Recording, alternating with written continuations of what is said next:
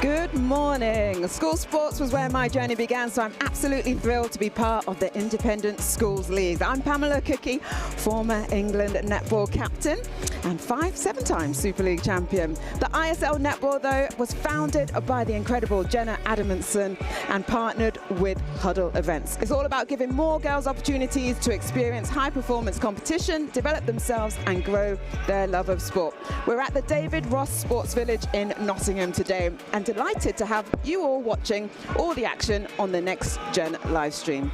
We have 2 courts going today, so you can catch up on the games for any that you miss. The first teams out onto the court, we're covering court 1. It's Milfield School versus Haileybury School. First centre pass is at 10:30, so not long to go now. We are playing 2 halves of 7 minutes with 1 minute at half time for the teams to switch ends. You get 5 points for a win, 3 points for a draw, 1 point for a score within 50% of the oppositions, and 0 points for a loss. Where teams are tied on points, goal average will be used to determine their positions.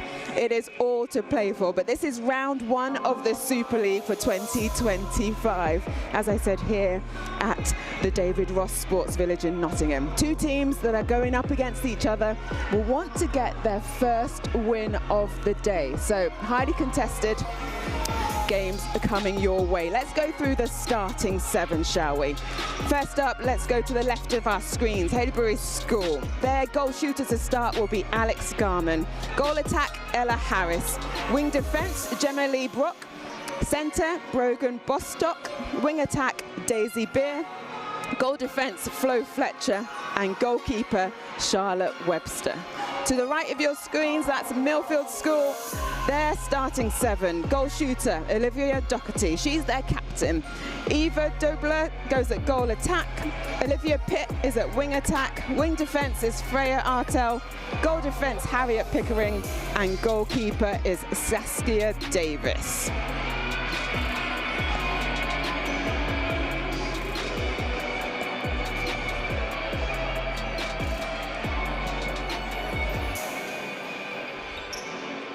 Umpires for this game, Debbie and Rob are going to be running the line. You can just see Debbie there on the left, get my left and rights right, and Rob is on the right. Teams are doing their final chats from their coaches. Once that whistle goes, coaches have to sit back and let the players do their thing as they bid up.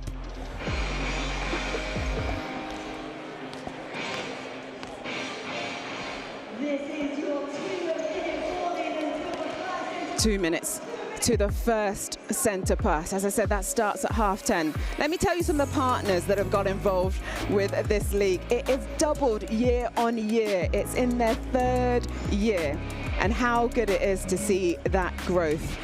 Jenna and the team are doing such an amazing job. But now we've got Huddle involved, and Huddle are bringing some goodie bags, their fab little bag, provided to all their players. So Swim is given a 15% discount.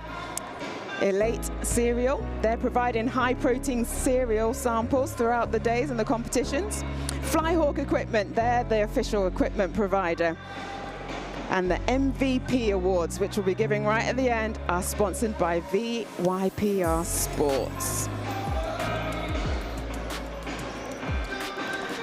I went with the full titles, VYPR, but they're actually called Viper.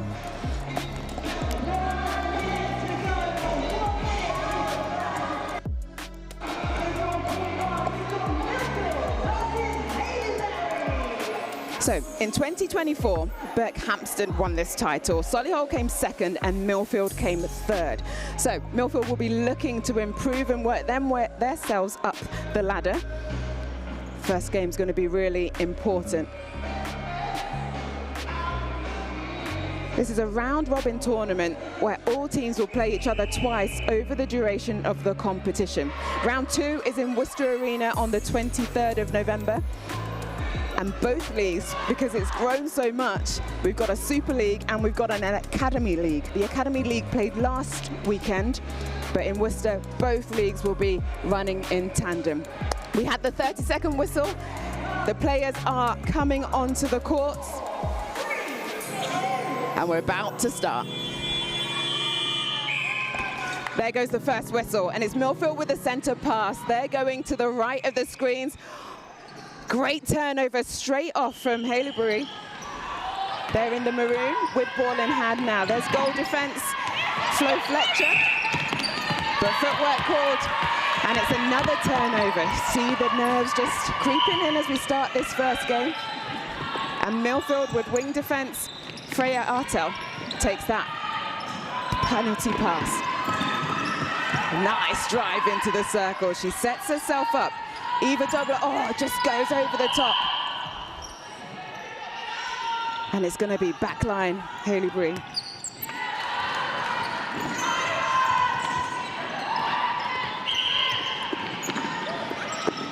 Coming through the court, they're a little bit static, can't seem to break, but they do get into the centre third. Nice, sharp, short passes.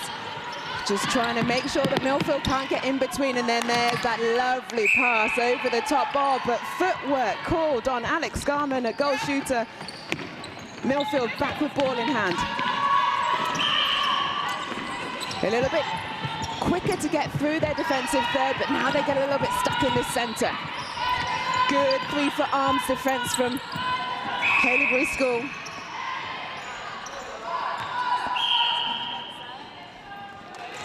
Over the top to the baseline. Doherty tries to do the shooter-shooter. Dobler to Doherty. Didn't quite work, but the contact call. And there's our first goal. Doherty, captain of Milfield.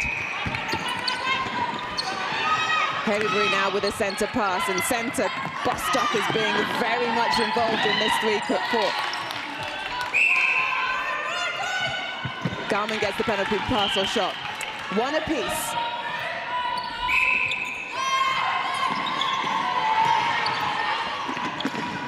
Defensive pressure is good. Obstruction, force in that call. They're just getting a little bit undisciplined there in defense. Allows Milfield to hit the edge of the center. Oh, a nice little shooter shuffle shot there. And a great finish from Doherty. Goal shooter from Milfield, starting strong. 2-1 the score, Milfield up.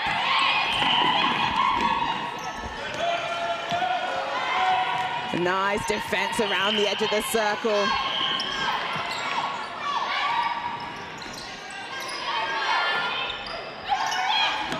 Oh, over the top, can't quite pull that in. Saskia Davis is partnered in that with Harriet Pickering.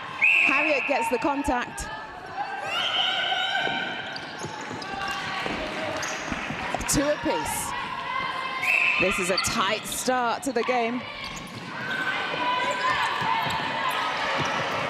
Over the top, oh, great defense. Going for that backing up. Flo Fletcher. And Charlotte Webster. Charlotte's the captain at goalkeeper. She takes the ball now from that turnover.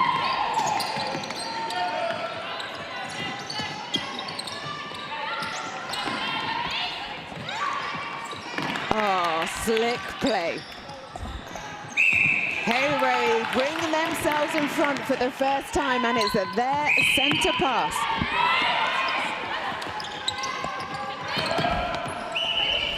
Using the width.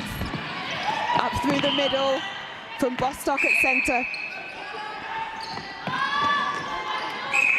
Finds the baseline, and Garman draws the contact. Just drops short. Good rebound position from Milfield. Just getting a little bit too eager there was our wing attack, Daisy Beer. But she's back in defense now. But Milfield sliced through that court. Doherty, oh, it tinkers on the ring, but it slides through. 3 apiece with 2.5 minutes left of this first half. As I said, 7 minutes per half times 2 will make up one game. Teams vying for those 5 points for the win. Strength on the edge of the circle from Olivia Pitt. Finds her goal attack. Snets for Dobler.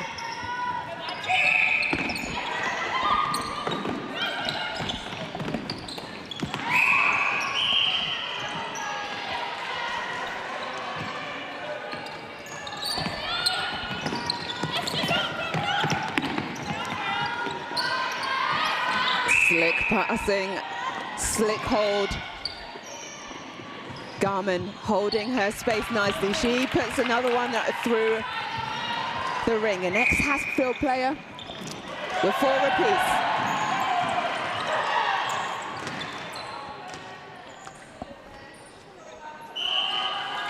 Make that Milfield 1 in front. 5 plays 4.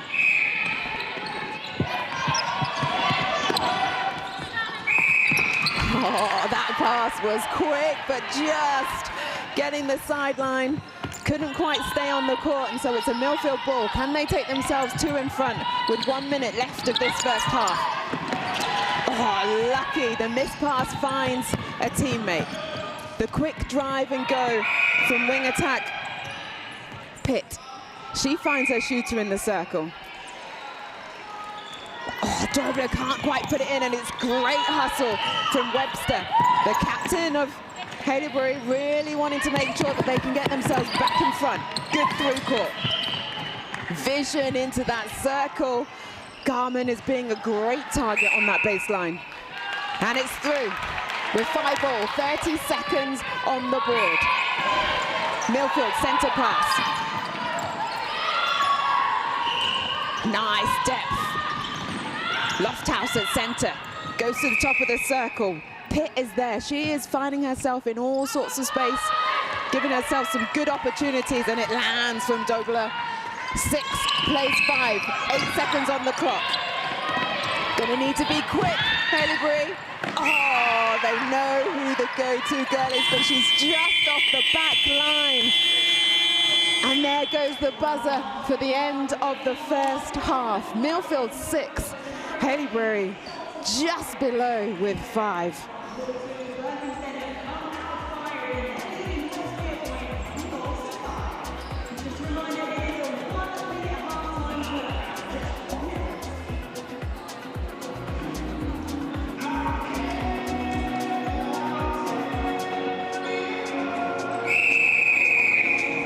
Well, it was just 1 minute at half-time, so a quick drink and a quick chat with the coaches.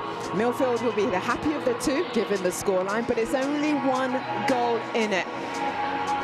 As we take a look at some of the highlights, this shooting from Doherty, the captain of Milfield, getting themselves in front. Look at that play. She's not happy under the post, but also coming to the top of the circle, swishing round that ring and through the court. Second half underway. It was a Milfield centre, but doesn't land.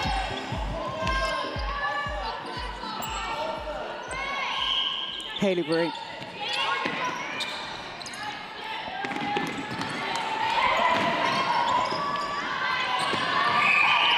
So just 1 change coming into the second half for Milfield.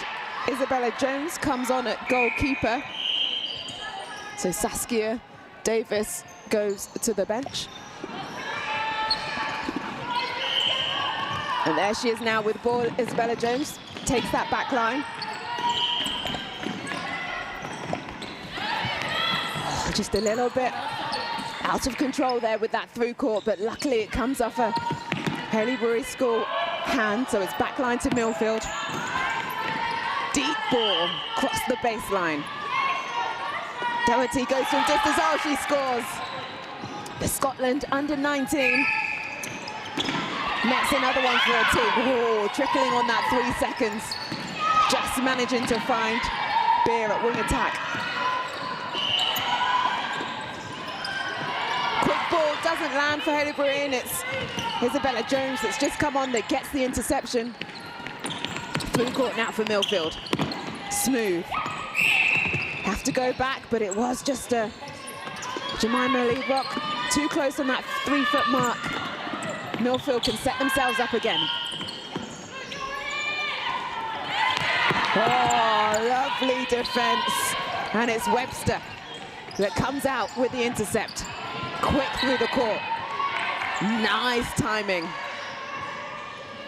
Oh, just dropped short for Garman. And the contact on the follow-through. 5 to Haileybury, 7 to Milfield.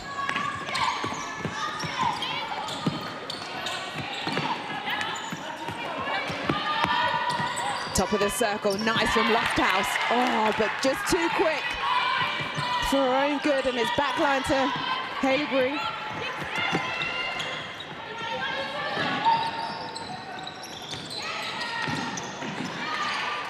Sometimes going a little bit too quick from themselves, but they keep possession. They want to be quick. 4.5 minutes left of this game.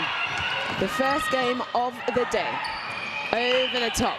Nice baseline hold. This time, Garman, she goes through the net. 1 the difference. 7 plays 6.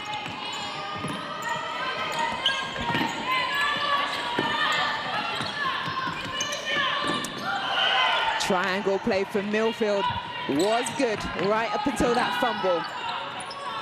But it's Webster at goalkeeper who's proving to be very difficult for the Milfield shooters to get through. Bostock finds a goal defense in Fletcher. Now they go deep, deep into Bostock again. baseline, shot, goal, Garmin. We're level.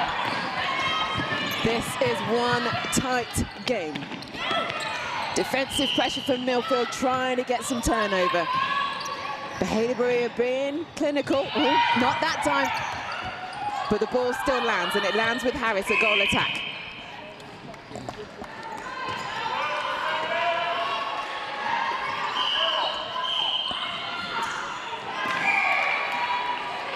Footwear called. Garmin cannot keep control. 3 minutes left of this game. Milfield with possession. In the blue, red and green. Ooh, careful with your feet. No, that looked dodgy as soon as she caught it. Turnover, footwork.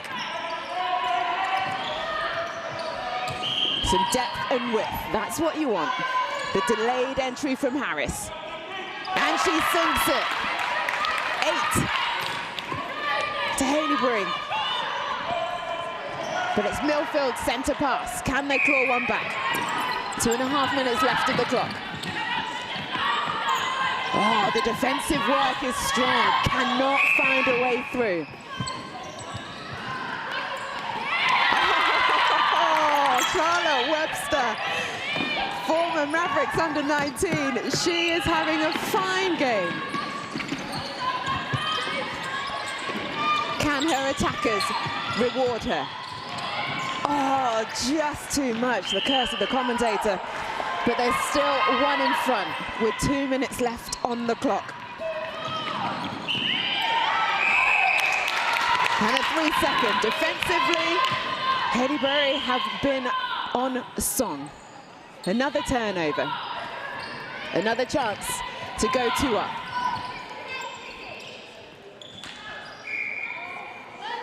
Can't quite do it again off that baseline. You just want to see Garmin just hold a little bit higher in that circle so that she doesn't have those issues. But they do force Milfield into another mistake. Fumble. 1 minute 15 on the clock. There is time. If we draw, both teams get 3 points. But you know you want the 5. Lovely change in that circle. The obstruction called. It wasn't nicely contested, so it's going to be a penalty pass or shot. It is left for Doherty. She does not fail to deliver. We're 8 apiece with 40 seconds on the clock. Haileybury centre pass. They're trying to hold on to this ball. Are they trying to eat the clock down? Or is it the defensive work that's going backwards? Oh, fabulous work. Awesome from Lofthouse at centre. Causes the turnover. 20 seconds on the clock. They've got enough time. But they do need to motor though. Bring this ball down the court. They get it into the end there. Oh, look at the dodge. Doherty, penalty pass or shot to take them in front. She nets. And there goes the final whistle. 9 plays 8. Wow, that was a close game. That ebbed and flowed. Milfield, Haileybury take a bow. Way to start off this day's competition. But it's Milfield's school that just hold their nerve to take the win at halftime. Milfield School 9, Haileybury School 8.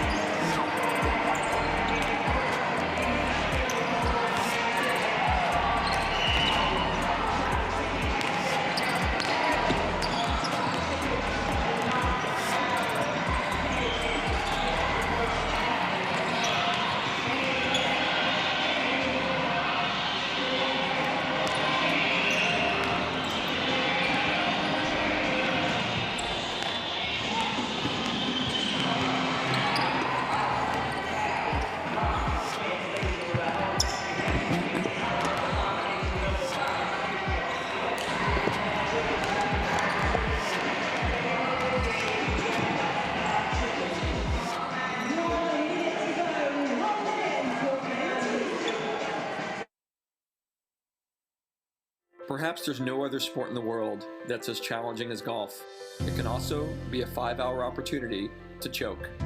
The difference between a good player and a great player is consistency and mentality. The absolute last thing any golfer needs to be thinking about is their feet slipping inside their shoes at a critical moment.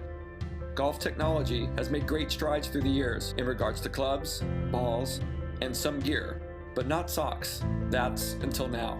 Viper 5 Performance Grip Socks help keep your feet locked inside your shoes so you stabilize more, which can increase your overall power transfer. By avoiding any negative foot shifting in your shoes, your swing mechanics can be biomechanically better.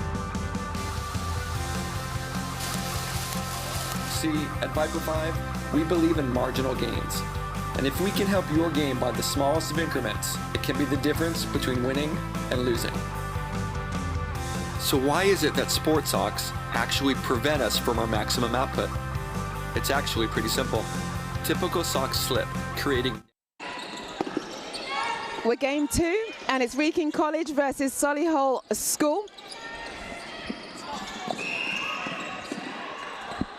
Wrekin College with ball going down to the right of our screens. First goal of the game goes to Solihull. Apologies, they're going to the right. It's Wrekin now in the purple. But a turnover, and Solihull again with ball. Nice play to get it into Milfield, and she scores at goal attack. And under-19 England rose, under-19 Birmingham and Panthers are 2. Quickly off the mark. 2-0. Oh, just dropping short. Milfield again, she puts 3 on the board for Solihull School. The depth, the problem there for Wrekin College. Just going too far, find themselves on defense again.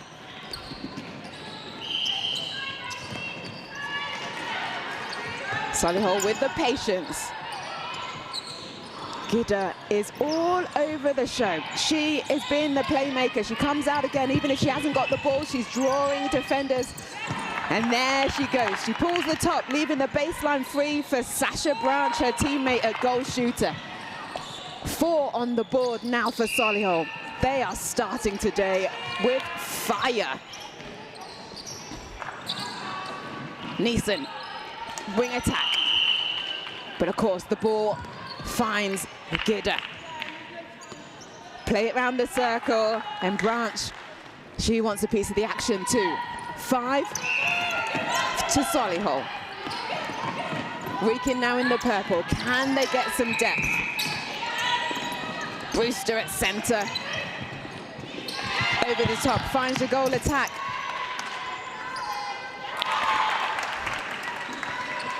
One on the board. They get themselves off the mark.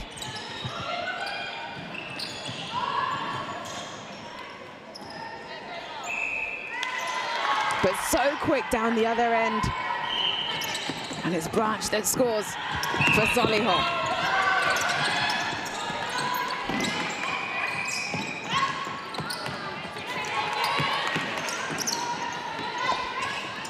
Coming round. Daisy May Young, a goal shooter. She heads herself back in there alongside Mansell at goal attack.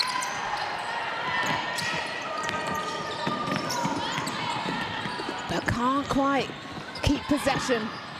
And this is good work rate from the Solihull defenders. Olajunwan, a goalkeeper, takes the sideline. Defense working through every single one of them to go deep into Neeson at wing attack. Gidda, again, being a catalyst. Not afraid to go back to the line to Solihull. They're being patient. When it's not all in front, they go back. But it's a good top and base work from their goal attack and goal shooter in Branch and Gidda. And you see the teamwork happening there. Off the rebound, Branch helps a teammate out and puts another one on the board. Solihull 7, Wrekin 1.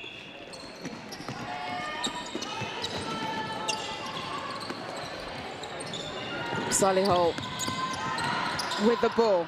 Neeson at wing attack. She props up.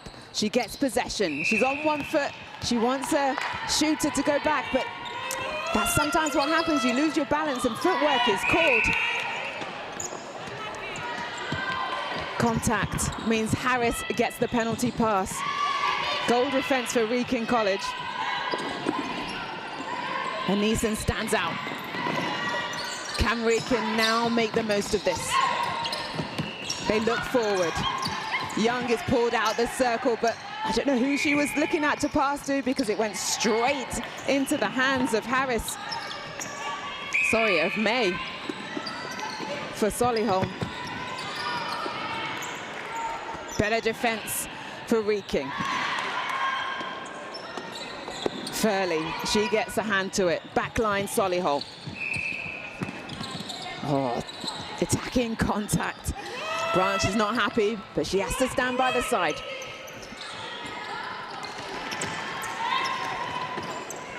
Nice whip. Oh, I think she thought the third line was a little bit closer than it was actually.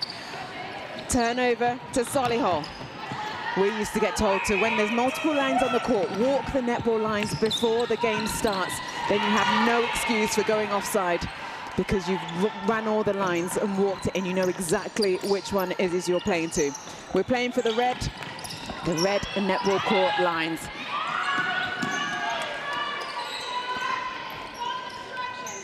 Good split.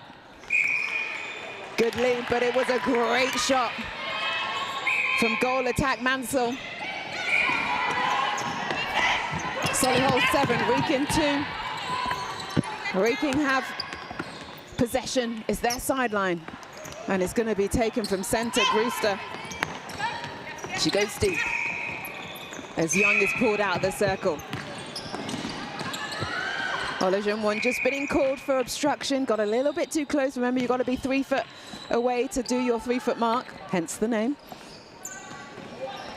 Over the top to the free player. Young, oh, didn't get enough height on it. And it's backline Solihull. 40 seconds left of this first half. We're playing 7 minutes.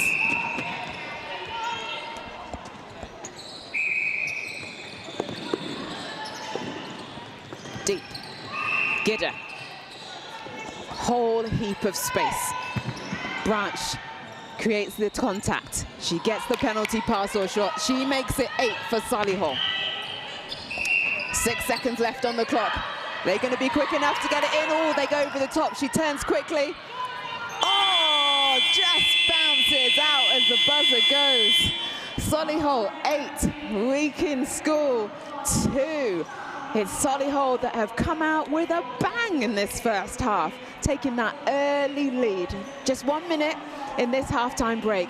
Let's take a look at some of the highlights. This young lady, Millie Gidder, has been good. She's taken some great balls. She's been the playmaker, and that shooting combination in there with Branch has been nice to watch.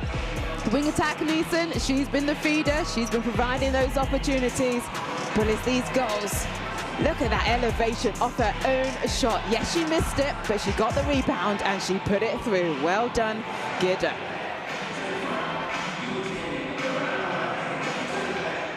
Defensively, Wrekin not having the best of luck. Need to get a few more turnovers off this attacking partnership. They are being very strong, Solihull. Patience has been the name of the game. Just that nice pop through there from Branch at goal shooter. Down the other end for Wrekin. They've had a few opportunities, 2 on the board, hence that shot was nice from goal attack Mansell. But they haven't had many opportunities because it's just been ruthless from Solihull. The teams are coming back onto the court now to start the second half.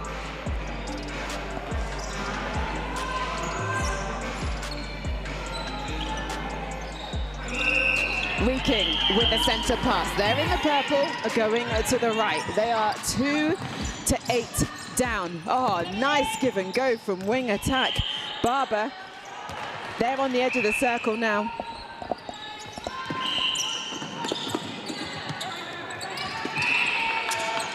The pressure is on from Solihull. They're not giving an inch, but they do draw the contact. Wrekin from midway, just short, and it's cleaned up from Alajuwon at goalkeeper for Solihull. Solihull fast through to get this ball down, but a little bit too fast for their own good, and it's a turnover. Goalkeeper Farley for Wrekin. They keep possession. Herrera unable to find a teammate, so that's a turnover now for Solihull. This is what we've come to see, that quick transition through court, but nice play from Farley to get a hand to it. Still Solihull's back line. Oh, nice interception, goal defense. Harris was on it. She read that one so easily. Solihull now, can they put 3 on the board? Well, no, if centre of Rida is there for Solihull.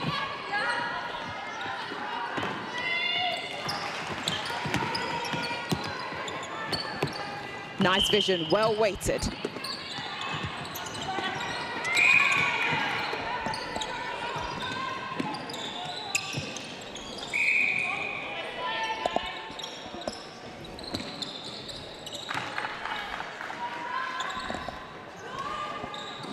Goal, 9 plays 2.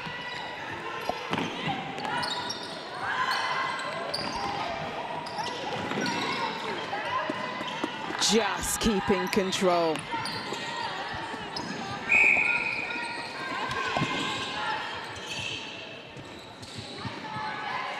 Nice shot. We've got a new young lady in at goal attack.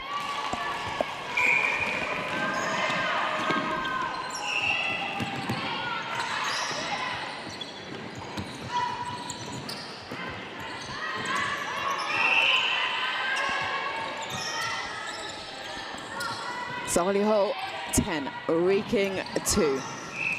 Wrekin in the purple, they're on the attack.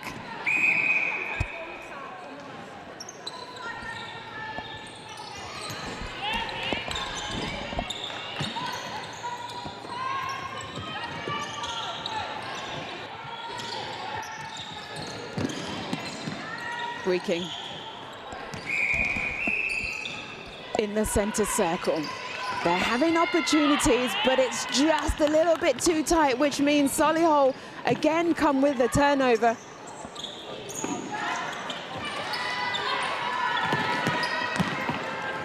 Great depth. They're being clinical now. Good hold in from Branch at goal shooter. She continues from where she left off in that first half.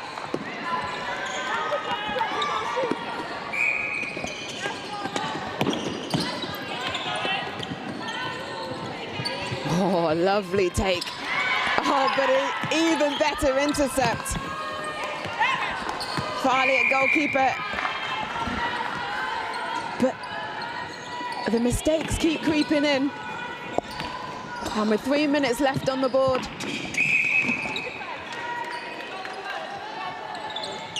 A chance for them to transition. Can they make it 3?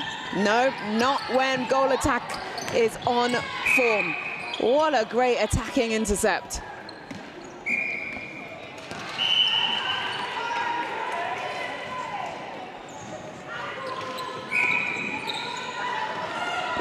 Over the top, into the depth. Wrekin.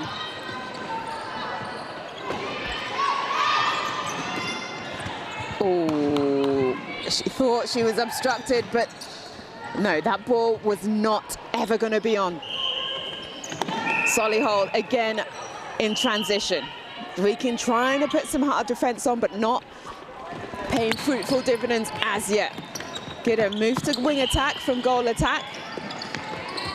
Using that playmaking abilities further out.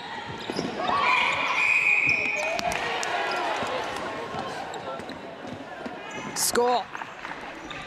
Solihull 13, Wrekin 2.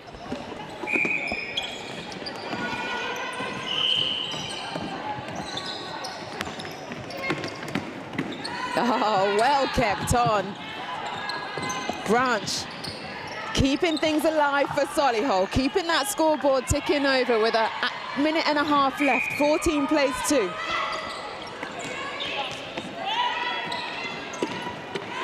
And another intercept.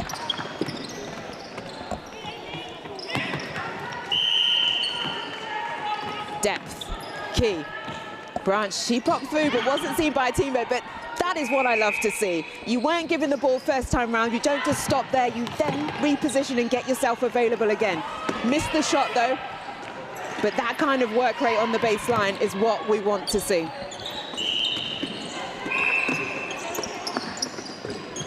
Solihull back in possession. 47 seconds left on the clock. Moving it through nicely through the court, over the top to the free player. Swoosh, it goes through. Making this look easy as pie for those 5 points. Delayed entry. Just trickles out. It's going to be Wrekin sideline. 15 seconds on the clock. Need to be quick. Oh, great defensive work rate from May goal defense. Oh, but just things getting a little messy as we're about to hear the final buzzer. Game 2 finishes Solihull 15. Wrekin just the 2 on the board. That was a really clinical, good pressured game from Solihull. They got in front early. A few errors though they'll want to pick up on as they progress through this, but a lovely start to the competition for game day 1 for Solihull School.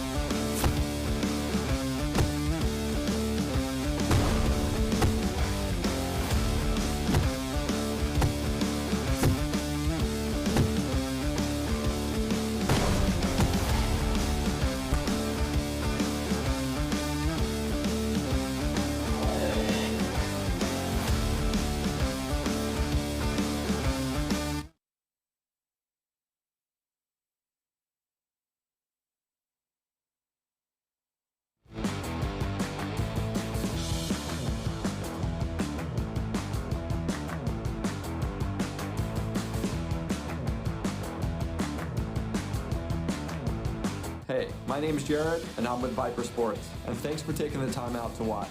I want to introduce you to our new Viper Sports Adventure line. With 37.5 active particles. When infused into the sock's fabric, the 37.5 active particles help to create a microclimate within your shoe by capturing and releasing moisture vapor. This unique feature helps to regulate temperature and humidity, ensuring that your feet stay cool, dry, and comfortable during any climate you're performing in. 37.5 technology also helps maintain odor control by actively removing odor-causing molecules, keeping your feet fresh and eliminating any unpleasant smell.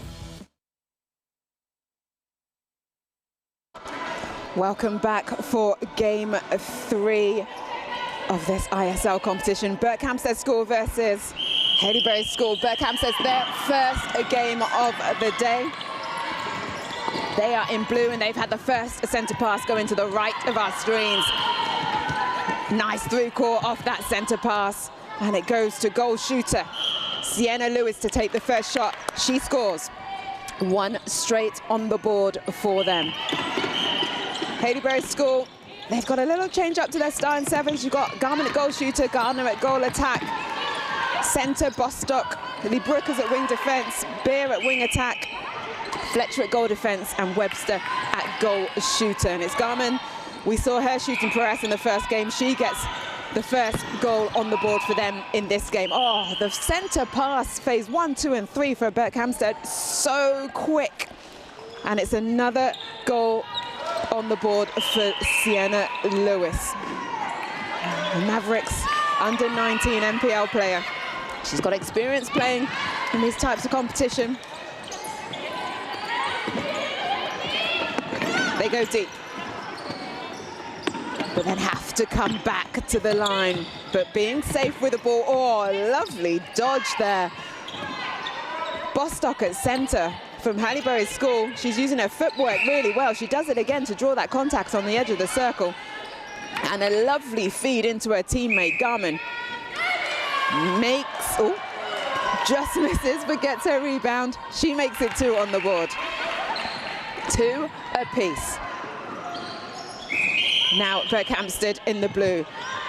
They're starting 7. Goalkeeper Eloise Dixon. Adewale at goal defence. Elliot Wilson at wing defence. The shooters just managed to keep the ball. Newton Smith at goal attack. Sienna Lewis at goal shooter. Brown at wing attack. And Stevens at centre. Good defensive work from Haileybury. They get the turnover. Going back, trying to progress to find the angles. Nice little step change from Gardner at goal attack. Oh, and lovely feed to the baseline. Garman being that focal point. Getting that ball nice and high over the top of Dixon, her opposition.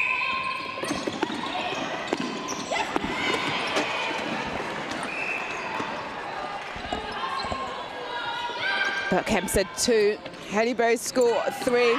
Oh, an intercept. But replayed ball from Bostock at centre. Oh, she's in the Roses Academy. Just couldn't quite keep control after that amazing intercept. Everyone wants a piece of the pie now, but just going offside. Lee Brook at wing defence.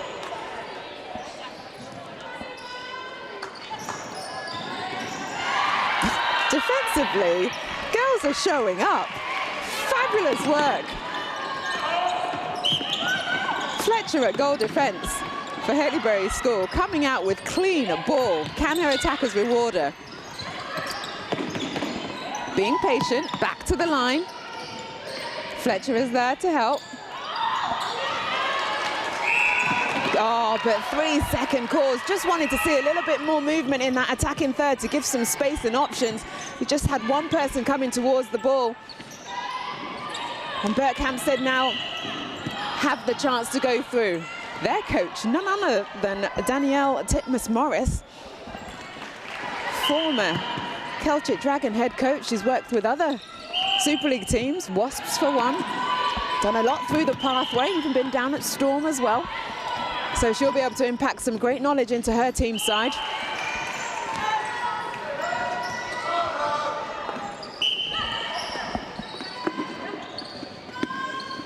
shooters on the board. 4 plays 3. Berkhamsted take the lead. Contact called on Elliot Wilson. She stands out of play. Oh, that was sharp. That was threading the needle. Just overcooking it. Discipline there from Adewale to get back onto the court before she picked the ball up again.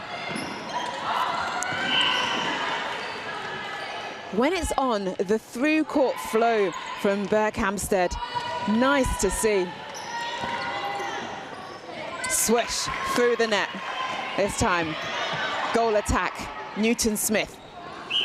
They go 2 in front now. 5 plays 3 with Berkhamsted's centre pass. Well weighted, but good tracking. Really good tracking from Fletcher at goal defence. Gets a hand to it, though can't get possession for Haileybury. Front hold, nicely done by Lewis. Well, Eleanor Cardwell named as their assistant coach, so she would be giving some good tactics and tips and tricks to her shooters. Ball coming through over the top, nicely taken, good strength. Garman, a goal shooter, sets herself up, brings it back to 2. 4 to Haileybury, 6 to Berkhamsted.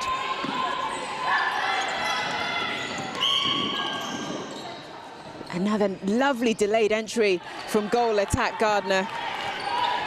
Mavericks under-7 PDP player.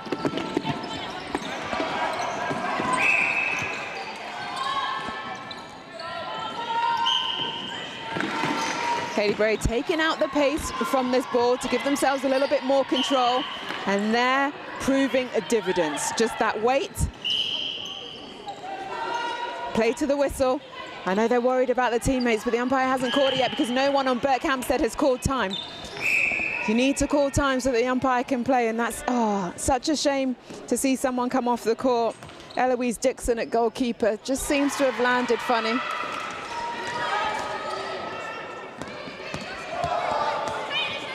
Just being half off the court, so we'll need to make a quick replacement because time isn't stopped. Well, luckily for them, there goes the whistle for the first half. And it's Berkhamsted 7, Haileybury score 5. Hope the injury is not too serious, but they've just got 1 minute just to suss it out and make changes. Here's some highlights. It's been closely contested in both circles. Garman for Haileybury school, but there, Sienna Lewis, goal shooter for Berkhamsted, has been strong in terms of holding that space, taking some lovely ball and putting that ball through the net. Ably supported by Newton-Smith at goal attack. Down the other end, as I mentioned, Garman at goal shooter. This is game 2 for Haileybury school, and she was on song in game 1 as well. She is their go-to target in that end third. Teams are back on court now, about to get ready for the second half of this game. Whistle's gone, and it's Berkhamsted with the centre pass, but double teaming on defence. It's Haileybury school.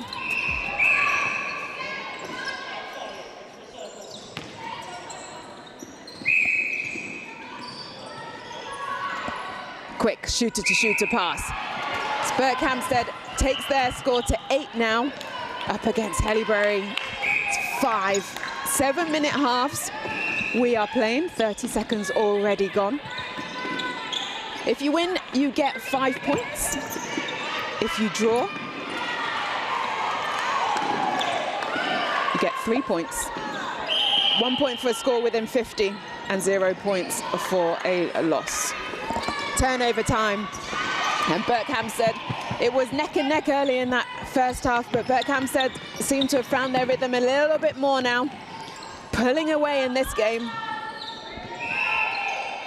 And it's a swish.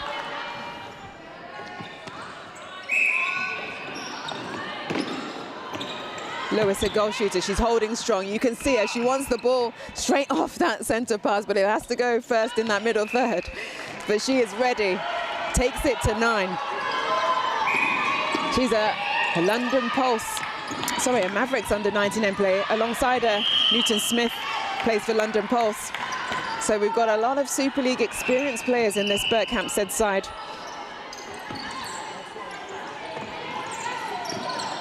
Adewale takes the ball. Coming up through the middle is Newton Smith. She goes deep into the pocket. Brown at wing attack.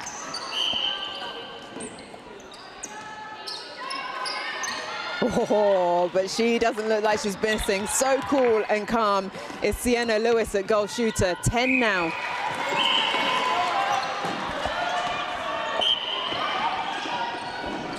Believe incorrect. Offside off your centre pass. You don't want that in your game. Gives the ball back to Haileybury. Nice take. Over the top. They get one back, Haileybury, in their goal shooter garment. Wing attack Beer comes out. Nice spreading of the ball. There it is. That's the kind of play we want to see more of from them. And nicely finished off by Gardner. 12 plays 7 is our score on the board.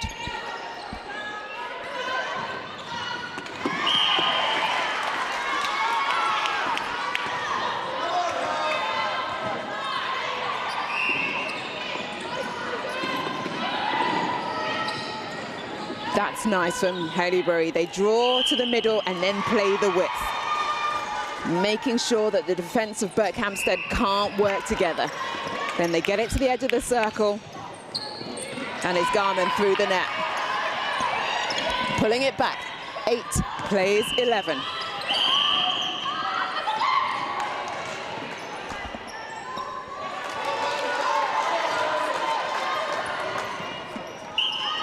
Goal defence, Adewale, a Mavericks and next-gen player, helping them out in defence, getting this ball through the court, and another one through the net for Lewis. Patiently ticking this scoreboard over. Brown comes out for the centre pass, was marked though, means they go back to the defensive line. Now Brown's got the ball. Oh, quick look into the circle, fires that one through, lands with her teammate, finishes with a shot. There it is. 3 minutes left of this third game. 13 plays hurt, 8. Berkhamsted are in the lead. Goalkeeper Dixon comes out for the fly, disrupts the play. Berkhamsted 13, Haileybury score 8. Haileybury going back to the 9. Deep ball, oh, the post, oh, just getting in the way.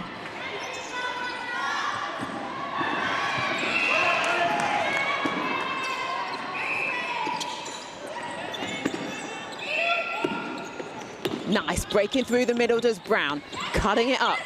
Good defensive work from our attacker. Beer, a wing attack. The London Pulse next-gen plays for as well, but defensively, everyone wants a slice of the pie. And this time it's wing defense. Elliot Wilson coming through for Berkhamsted. Lovely take. Strength being shown in bucket loads for Lewis at goal shooter. We've got a substitution for Berkhamsted. Quite a few. New centre. New goal attack.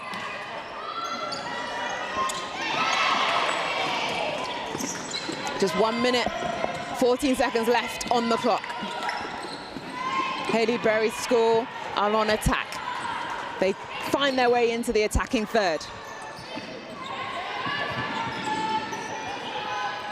Over the top, lands. Lovely shot.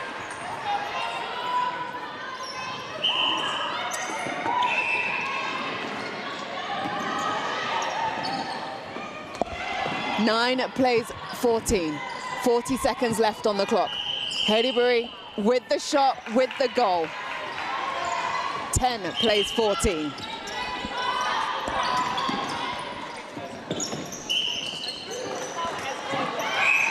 Calm and composed, drawing the 3-foot mark obstruction. Just drops short, and it's a great take from goalkeeper. Captain Charlotte Webster for Haileybury School, coming to the rescue for a team, but the clock is ticking down. They're 4 goals down. They aren't going to be able to get another one on the board. What a game. A good fight back, though, from Haileybury. They tried to close that gap at one stage. I think it was 5 or 6, but it's Berkhamsted that were clinical. They got in front and stayed in front. Final score, Berkhamsted 14, Haileybury School 10.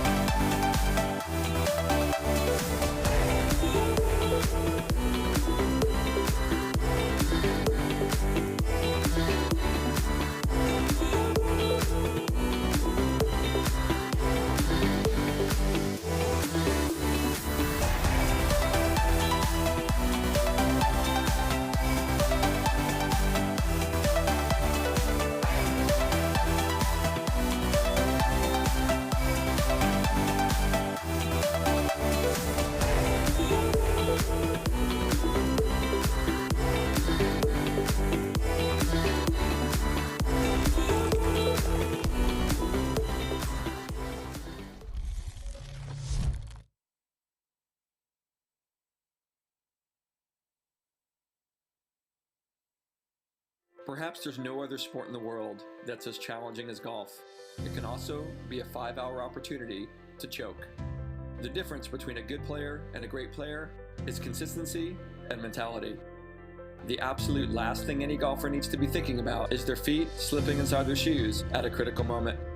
Golf technology has made great strides through the years in regards to clubs, balls, and some gear, but not socks. That's until now. Viper 5 Performance Grip Socks help keep your feet locked inside your shoes so you stabilize more, which can increase your overall power transfer. By avoiding any negative foot shifting in your shoes, your swing mechanics can be biomechanically better. See, at Viper 5, we believe in marginal gains. And if we can help your game by the smallest of increments, it can be the difference between winning and losing.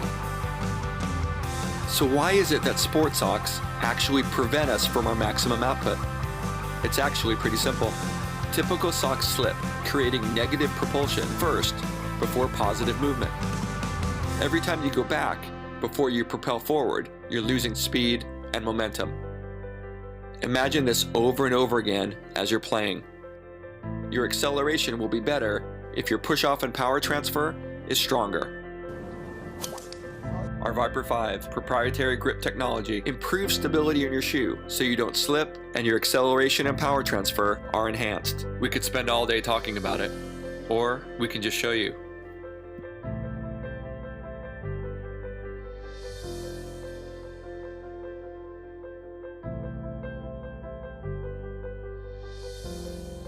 Always Viper 5.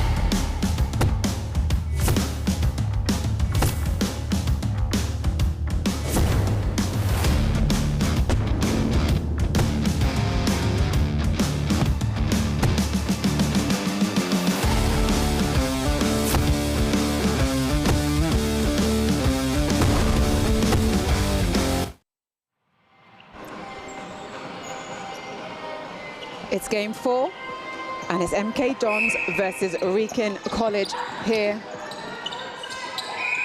on court 1. It's Wrekin College in the purple. They've got ball in hands going to the left of your screens now. Let's go through their team. Haruna at goalkeeper, Harris at goal defence, Furley at wing defence. Centre is Barber, Aho Dawson at wing attack, Brewster at goal attack, and Daisy May Young at goal shooter. But it's a turnover, and MK Dons, they're replacing Stowe this for today's game. They are in the black and the orange. Their starting 7 from goalkeeper, Mowbray at goalkeeper, Cohen at goal defence, Bennett at wing defence, Brindley at centre, Morell at wing attack, Chase at goal attack, and Mowbray at goal shooter. And it's MK Dons that have got the first goal on the board. Well, it's one apiece, actually. It's been flying since I was reading out those starting 7s. But now make that 2-1. We can get their second on the board.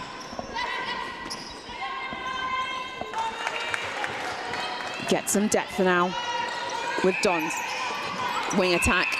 Morell gets held ball. Must release within 3 seconds for those new to netball and the rules of netball. Defensive pressure coming on as MK Dons try to get an intercept, but it's Wrekin with possession. They spread it wide, then go down, but aren't able to keep control of it.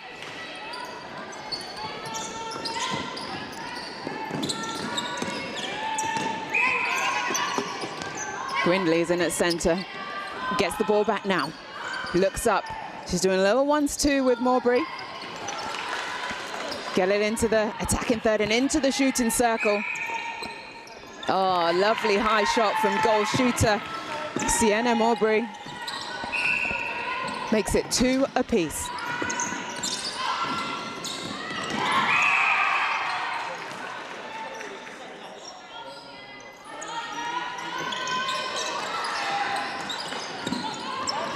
This Independent Schools League, this is the Super League. It's grown so much over the years that it's now been split into 2. So today is the Super League. Last weekend they had the first round of the Academy League. And then we head to Worcester Arena for round 2 on the 23rd of November, where all the teams will be playing together. Obviously still split in their leagues, but all in the one venue. We're building up to the playoffs, where the top 4 Super League teams will play off against each other on the 21st of January at the University of Wolverhampton.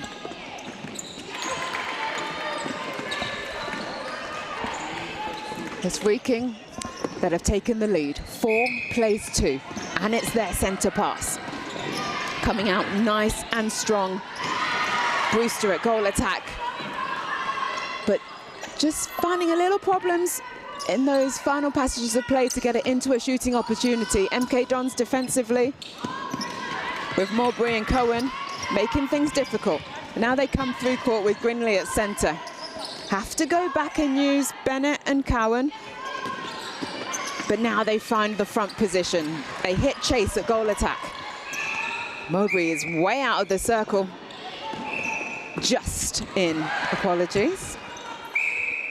I should have walked the red lines before the game started. We're getting a swap for MK Dons.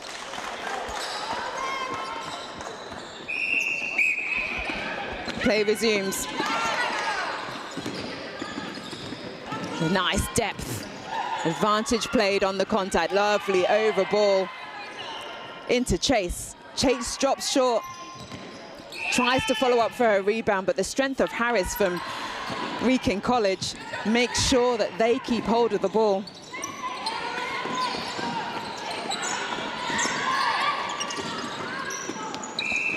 Footwork, yes, delayed takeoff there. She'd already caught the ball before she took the 2 steps.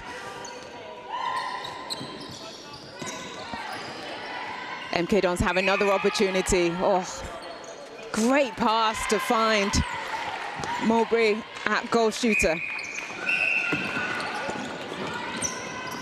Must be received in the centre third. She knew it. MK Dons back in possession. 4-all with 2 minutes left of this first half. It was Wrekin College that went out nice and strong with that lead, but MK Dons have fought themselves back into this one. Good cover defensively, but patience shown by MK Dons. But this hustle that is coming from the defense of Harris at goal defense, really trying to put some spanners in the works for MK Dons as they come through attack. But she couldn't quite keep hold of it, and so Dons still in possession.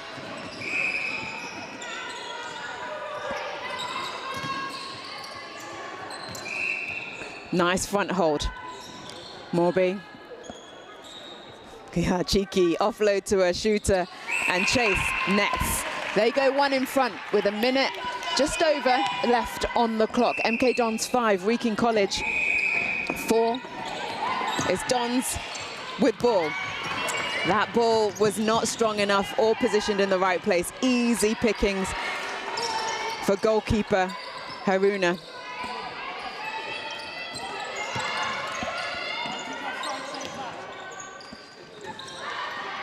Just dropped short. Dons can't capitalize. Haruna is there again. This time, 2 hands on it. Oh, quickly chase it. She does get it back. Oh. Bit loose there from Wrekin College. They wouldn't be happy with that in terms of how they brought that ball, or tried to bring that ball out through defense. Easy pickings for MK Dons. They take it to 6-4. Dons are in the lead by 2. 20 seconds left on the clock. It's Wrekin College with possession. Can they close this gap of 2?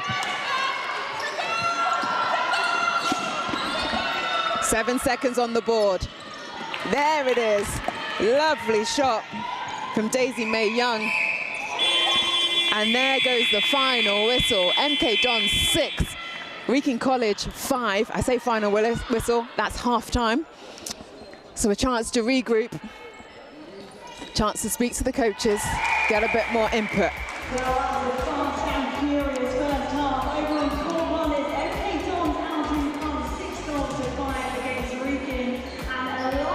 Some shooting highlights. There was Wrekin College.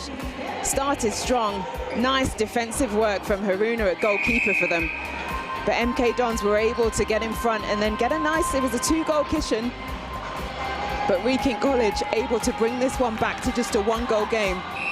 This time from Chase at goal attack. Great late entry into the circle.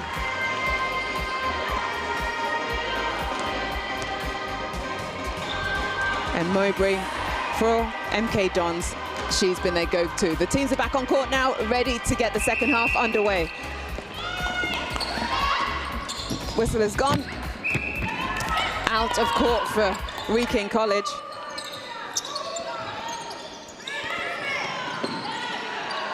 A little bit of ping pong, but lands with MK Dons.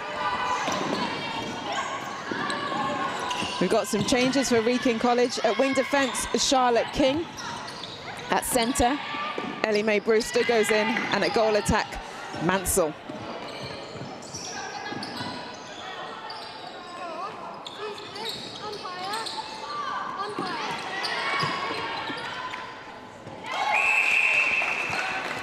Just too much on it. She's been so good, Mowbray, at goal shooter. Just couldn't quite land that. And it gives Wrekin the chance to come through.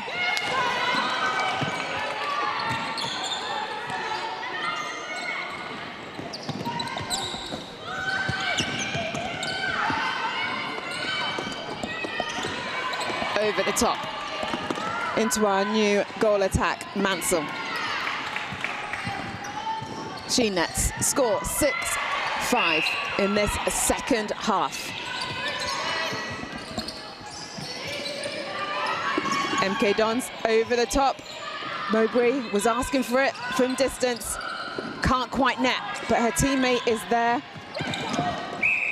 And Chase picks it up and slots it through.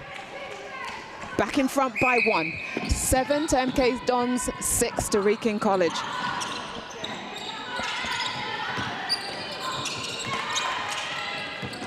Nice, hitting the top of the circle. Play in the front is Young. Young shoots from distance. Her bench give her the over-the-head clap. 7 apiece. We are all tied.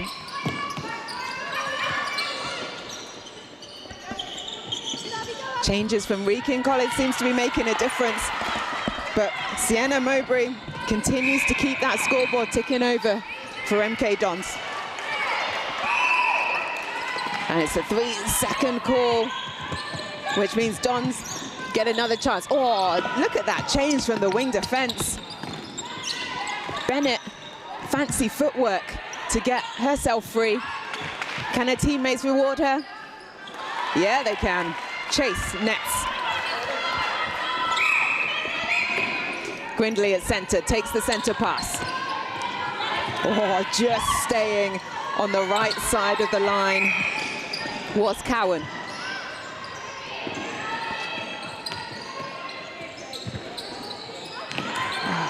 Just would have liked to see a little bit more touch on that ball. It was exactly the right idea. 2 of our shooters screening for each other, but they needed to be placed over and up and down rather than a hard, flat ball, which went straight off the back line. But Dons get the ball back. Another opportunity. Rebounding has been good. And Mowbray gets the rebound, gets the shot. With 3 in front now for MK Dons. 10 plays 7.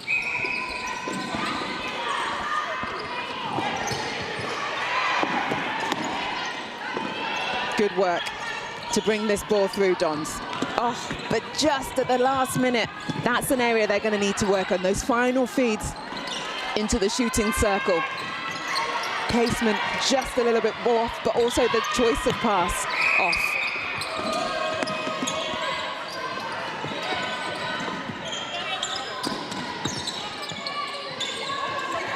Wrekin using the sides as well as the middle. Good timing, but still only seeing one person coming towards the ball for an option. Do manage to get it into the circle. Obstruction called. Young from distance. Can't quite make it land, and it's a great rebound from Cowan. Into Bennett. Now we're in the center third, and Grindley is the link between their attack and defense at center. Creating some space now for a team.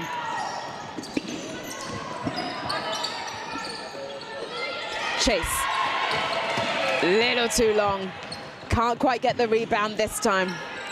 Haruna is going to take the back line for Wrekin College. 3 the difference with just over 2 minutes left of this game. You do get 1 point for coming within half of the winning team's score if you lose. Otherwise, it's nil point. 5 points for a win, 3 points for a draw. You want to finish in that top 4 so that you can make it to the finals day. Every team will play each other twice over the 2 competition days. And then wherever you finish in the table will determine, obviously, if you make that top 4. 1 back for Wrekin College. MK Dons 10, Wrekin 8. Substitution in at center. So Barber goes to the bench.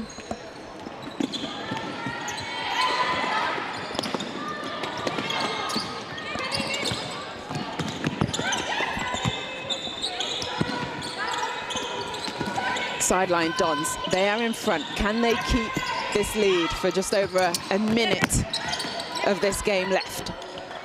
Oh, with balls like that, that is better placement. Nice strong take, but they've missed a couple of the last few shots. They've had a chance, MK Dons, to make this lead a little bit stronger, but haven't been able to nail it. And now Wrekin College with the opportunity to bring this one back. They've already guaranteed themselves 1 point. With 30 seconds to go, can they bring it to a draw? Patience is going round, just hugging the edge of the circle from distance. Great 3-foot mark. Oh, goalkeeper Bella Mowbray. Fabulous work.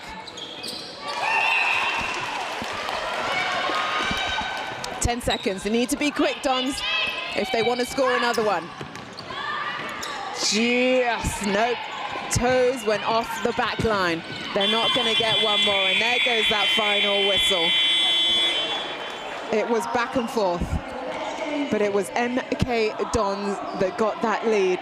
They could have been even further in front, so props to Wrekin College to not let that get too far in front of them. They still get themselves 1 point for coming within 5 of the scoreline, but it's MK Dons set 10, Wrekin College 8 at the full time.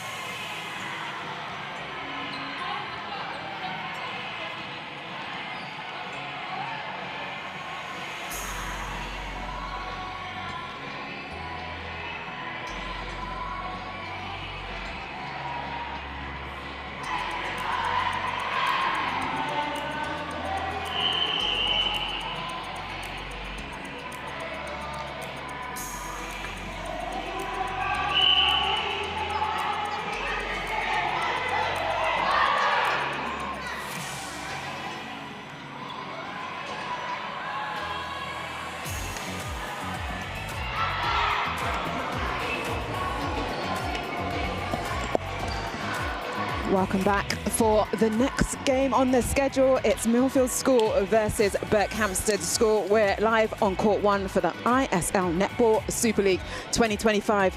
Millfield, first centre pass.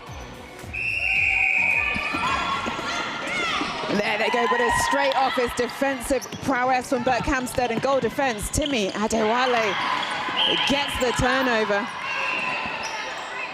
And a chance to go one up off the opposition centre pass. It is done, and it's done by goal attack Ava Bartlett. Great start to the game from Berkhamsted School. That centre pass, though, not going to plan. And it's going to be a Millfield sideline. Let me run you through the Millfield starting at 7. Goalkeeper Pickering, goal defence Jones, wing attack Pitt, wing defence Lofthouse, centre Morris, goal attack Dobler, goal shooter Doherty. And there's centre Morris now with ball in hand. Over the top and into goal shooter Doherty. She nets. 1 apiece. Millfield 1, Berkhamsted 1. Back onto centre pass. A break of the line from Berkhamsted there. Starting 7. Hughes at goalkeeper. Adewale goal defence. Elliot Wilson wing defence. McEwing at centre. Brown wing attack. Goal shooter is Lewis, and Bartlett is in at goal attack.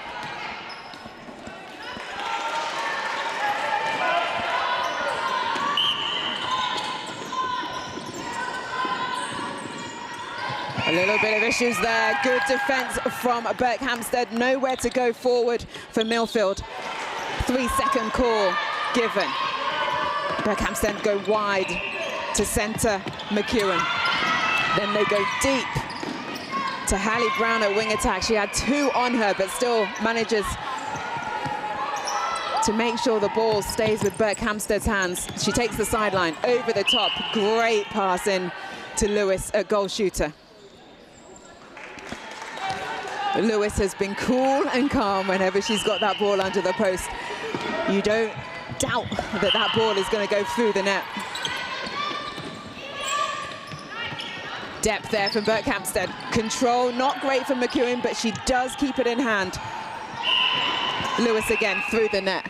3 plays 1. That's Berkhamsted 3, Millfield School 1.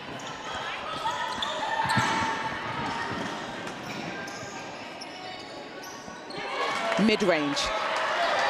Up and over. She gets a second chance. Obstruction from Hughes at goalkeeper. Oh, and again, Doherty just running around the rim. Adewale trying to intercept. Millfield still with the sideline. But then we've got a contact around the edge of the circle. McEwen for Berkhamsted. She's out of play.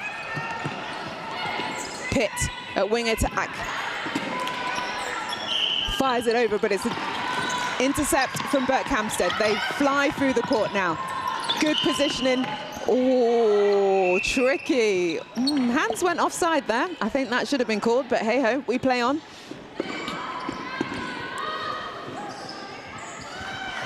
And it's a goal for Lewis.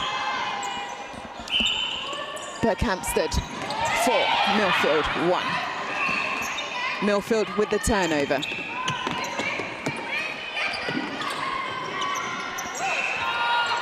Pitt at wing defence, being that one trying to come through. Oh, she saw it. Grace Hughes at goalkeeper. Disrupted. Couldn't quite get 2 hands on it, but slowed Millfield down. And have got into the heads of the shooters. That's another turnover off the shot. Replayed ball there. Millfield with a free pass. Morris takes it from centre. She goes back into the centre third. Given goes for herself. We're moving the ball now. A little dinky one down. Timing was on song. This time though, Doherty, she gets it through. The captain of the team. The Scottish international under 19 age level. So good is Adewale at goal defence. She's picking up those centre passes for fun. Shooters can't reward her though. Placement on their end, not great. But they're up on defense now, trying to get a turnover. As Milfield cut through the court. Great timing from wing attack Pitt.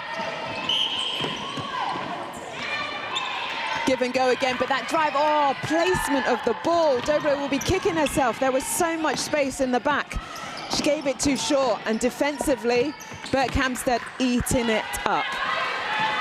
But problems down the other end for Berkhamsted. Another turnover. 1:45 on the clock for this first half.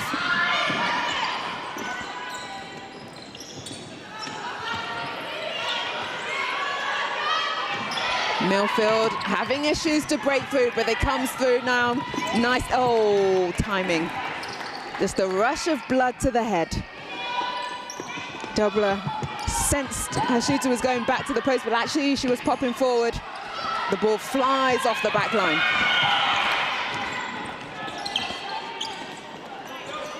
Cuts through the Brown at wing attack. Defensively, we're getting hands to ball. Jones at goal defense for Milfield. She got a little tip, but it's still in possession of Berkhamsted School.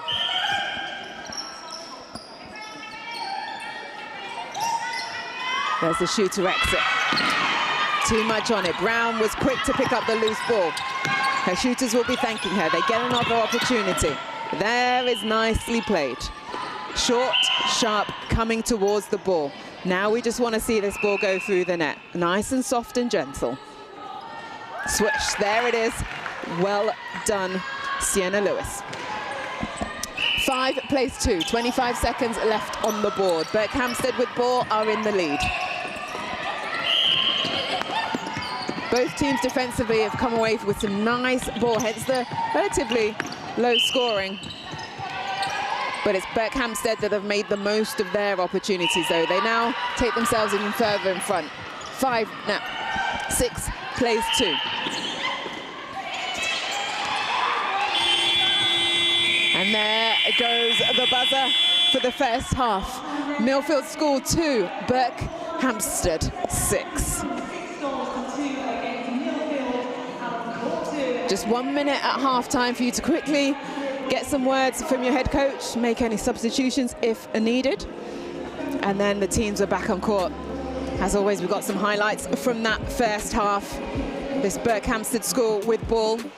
Nice high release from Bartlett at goal attack. Milfield down the other end. It's Doherty, their captain, that's a goal shooter. She's been getting the majority of theirs. And goal shooter, Sienna Lewis. When she set her shot and let it fly, it swished through. But ably supported, though, from her midcourt. Brown has been on song at wing attack. We also got to talk about Adewale at goal defense for Berkhamsted School. Intercepts galore from her. The teams now come back to the court to start the second half.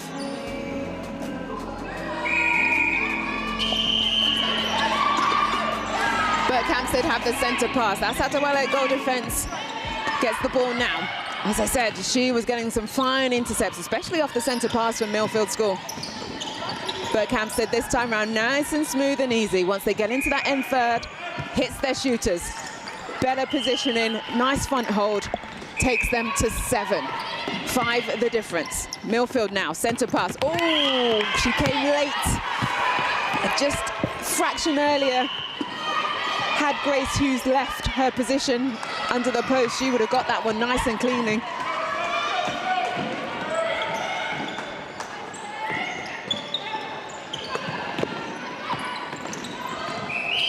The ball is moving so smoothly from Milfield, using the width, using the depth, making the defensive head turns, and they're rewarded there with that goal. 3 on the board now for Milfield.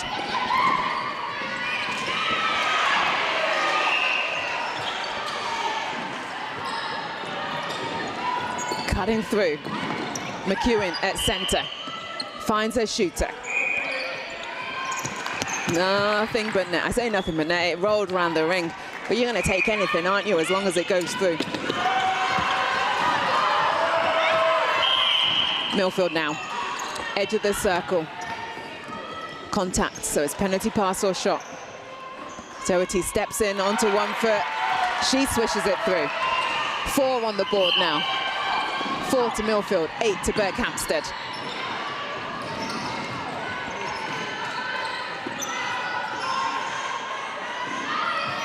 Mistake from Berkhamsted.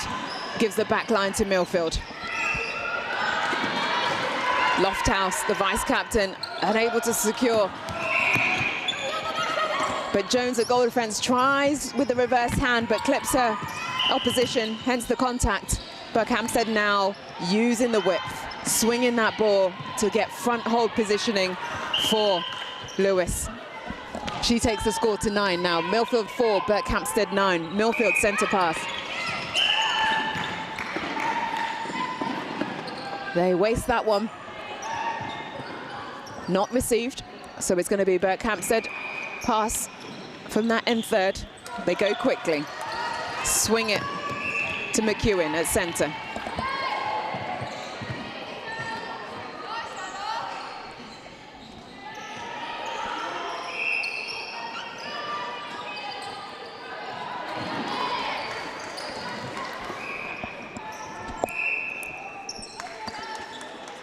Another goal down, another one notched on Sienna Lewis's board.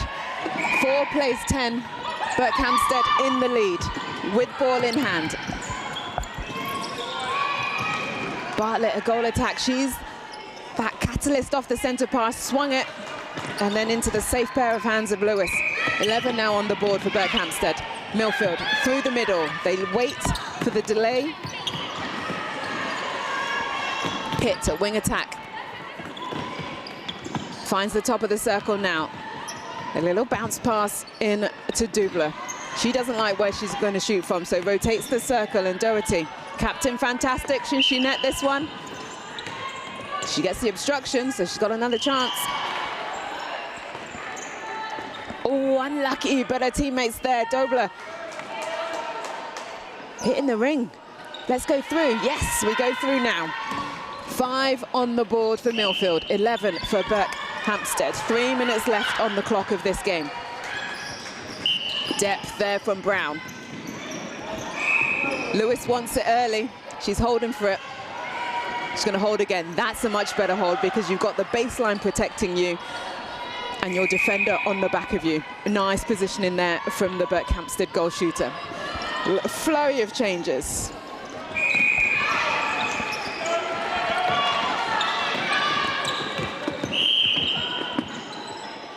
So Milfield, they'll want this one to keep themselves within 50% so that they can at least get 1 point from this with just under 2.5 minutes left of the game.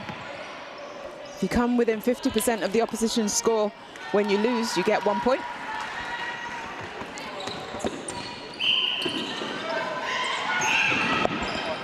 Take it to 6.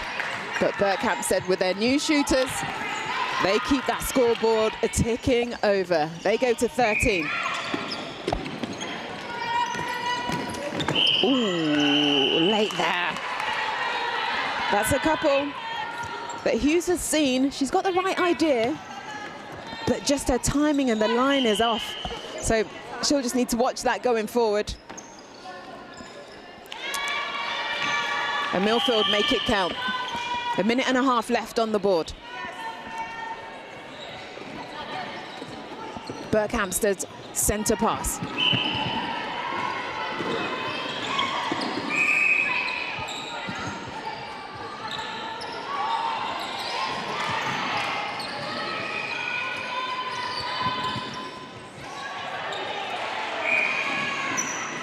Nice shot. Well, the plethora of shooters, Newton-Smith and Gracie Smith, Ella Newton-Smith and Gracie Smith that have come on for Berkhamsted in that shooting circle. And they've not missed a trick either.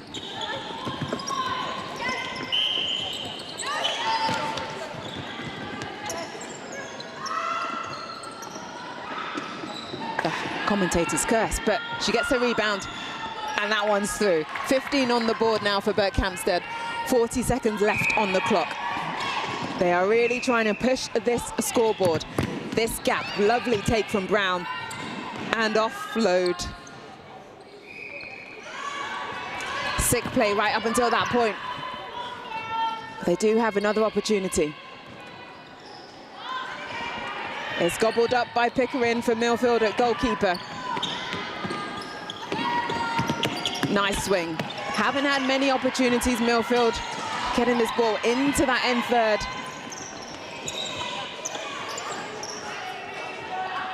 Just short, but what a rebound there. And it's through, just on the whistle. Milfield 8. Berkhamsted score 15. Milfield just managed to get within half of that score, which means they get themselves 1 point from this game. But it's Berkhamsted that have the full 5 points. Milfield score 8, Berkhamsted score 15 at full time.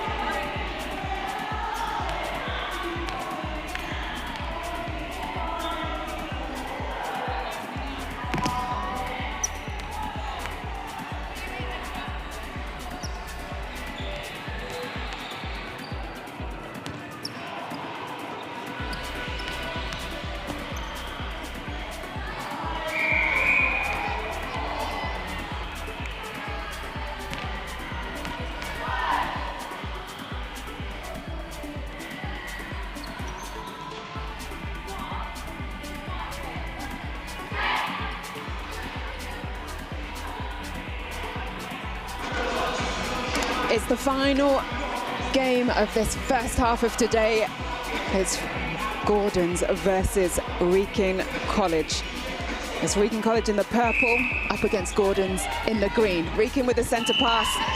They are going to the right of your screen. There's Brewster at goal attack.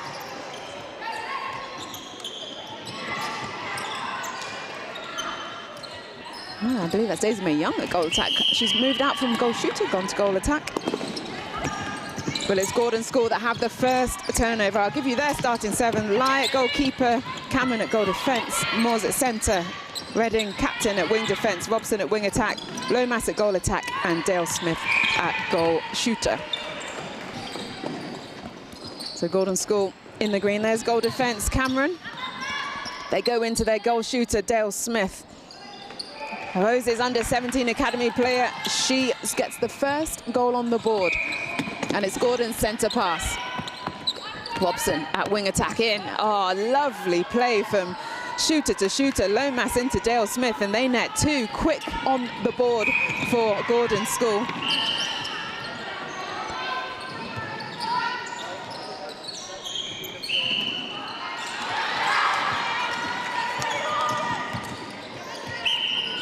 Quick play, hitting the edge, but they can't seem to find their way into the goal shooting circle. They're still on the edge, having to play this ball round. Every time you pass gives an opportunity for the opposition to intercept, but they manage to get under the post. And there's the first one for Wrekin College.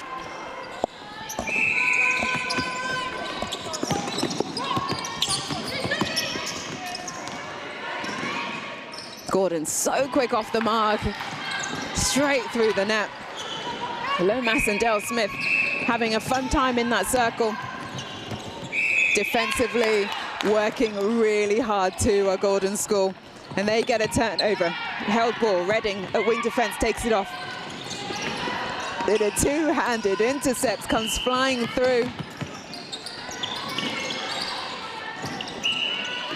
Moore's in at centre. We're on the edge. Again, that shooter-to-shooter pass working nicely for Gordon School. And it's through the net.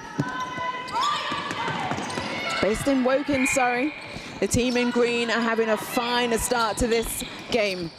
4 plays 1. And another opportunity to take that even further, they do. Dale Smith through the net. Wrekin struggling to get the ball forward off their centre pass. Every ball hotly contested by Gordon. A little tip on there from Moores at centre, but she gets the contact. She'll have to stand by her side. A little dodge under the post. Calm and collected. Wrekin 2 on the board. After this game, there's a little lunch break before we have our next set of games. A little bit too much on that one from Gordon's. Flies off the back line here at the University of Nottingham, the David Ross Sports Village. We've got 2 courts. This is court 1, court 2 is also happening. And we've got games all through today. Ah, beautiful. That is what you want to see. Clean and sharp for Melissa Redding, captain of Gordon School, coming out with a clean 2-handed interception. Swished through the net. I don't think these girls have missed down to the left. Taking advantage of every opportunity that they get in this ISL Super League. The competition day 1. And it has started with some great games.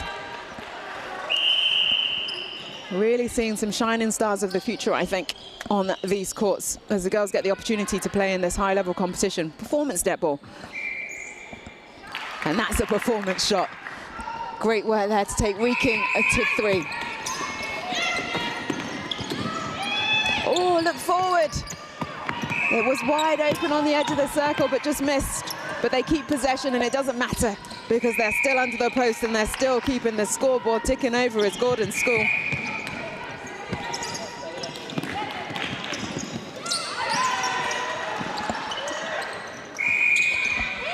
substitution.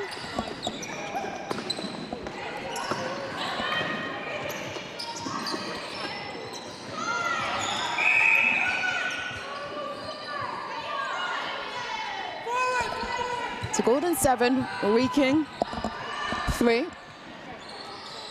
We're just having a little swap of bibs for Gordon's.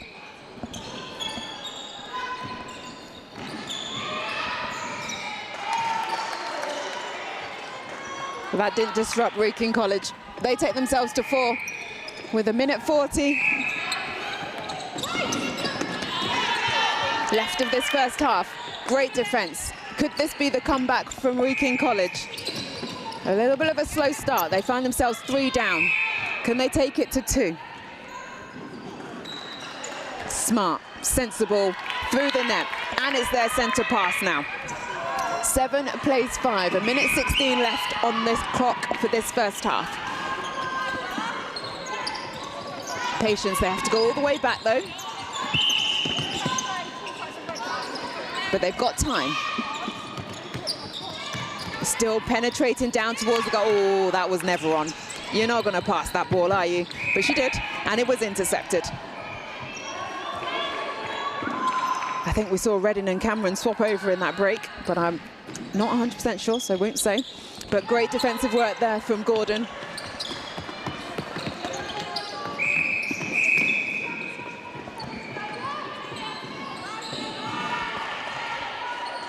Find themselves under the post. 30 seconds left. Nice rebound from Wrekin. Now they get another chance, but they need to be quick. You can hear the bench shout and take it to goal, but attack and defensive work. Oh, take a bow. Can't quite keep it on though, but she's delayed the time. 10 seconds left on the clock, and Wrekin do not seem to be in any type of rush to get this ball through the court.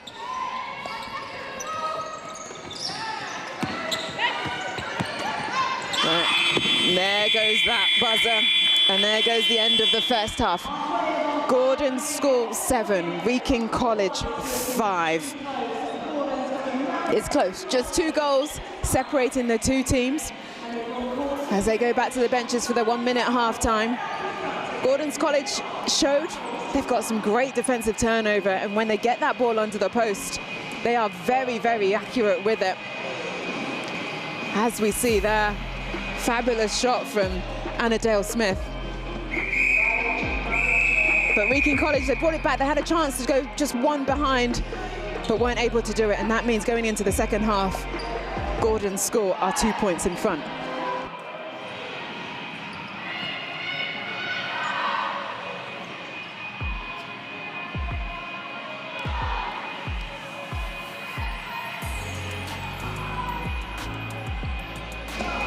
Second half about to commence. The 2 teams back on court.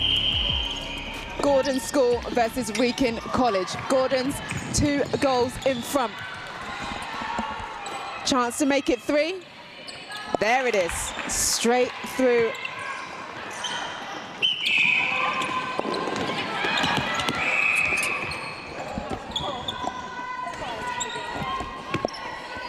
They get the turnover. Back in Gordon's possession. So the second half starting 7 for Wrekin. Farley at goalkeeper, Harris at goal defence, Mallard Wilson at wing defence, Barber at centre, King at wing attack, Brewster at goal attack, Mansell at goal shooter. There's Farley now.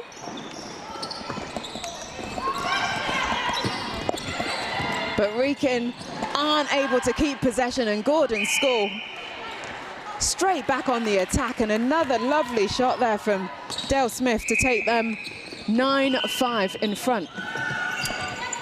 And as they commence their centre pass with another goal to finish it off, the scoreboard is now ticking over, but I'm delighted that I've got Lucy G. Hello.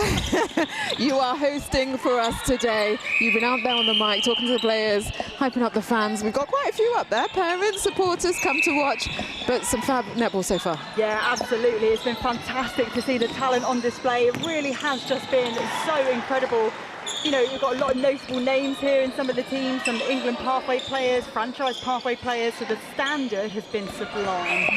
Really, really enjoying it. Well, we've got Gordon School and Wrekin College out on the court at the moment. Gordon School are 5 in front. They've really flown out the block. Started to build in that first half. Wrekin came back. Second half, it's Gordon so far. Yeah, well, they've yet to lose today. They won their first 2 games, so a fantastic performance from them. Got to be one of the favourites. I mean, the only other team that, 2 other teams who haven't lost a game today. No, apologies, just one, Berkhamsted. They're the only other team who are currently undefeated, so those 2 fighting for the top of the table. Guys, remember, it's the top 4 at the end of both days that go through to those playoffs. So everyone key to get as many wins as possible under their belts and keep that scoreboard ticking over so that the points can tick over too. So Gordon's 10 from distance. This time it goes through 11 on the board of 4. Anna Dale-Smith. Yeah, Anna Dale-Smith, definitely one to watch for Gordon. She was part of the Surrey Storm team that won gold at school games in 2024. So a real sharp shooter. She plays for Western Park Blades in their Prem side as well. Has made a few appearances there, so sophistication beyond her years. Nice to hear. Down the other end in the shooting end, it's Brewster and Mansell for Wrekin College, and they get it through. So they take themselves to 8 on the board now. Wrekin doing a good job just to stay in touch here. 11 goals to 7 is the current score, so apologies for a slight mishap in the scoreboard there. It is 11 to 7, so just for the difference, still all to play for. Nice long clearing pass there from Gordon, and that is a cracking ball into Dale-Smith. She slots that one away.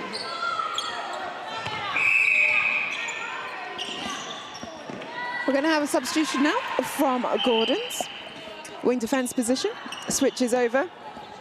So scoreboard is, they said Gordon's 12, Wrekin 7. Yeah, there's been some really smart play with the substitutions from the team so far. You know, it's so important in a competition like this to rotate your bench, rest your legs, and also try the different combinations out depending on what your opponent's putting out there. Brilliant deflection from the goalkeeper for Gordon's. Elia doing some fabulous work in defence for Gordon's at goalkeeper, as you say. And so rest and legs, all teams playing 4 games today? Today, 7 games today, all 7 games today. So they play each other all once today, and then again on the second day of the league on the 23rd of November.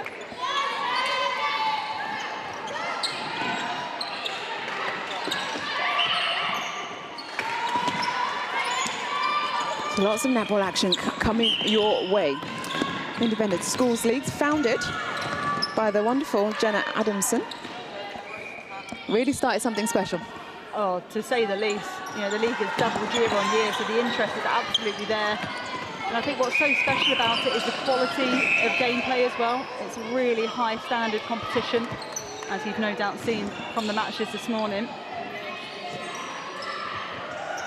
Right in front of the post, or takes a little step in, manages to land it, and that takes them out 13 to 7. Gordon's off that shot and goal. It's their centre pass, a chance now to go further in front. The quick turns, the vision to move this ball forward has been working nicely for them. They're sighting their shoot as well.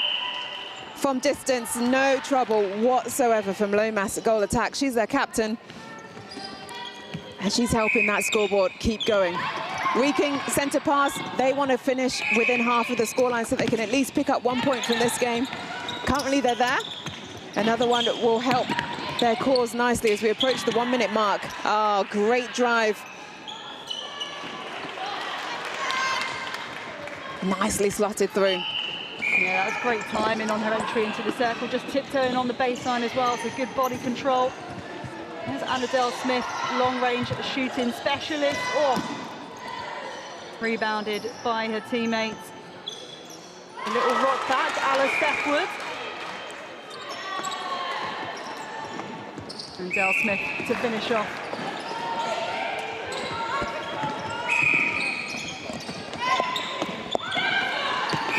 Oh, fabulous defensive work, but contact called.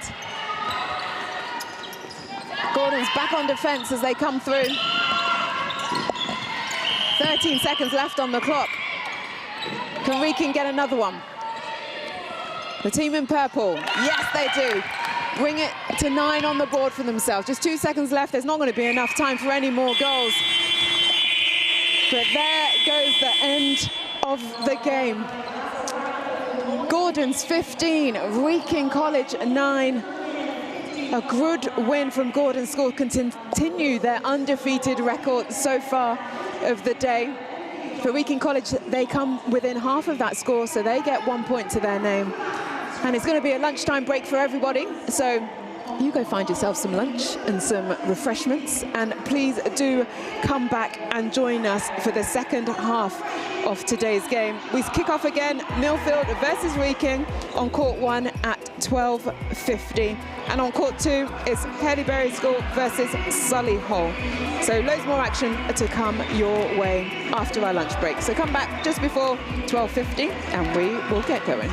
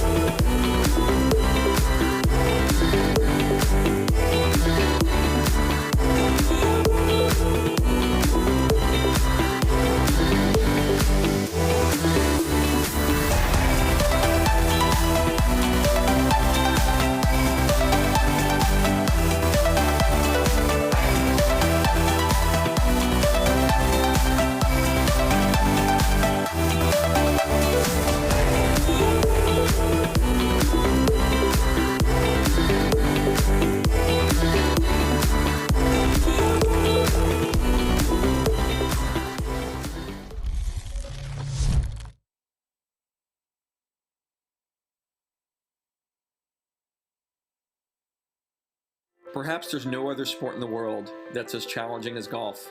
It can also be a 5-hour opportunity to choke. The difference between a good player and a great player is consistency and mentality.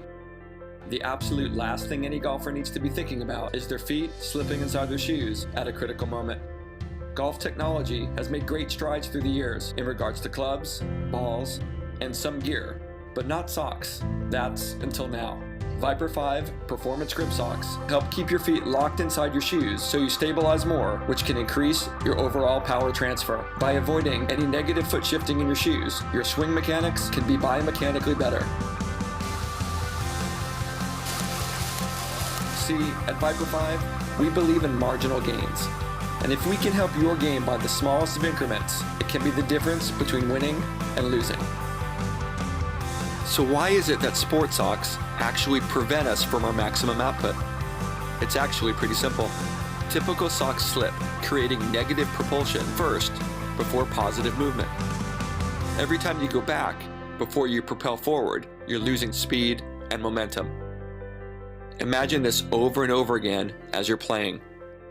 Your acceleration will be better if your push-off and power transfer is stronger.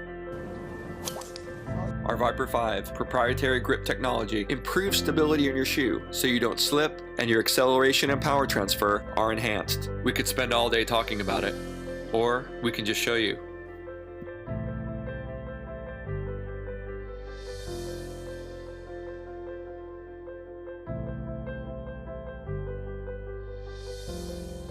Always Viper 5.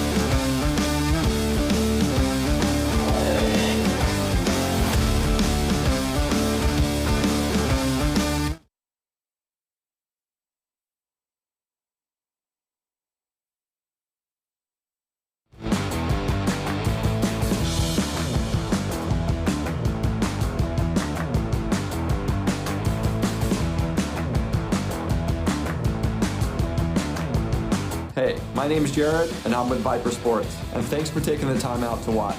I want to introduce you to our new Viper Sports Adventure line with 37.5 active particles. When infused into the sock's fabric, the 37.5 active particles help to create a microclimate within your shoe by capturing and releasing moisture vapor. This unique feature helps to regulate temperature and humidity, ensuring that your feet stay cool, dry, and comfortable during any climate you're performing in.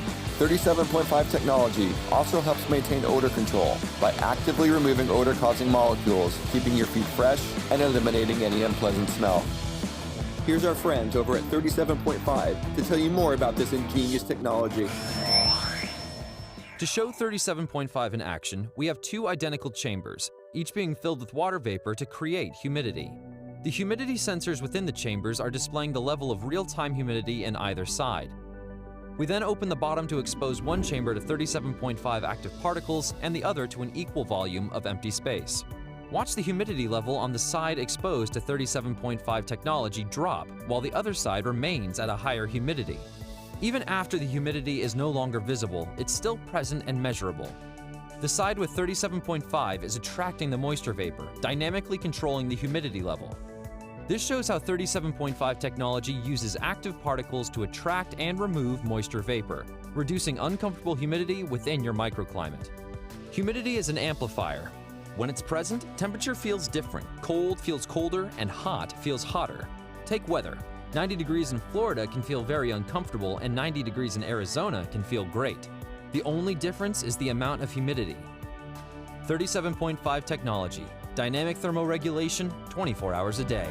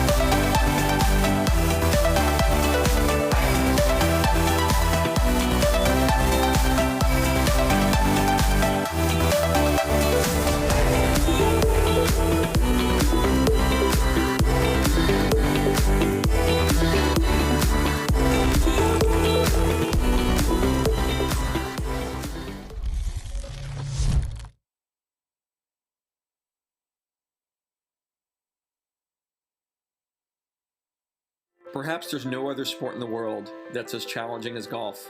It can also be a 5-hour opportunity to choke. The difference between a good player and a great player is consistency and mentality. The absolute last thing any golfer needs to be thinking about is their feet slipping inside their shoes at a critical moment. Golf technology has made great strides through the years in regards to clubs, balls, and some gear, but not socks. That's until now.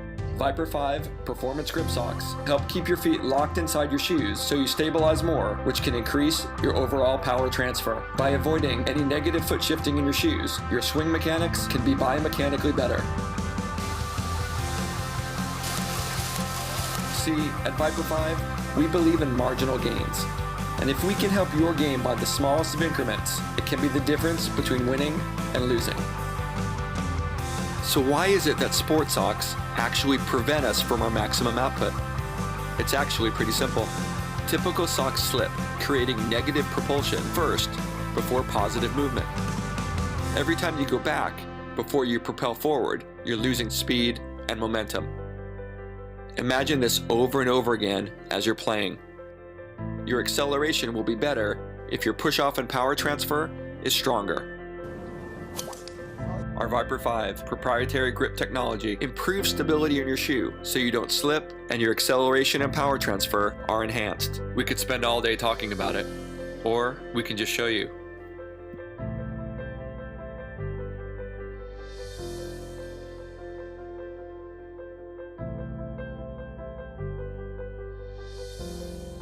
Always Viper 5.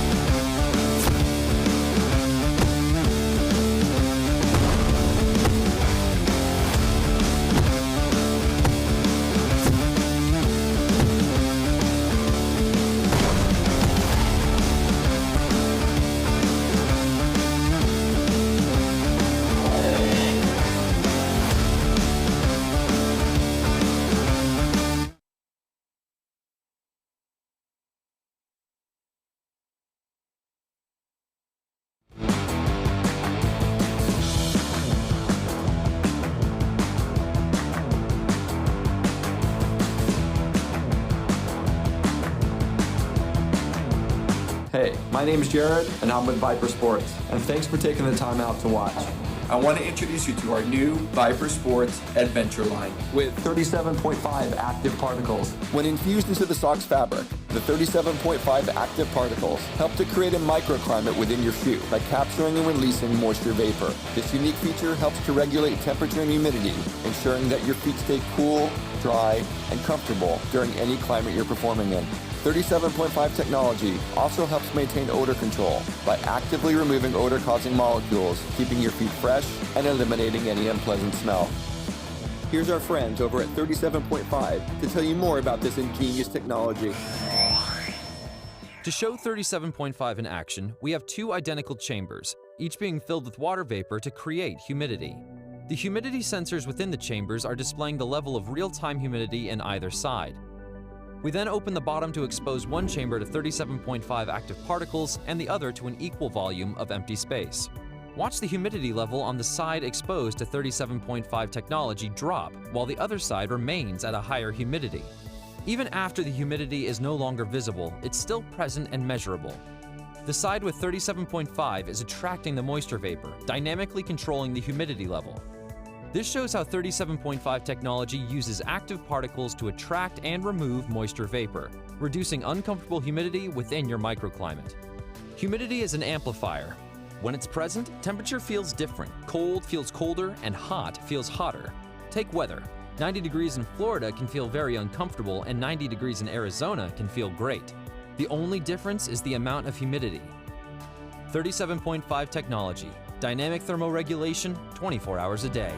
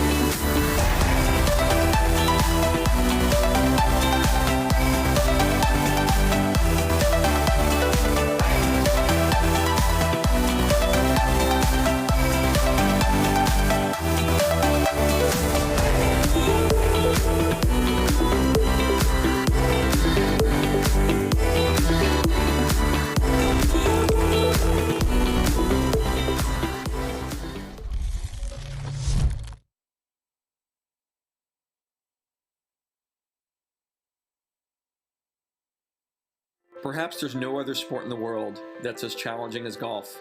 It can also be a 5-hour opportunity to choke. The difference between a good player and a great player is consistency and mentality. The absolute last thing any golfer needs to be thinking about is their feet slipping inside their shoes at a critical moment. Golf technology has made great strides through the years in regards to clubs, balls, and some gear, but not socks. That's until now. Viper 5 Performance Grip Socks help keep your feet locked inside your shoes so you stabilize more, which can increase your overall power transfer. By avoiding any negative foot shifting in your shoes, your swing mechanics can be biomechanically better. See, at Viper 5, we believe in marginal gains. And if we can help your game by the smallest of increments, it can be the difference between winning and losing. So why is it that sport socks actually prevent us from our maximum output? It's actually pretty simple. Typical socks slip, creating negative propulsion first before positive movement. Every time you go back, before you propel forward, you're losing speed and momentum. Imagine this over and over again as you're playing. Your acceleration will be better if your push-off and power transfer is stronger. Our Viper 5 proprietary grip technology improves stability in your shoe so you don't slip and your acceleration and power transfer are enhanced. We could spend all day talking about it, or we can just show you.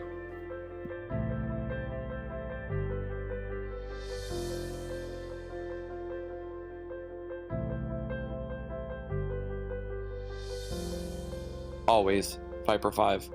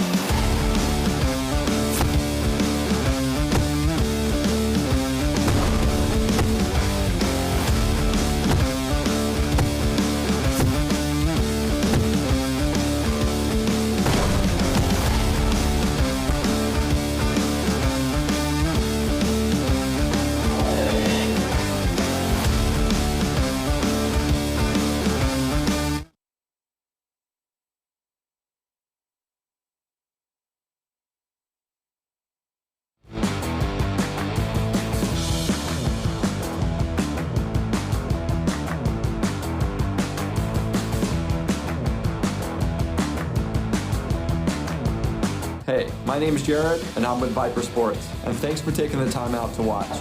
I want to introduce you to our new Viper Sports Adventure line with 37.5 active particles. When infused into the sock's fabric, the 37.5 active particles help to create a microclimate within your shoe by capturing and releasing moisture vapor. This unique feature helps to regulate temperature and humidity, ensuring that your feet stay cool, dry, and comfortable during any climate you're performing in. 37.5 technology also helps maintain odor control by actively removing odor-causing molecules, keeping your feet fresh and eliminating any unpleasant smell. Here's our friends over at 37.5 to tell you more about this ingenious technology. To show 37.5 in action, we have two identical chambers, each being filled with water vapor to create humidity. The humidity sensors within the chambers are displaying the level of real-time humidity in either side. We then open the bottom to expose one chamber to 37.5 active particles and the other to an equal volume of empty space. Watch the humidity level on the side exposed to 37.5 technology drop, while the other side remains at a higher humidity. Even after the humidity is no longer visible, it's still present and measurable. The side with 37.5 is attracting the moisture vapor, dynamically controlling the humidity level. This shows how 37.5 technology uses active particles to attract and remove moisture vapor, reducing uncomfortable humidity within your microclimate. Humidity is an amplifier. When it's present, temperature feels different. Cold feels colder and hot feels hotter. Take weather. 90 degrees in Florida can feel very uncomfortable and 90 degrees in Arizona can feel great. The only difference is the amount of humidity. 37.5 technology. Dynamic thermoregulation, 24 hours a day.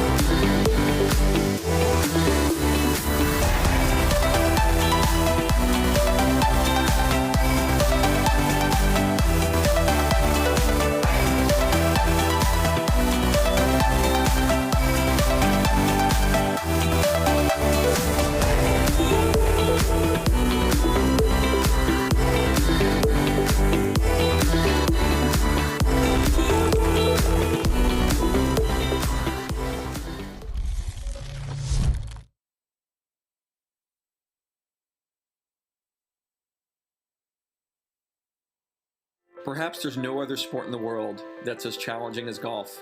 It can also be a 5-hour opportunity to choke. The difference between a good player and a great player is consistency and mentality. The absolute last thing any golfer needs to be thinking about is their feet slipping inside their shoes at a critical moment. Golf technology has made great strides through the years in regards to clubs, balls, and some gear, but not socks. That's until now. Viper 5 Performance Grip Socks help keep your feet locked inside your shoes so you stabilize more, which can increase your overall power transfer. By avoiding any negative foot shifting in your shoes, your swing mechanics can be biomechanically better. See, at Viper 5, we believe in marginal gains. And if we can help your game by the smallest of increments, it can be the difference between winning and losing. So why is it that sport socks actually prevent us from our maximum output? It's actually pretty simple. Typical socks slip, creating negative propulsion first before positive movement. Every time you go back, before you propel forward, you're losing speed and momentum.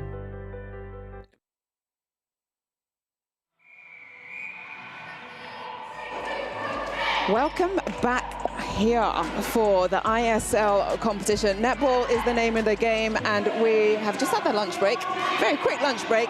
But all games firing. Millfield School versus Wrekin College is the next game on court 1 for the Independent Schools League Netball Super League 2025. It's going to be Wrekin College that have the first centre pass, going to our left in purple. First whistle goes, and straight up is an interception for Milfield, and Eva Dobler goal attack was on it. 7 minutes to be played in this first half, 2 lots of 7 minutes.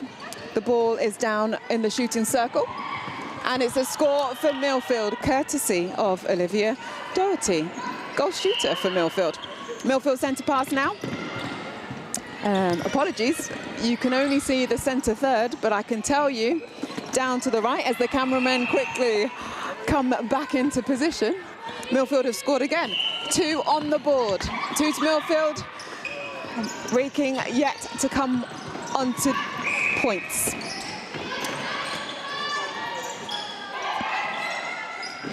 Moving down through the court now. Wrekin under the post, and it's a score from goal attack. 1 on the board now for Wrekin. They are back in the game. But Milfield, after their centre pass, nice and quick to get it in to that end third. And you can see them now in live colour. Under the post with goal shooter Doherty again under the post. She does not miss from that range. Been so handy for Milfield. 3 on the board for Milfield, 1 for Wrekin College. And it's a held ball. Mistake there from Wrekin. Possession and back to Milfield. Really finding their connection nicely. Lofthouse in at centre, the vice-captain for Milfield. Being that linking position. She's got the ball in hand now as she takes the centre pass. Over the top, good depth. This is what I'm liking starting this game for Milfield. Quick off the mark, finding the space and spreading the defence. So they've got no chance to get those interceptions. Better from Wrekin. That's a little bit more pace. Having though to go back into the centre third. Mistake, the fumble. Milfield. Doherty comes out high with Olivia Pitt, a wing attack, finding that corner. That was just a dreamy pass, wasn't it? The quick shuffle shot and score. 6 on the board now for Milfield.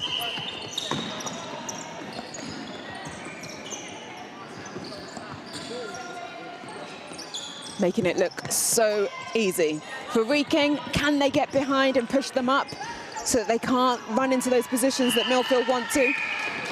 In attack, we need a little bit more movement off the shooters and create a little bit more depth. Multiple options, please. As you can see here, just one person offering for the ball. The delay, it works though, round the front.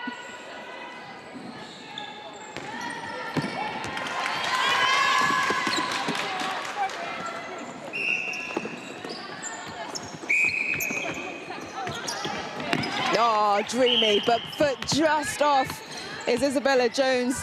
Sideline, she came through, 2-hand on the intercept, but couldn't quite stay on court.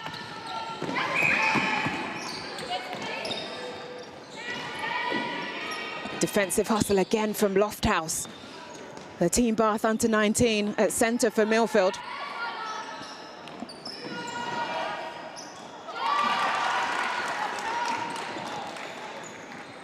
And it's the score. 2 on the board now for Wrekin.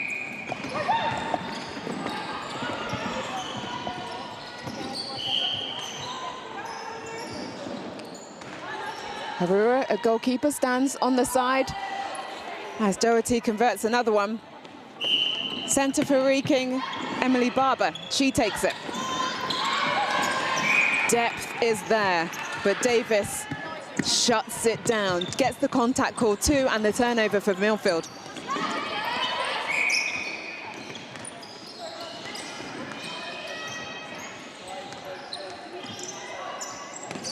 Oh, lovely pass, lovely hold too from Dublo at goal attack.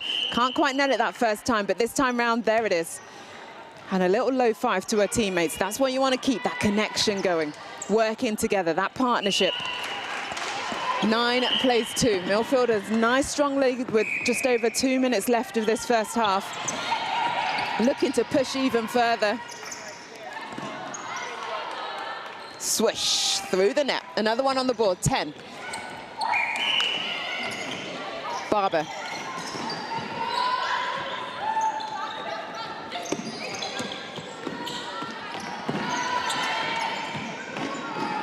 Good patience from Wrekin.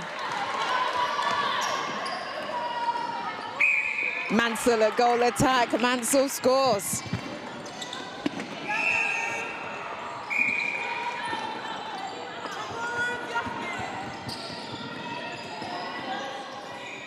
Milfield so quick off the centre pass to get it into a shooting opportunity, making it look very easy. No, that's what you call a great give it to me turnover. And that's Doherty. She's on fire, even though the ball's going down the other end, even though her team's in defense, she is the one on the line, just in case it comes back. And Milfield take their score to 12.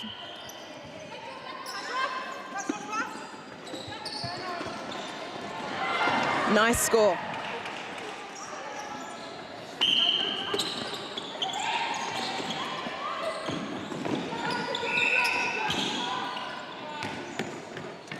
Overcooking. The connection's been lost in this attacking end for Wrekin. Just can't seem to find each other, but we have to give testimony and props to the Milfield defensive end because they're making things difficult for them. And in attack, they are these pinpoint passes, putting your teammate on extension, but allowing them to get depth and have the control with it. And that's just another nice pass over the top onto the baseline. A bit too chilled with that shot there from Dubler.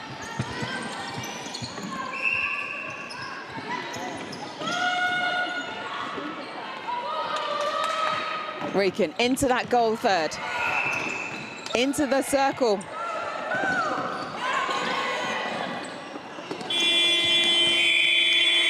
Oh, and it goes through. Umpire's hand goes up, so that is a score for Wrekin. Milfield 13, Wrekin 14 after the first half of this game. 1 minute halftime break, and then we'll be back for the second half.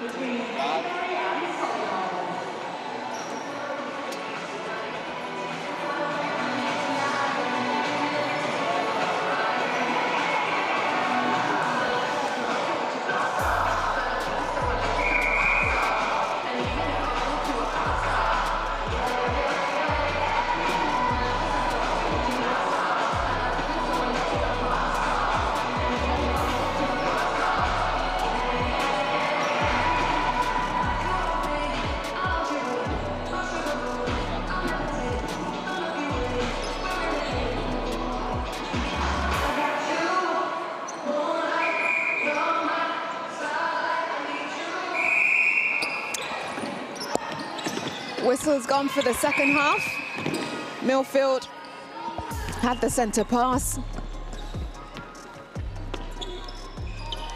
but incomplete.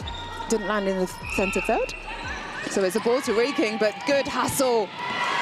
Fabulous work from Izzy Lofthouse at centre, the vice-captain for Milfield, but couldn't quite get that final pass to land. A little bit too strong for Doherty at goal shooter. But that's the hustle you want to see. You lost the ball off the centre pass.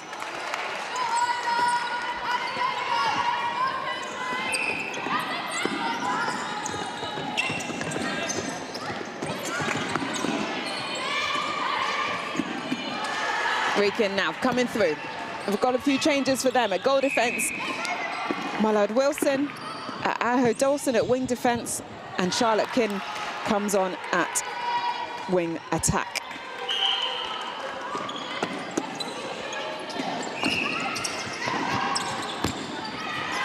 Defence keeps the pressure up for Milfield. Davis gets the turnover.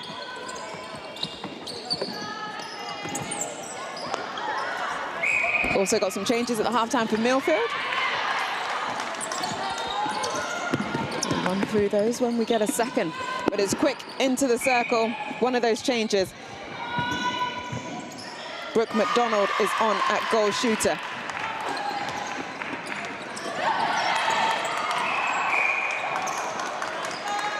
And Sophia is on at goal attack.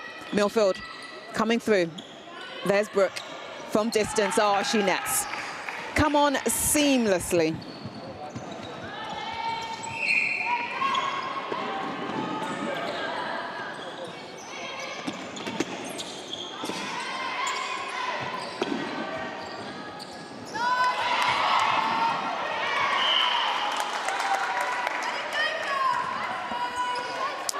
There's a goal. There's a much-needed one for Wrekin College. They take their score to 6. Milfield, though, continue to press on forward.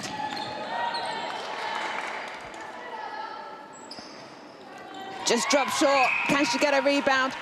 Oh, just off court from the rebound from Wrekin. Mallard Wilson had a toe over, so it was a backline for Milfield. Doesn't want to go through the net, but the rebounds are coming. There it is. That's the one for Shakuluga at goal attack.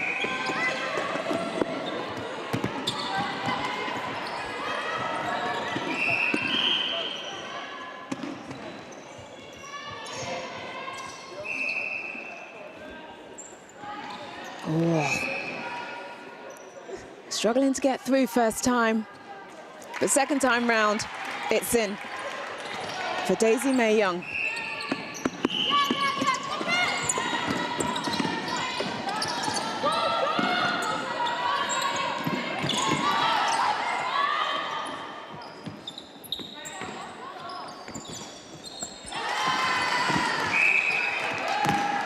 Three and a half minutes left of this second half. Wrekin coming through court, using that left-hand sideline. But after 2, you really want to center it again before you then progress forward, because otherwise it kind of snowballs just like it did there. And that was an easy intercept there for Milfield as we come through. But quick hands, quick defense from Harura, goalkeeper. Doesn't find the hands, though, of a Wrekin player. So Milfield still. Oh, ball a little bit too high. The headbutt came. McDonald would not be thanking her teammate for that.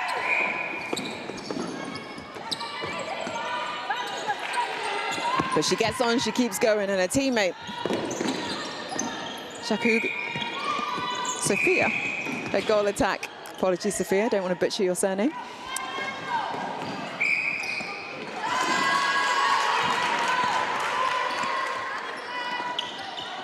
Nice work, great. Milfield take their score to 18. Wrekin on 7.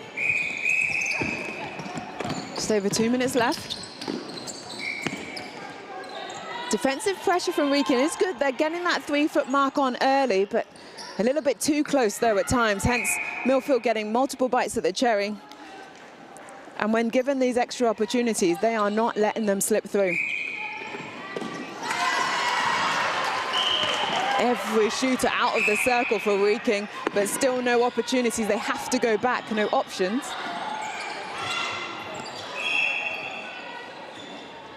Now through, swing it over to Santa Barbara. Mansell, up and in. Another one knocked off. 8 plays 19, but still a long way to go. They need at least 2 more if they want to get within half and get a point. But Milfield do not look like they're letting up.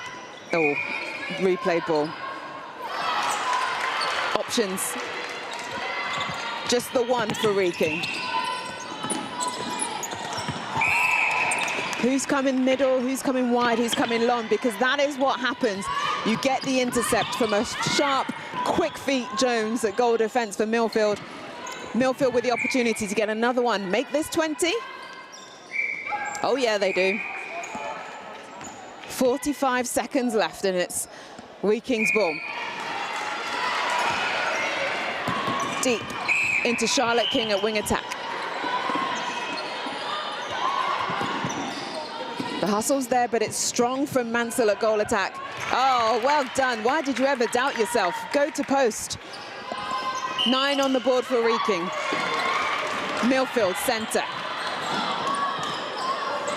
Morris gave it the 1-2, went deep, sights her shooter. can't quite make it work off the back line. 9 seconds left on the clock, 20 plays 9. We're running out of time for Wrekin to get another one. And there goes the buzzer. A better second half for Wrekin College. Milfield only managed 7 in that quarter. They put on 13 in the first half, sorry. We're only playing halves, 2 lots of 7 minutes. But it's Milfield that come away with the win. They were strong right the way through. Milfield scored 20, Wrekin College 9 at full time.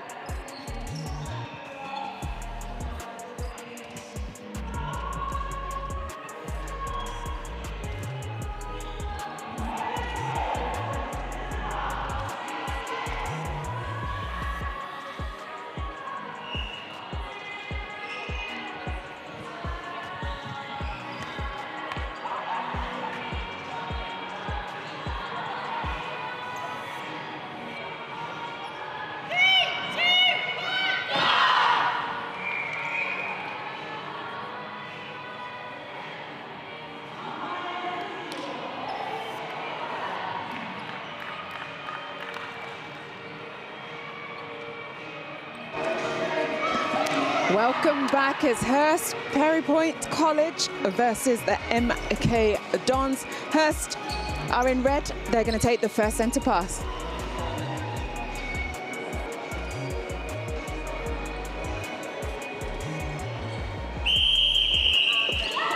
Hurstpierpoint in the red, going to the right of your screens. They are up against MK Dons in the black and the orange. And it's Hurst that get the first on the board with goal shooter Foley Butch. And a mistake off the centre pass gives the ball back to Hurst.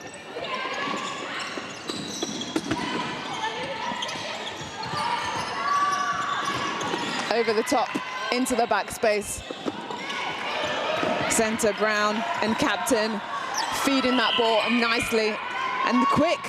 Hurst do not want to let the momentum drop. Quick passages of play after each shot. They're ready for that centre pass. That one just doesn't drop. But it does a second time round. 3 on the board already for Hurst. MK Dons centre pass, and again straight off the defence. It's Millard at goal defence.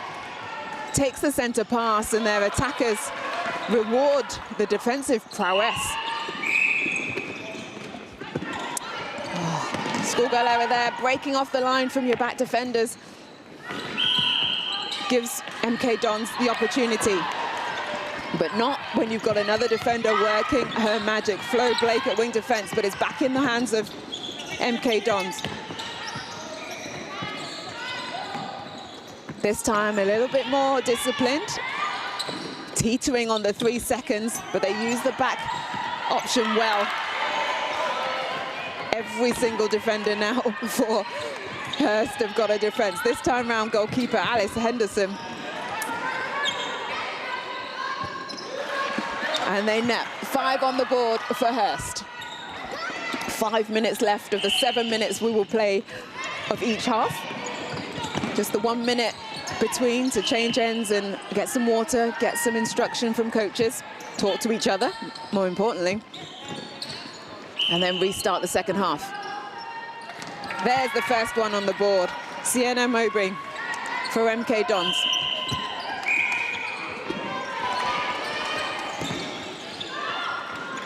First and second phase goes out so quickly for her, so MK Dons would need to restrict that a little bit. They can get behind, push them up, push them to the sidelines, because they are having a field day in that attacking end.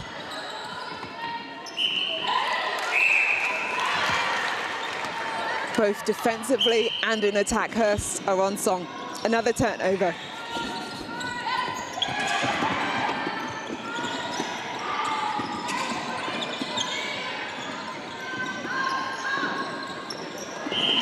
Vision is good. Drew the contact.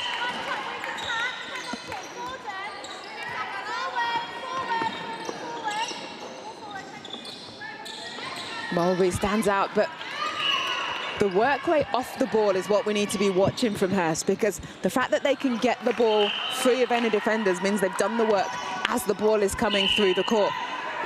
Captain Brown takes the centre pass.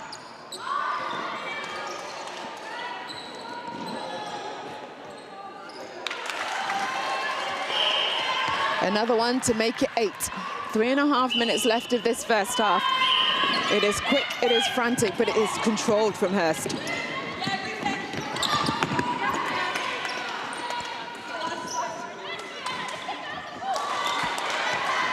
And the defensive work rate, even on the transfers line, lands them another turnover. And Hallie Millard at goal defence takes it.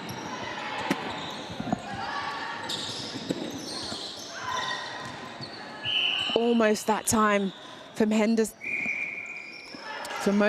from MK Dons to come round with the reverse hand. But the strength of holding that circle from both shooters, really, really good. Now just need to finish off the shot. There it is.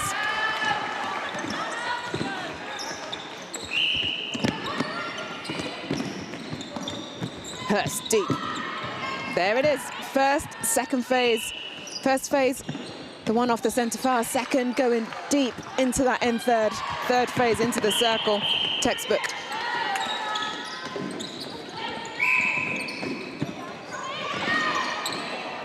Hurstpierpoint College, based in Hampshire, are doing some fine work in this game. Couldn't quite get the intercept on that point, but good work from MK Dons to take their score to 2. And they get a turnover off the Hurst centre pass. Could this be the turning point? Actually, in fact, the few games that I have watched of MK Dons, they have worked their way into games. They haven't started as well as the opposition, but have then seemed to come back into it. Maybe this is the turning point. There's another one on the board, 3 for MK Dons. And it's their centre pass. Nice hands, but replay ball. Unlucky for Millard. Has a wry smile on her face. She knew that was an opportunity missed. But good to see them going for things. And again there from wing defence, Flo Blake. Didn't get it, but what you do is disrupt the opposition.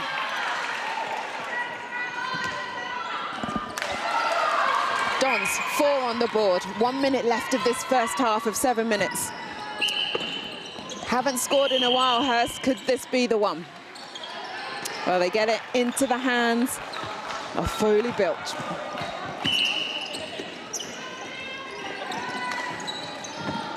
Nice drive, cutting through, coming round the defence. They can't see you. This is the type of attacking work off the centre pass that MK Dons need to reproduce.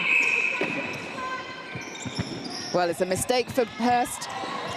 With 30 seconds left on the clock, there's some hustle from MK Dons. Too much hustle because it's not controlled. 20 seconds on the clock. Oh, overcooking it. Can't quite keep it in. Could Blake. There's still time for one more, if they are quick. There it is. Great play. The contact is called, though, so she will get the penalty pass or shot. Ooh, way over. Unlucky for Lashbrook. They go to the benches for half-time. 1 minute and we will be back for the second half. It's Hurstpierpoint College 11, MK Dons set 5.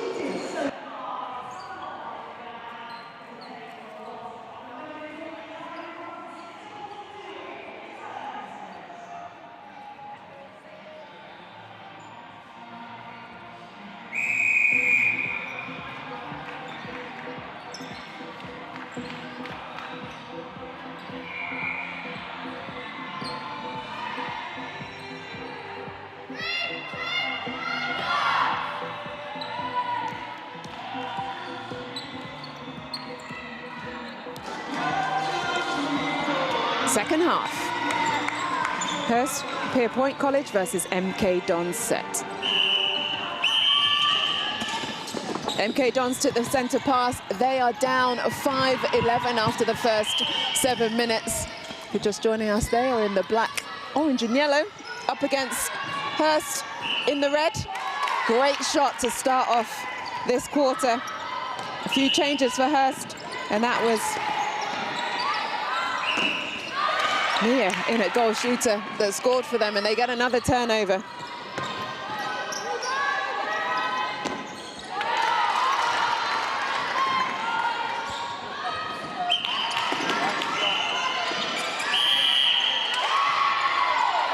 Two off the bounce for MK Dons. They're starting to find their way back into this game. They were on 2 goals for a very long time. They now make themselves onto 7 against the 11 of Hurst. And it's Hurst with the changes at goal shooters, Mia. But Dons over the top. Contact is called, penalty pass or shot.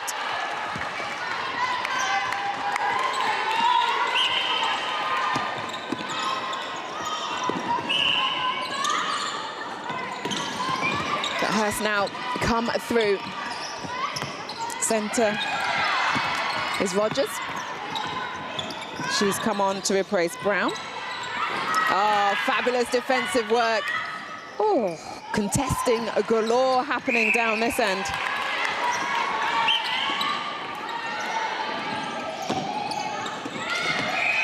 But it's another turnover for the Dons as they come through.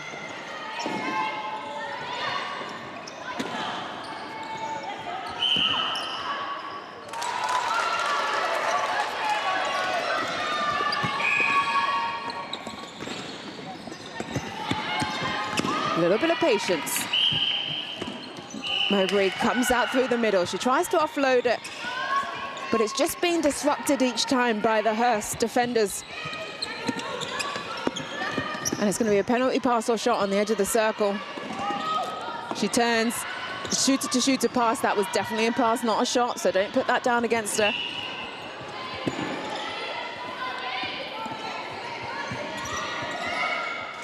Manchester Chase, up, and it's in. MK Dons now to 9, just 2 the difference. Their centre pass, they're winding their way back into this game. Good backing up for each other.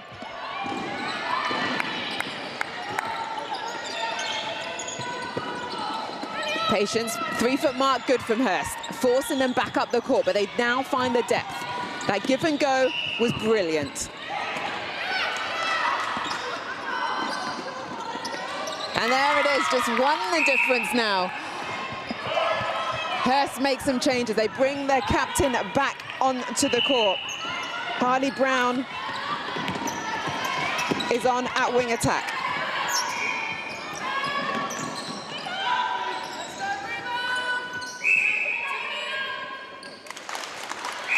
There's a goal that they needed. 12 are now on the board. Their first goal of this second half. It's just under 3.5 minutes left to play of the game. So the changes at halftime, not quite what they would have been expecting. Hurst. MK Dons have found themselves back into it. Now we're getting some turnover that we saw in that first half from Hurstpierpoint. The cheer rings out for the turnover for MK Dons.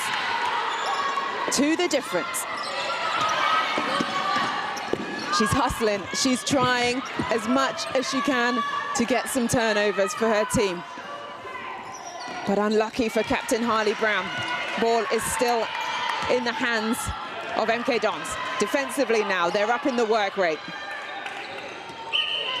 Biscoff is on at goal defense. Oh, yes, the reverse hand from Hallie Mellard, goalkeeper for Hurst. Brilliant work.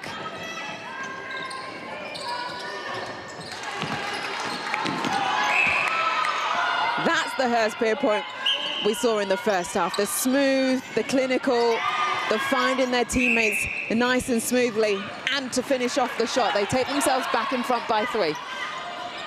And it's their centre pass. So they rode that storm of the comeback from the Dons. And now they're finding their rhythm. Big difference bringing Captain Brown back on the court. And Lashbrook at goal shooter finishes it off. And there's another turnover for Hurst. Minute 42 on the clock.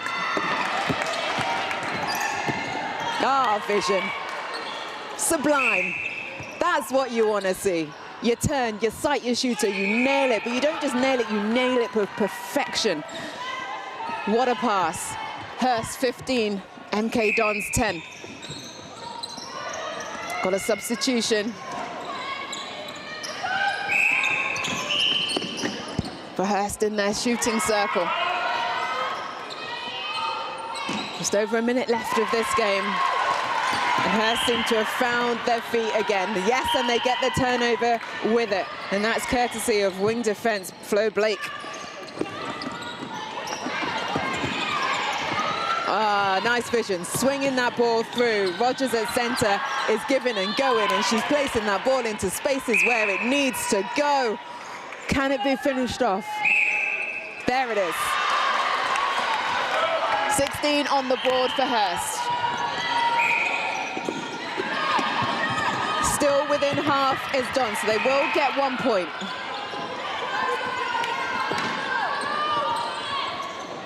But Hurst now are starting to get that scoreboard ticking over nicely for themselves with 20 seconds left on the clock. They interrupt the centre pass of Dons. It's now their own. They can afford to sigh a breath of relief because at one stage we did think MK Dons were bringing it back. But Hurst, clinical, clever, rode that momentum. And they take this game. Oh, let's give a round of applause though for MK Dons. The way they fought back in the end of the first half and going into that second half, really, really good. But Hurstpierpoint College, 18 to 10. Well done to them for riding that wave and getting that win.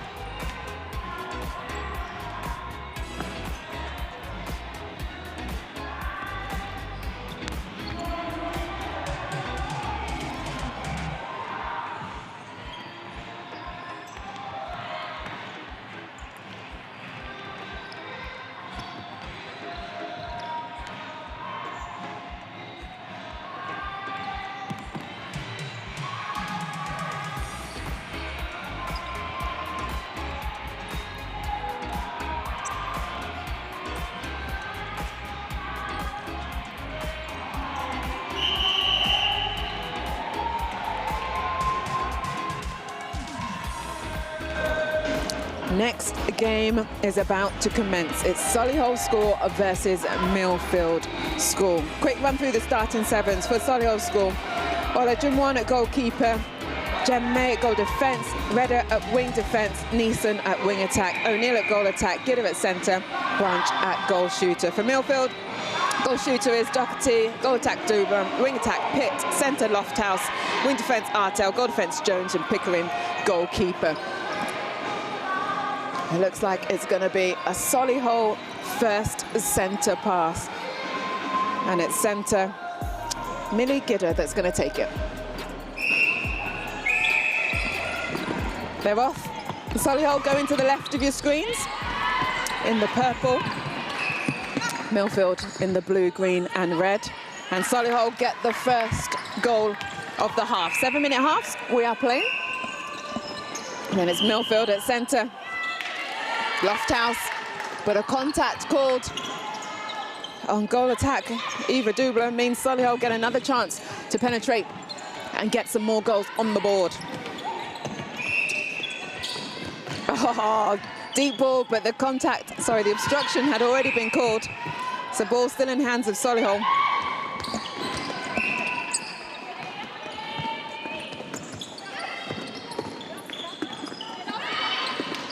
The split, the draw. Gidder was the draw. The Branch was the goal.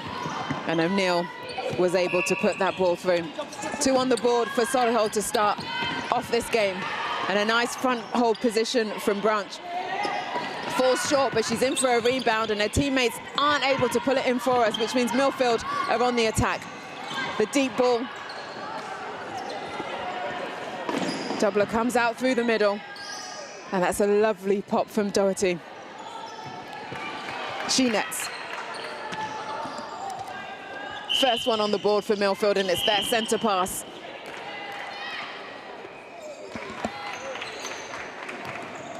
It goes wide. Pitt at wing attack. She's going to take this penalty pass now. It's just outside the circle. 2-on-1 in there. Nice quick reaction play. Oh, but just overcooking it. Lovely rebound from Dubler. And we're square with 5 minutes of this quarter to go.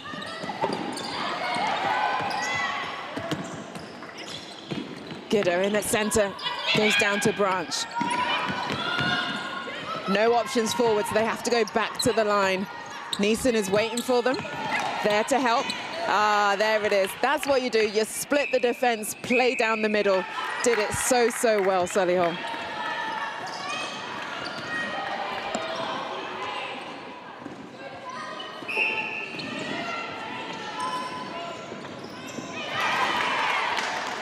There's an intercept. A nice one at that from Olajuwon, goalkeeper for Solihull. They came second in 2024. So we're looking to do one place better this year, I'm sure. Milfield trying to disrupt, but the quick reaction of Branch means Solihull keep possession.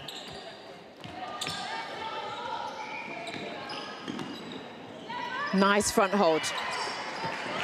But that ball needs to go into the stomach so that defenders have no hope of being able to get a hand in there.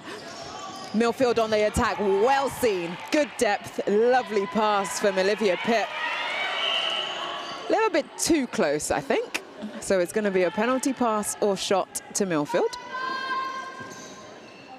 This time goes through.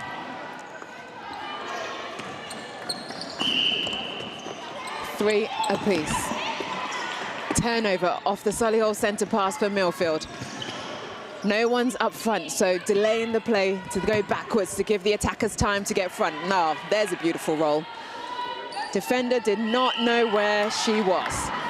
4 on the board now for Milfield. They go 1 in front on their centre pass. Well delayed, well weighted.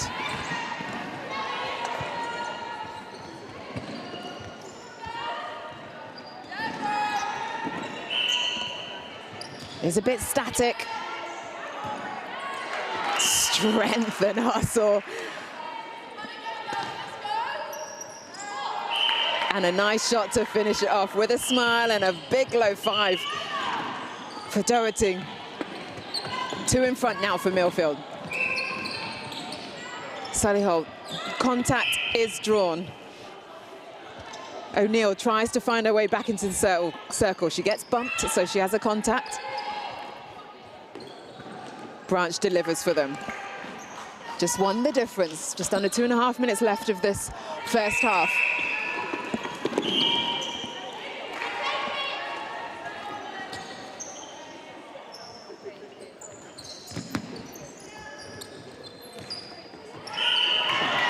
Lovely swing. But I think that would have been offside. But the back line called. Defensive work on song from there.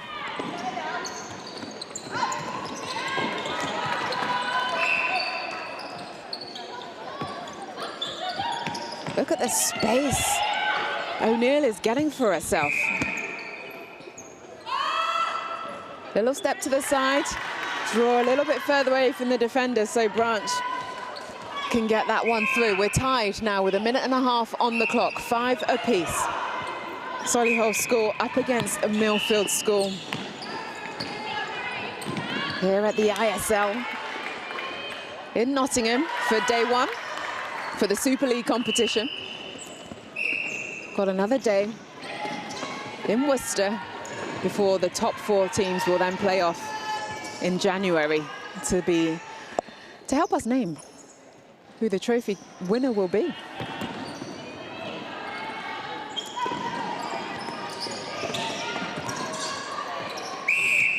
Solihull using the width well. Then they go to the middle. Textbook. And they give and go drive from O'Neill. Love that. She even draws the contact, but she will leave it to her teammate to take the shot. Doesn't fancy it, goes back out. Neeson at wing attack was there ready for it. O'Neill can't quite get the height on it that time round, and Branch just a little bit too close. She will stand out of play. 20 seconds left on the clock. It's quick. Can Milfield get another one to give themselves a little bit more of a cushion going into the half-time break? Not when you've got defense on there from Meh. And again from her teammate in Ola Jumwon.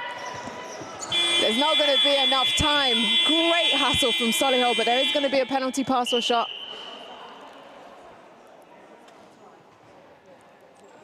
And it's nailed. Milfield do go into the half-time break with 2 goals in front.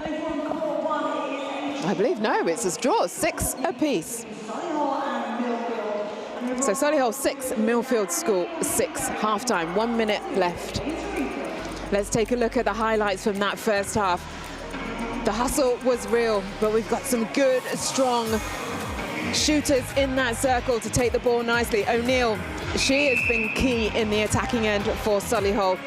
Drawing defenders, drawing contacts, but also when she's got the ball under the net, more times than not she's put that ball through. For Milfield, they got themselves a little bit of a lead towards the latter part of that first half with the shooting prowess of Doherty as their captain.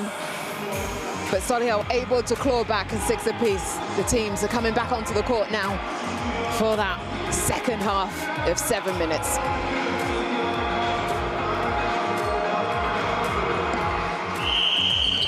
Solihull take the first centre pass for this second half. Going to the right. That's a lovely swing ball over the top. Good space, which allows Branch to pop through just at the right moment. They go back in front, Solihull. Oh, fabulous interception. Yes, it came into her hands, but she was in the right place at the right time. Neeson at wing attack. Good from her.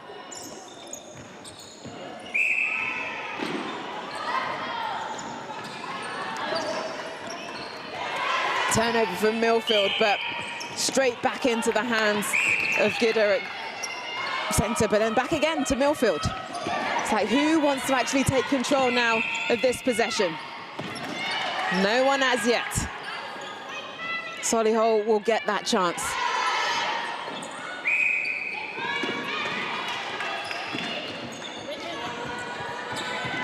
Oh, well weighted and well sighted.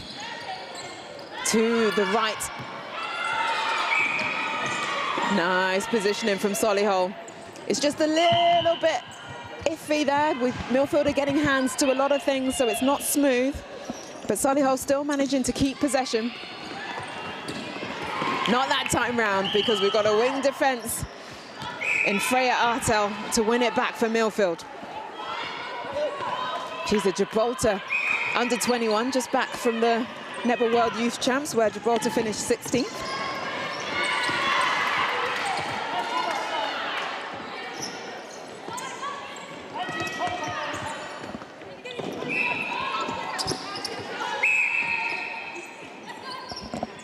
Solihull with that slim lead of just the 1 goal. 2 minutes already played of the second half. Just a little bit of ill discipline there.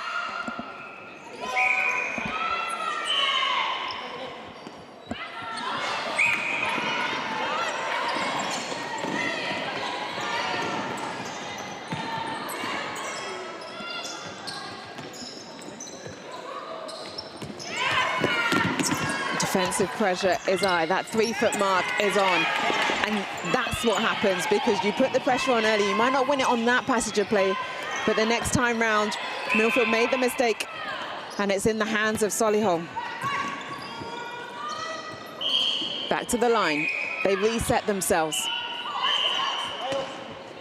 Gidder, the under-19 Birmingham Panthers player, unable to get that ball round the 3-foot mark into a teammate. Milfield on the attack. Oh, unlucky there from Olajuwon. Just a little bit late coming round. Milfield capitalise and draw level. But I've had a few tight games today. This has proven to be another one of them. Gidder just waiting to see where the defender would go before placing that ball into the circle. And a nice shot from O'Neill.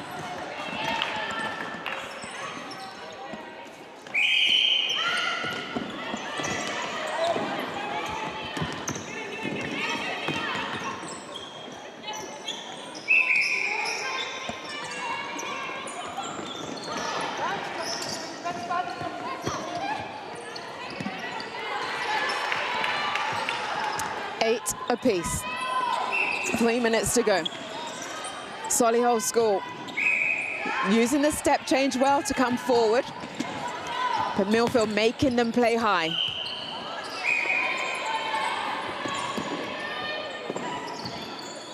The front sweep working nicely for them, but then getting a little bit static and stuck. Luckily they get the attacking penalty pass or shot. They choose the pass.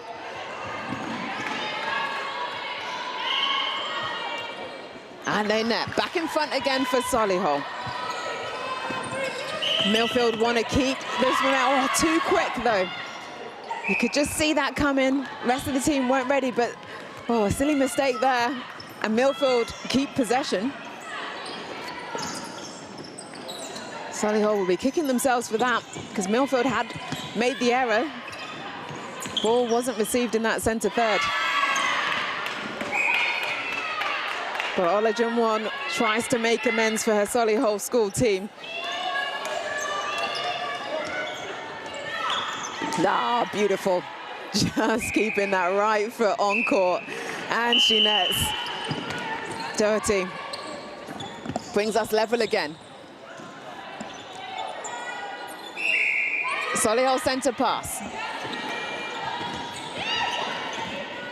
ISL to 2025. This league has doubled each year. This is the 3rd year it's running. Huddle have come on board, Huddle Events, as a partner and helping us bring an even greater and bigger event for these girls to participate and you to watch at home. Such tight games like this. Solihull 10, Milfield 9. With just over a minute left of this game. Will Milfield be able to draw level again? Oh, just pops out to the relief of Solihull. They breathe a sigh of relief, but still want to get this ball down and through the net, because we've seen this game go back and forth so many times. But an opportunity now for Solihull to create themselves two in front.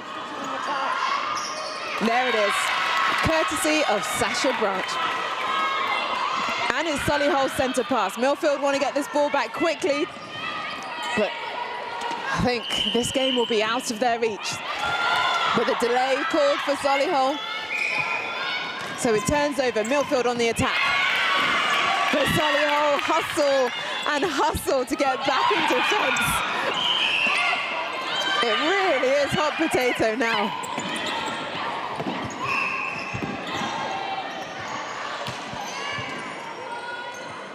Nice, and it's in, and it's Milfield centre. 7 seconds left. They need to be quick though. 3 seconds on the clock. Can they draw this game?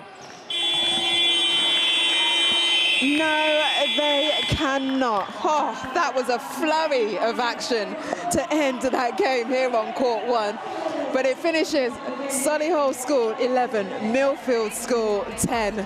What a fight back there to hold on to that lead for Solihull score. Well done to you.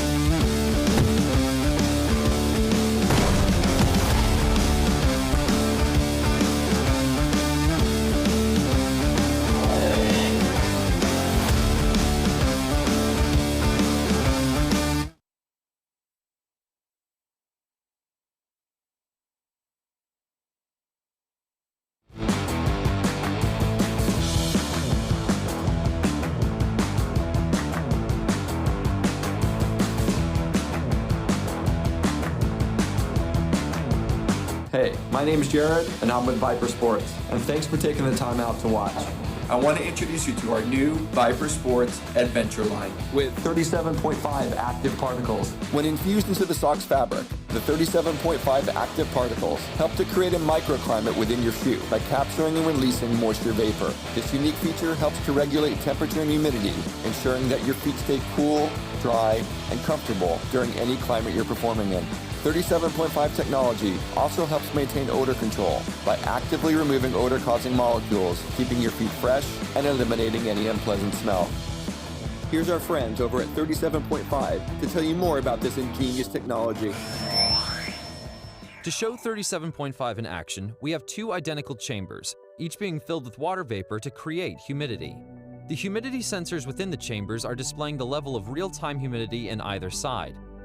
We then open the bottom to expose one chamber to 37.5 active particles and the other to an equal volume of empty space. Watch the humidity level on the side exposed to 37.5 technology drop, while the other side remains at a higher humidity. Even after the humidity is no longer visible, it's still present and measurable. The side with 37.5 is attracting the moisture vapor, dynamically controlling the humidity level. This shows how 37.5 technology uses active particles to attract and remove moisture vapor, reducing uncomfortable humidity within your microclimate. Humidity is an amplifier. When it's present, temperature feels different. Cold feels colder, and hot feels hotter. Take weather. 90 degrees in Florida can feel very uncomfortable, and 90 degrees in Arizona can feel great. The only difference is the amount of humidity. 37 Our next game on court is Gordon School versus Hurstpierpoint College. Gordons are in the green, Hurstpierpoint in the red. Centre Jess Robson for Gordons is about to take the first centre pass.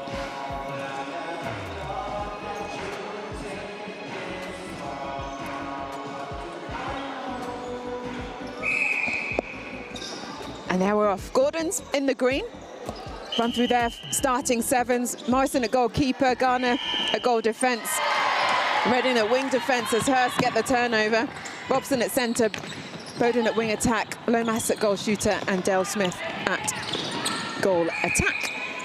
For Hurst, goalkeeper Henderson, Millard is goal defence, Brown at centre, wing defence is Rogers, wing attack Talbot, goal attack Lashbrook, and Foley Bilch at goal shooter. And there's Foley Bilch now, who gets the first goal on the board for this game. Hurst go out in front, and it's their centre pass. Harley Brown, their captain, is at centre. She was integral in their last game to get their win, I believe. And she started strong for them now, as their shooters put another one on the board.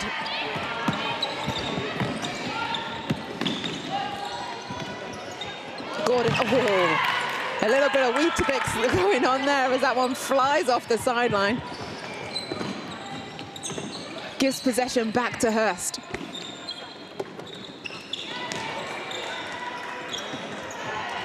Moving the ball nicely through the court, spreading the defense. Just popping at the right time so that the feeder is able to give the ball exactly where they want it. That takes them back to three, up to three, sorry. So Hurst 3, Gordon School still yet to put a goal on the board.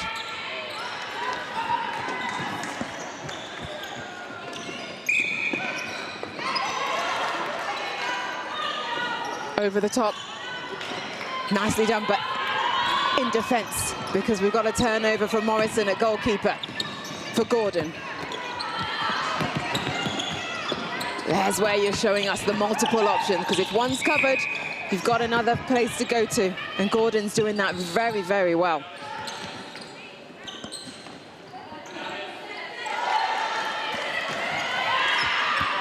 Defensively on point for Hurst. They make them go all the way back to the transverse line. But Gordons, they are patient. They do not let that disrupt them. They get their first one on. 1 to Gordons, 3 to Hurst.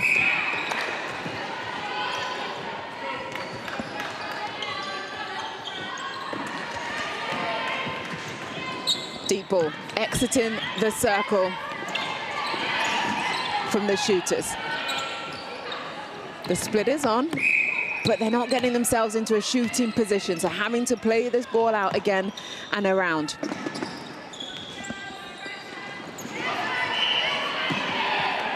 There was no setup there from the shooters. Luckily, they get the contact. Gordon make it count this time. And it's a lovely goal from goal attack Lomas, the captain of her side.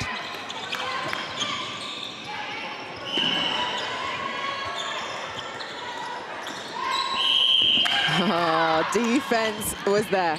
Yes, you want to see the flashy intercepts, but also when you do a hard grind and get a 3-second call for that turnover, you gotta love it. I'm not sure how much back here.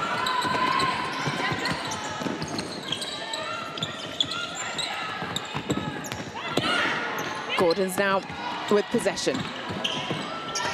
Bowden at wing attack, trying to find some depth. She gets it now. She sights the circle. She finds her shooting teammate. Oh, turn to the post. You're not that far away. There comes the intercept, and it's a great intercept from Alice Henderson for Hurst.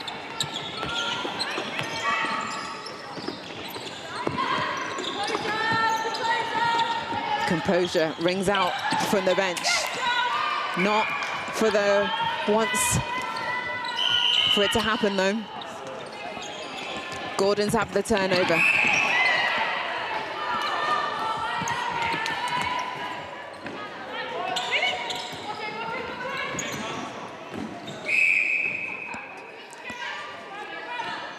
quickly taken.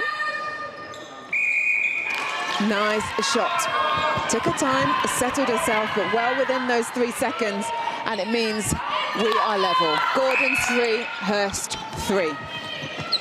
Gordon's with possession. Chance to go in front. There's a lot of running the base from Annadale Smith to create the space for a goal shooter in Lomas. And it works for them. They go 1 in front with just under 2 minutes left of this half of the game.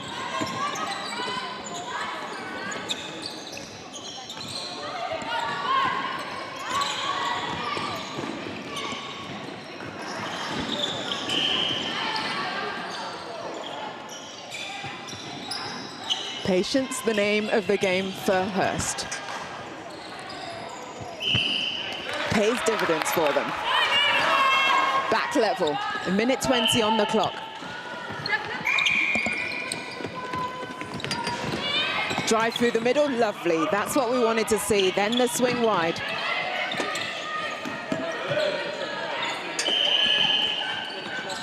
Playing the zone is Hurst. And it comes off with them. Oh, but just unlucky. Captain Harley Brown hits the deck. She did get the contact call, but luckily nothing else too serious for her in terms of injury. She did hold her ankle and is limping a little bit. Oh, she's called to be subbed off. That will be a big blow for Hurst.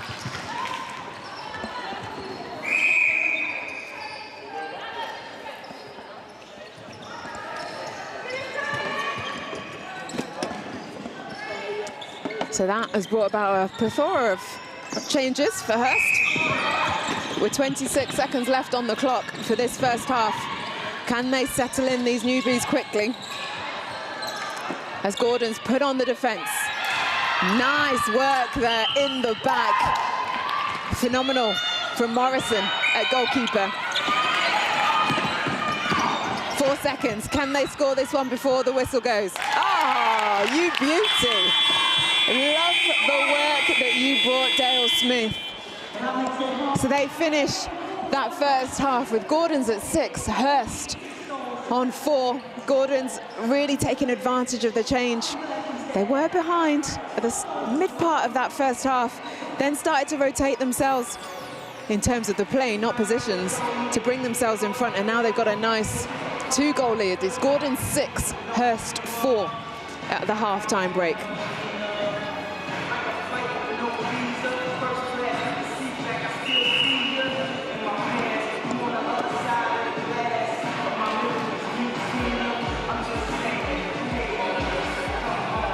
So it's quick changeover at halftime, just the 1 minute to have a quick drink, quick chat and come back. Let's run through some of those sponsors you can see going through. Huddle, Flyhawk, Viper Sports, So Swim. Lots of brands and companies getting involved because they see how important this league is, and I love to see it because these girls deserve it, and they're getting to play this high-level performance competition on this court against some top-quality opposition. It's Gordon 6, Hurstpierpoint 4. We've got the 7 minutes to play of the second half. 30 seconds already gone. And it's Gordon's in green, if you're just joining us, who have ball in hand, just. And it's a score. They take it to 7. 3 the difference. Hurst, there was an injury to their captain.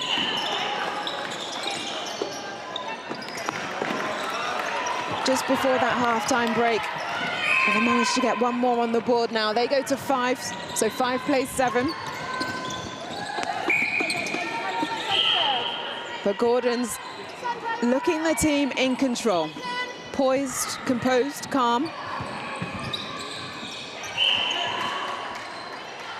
Hurst trying every opportunity to get a turnover. Nice little shuffle shot, nicely played.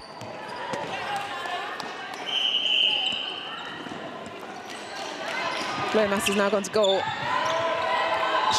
Attack. And Dale Smith is in at goal shooter.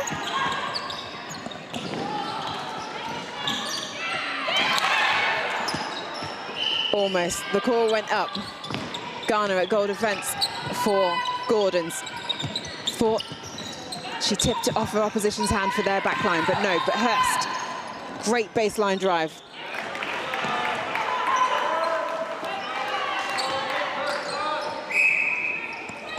So 8 plays 6, 2 the difference. Gordon's still in the lead. Wanting some options.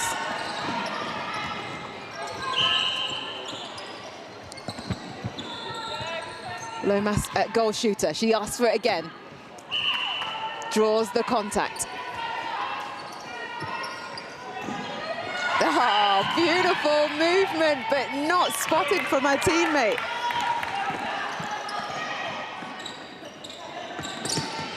This time, can it work for Gordon? Oh no, not when you're going to throw it straight to the opposition, it's not. So Hurst now, look long, the circle is open. But they play it round.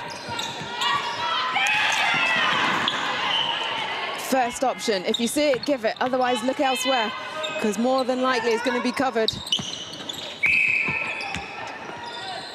So Hurst not finding smoothness coming through this court. And they get the turnover, Gordons, because of all that faffing around.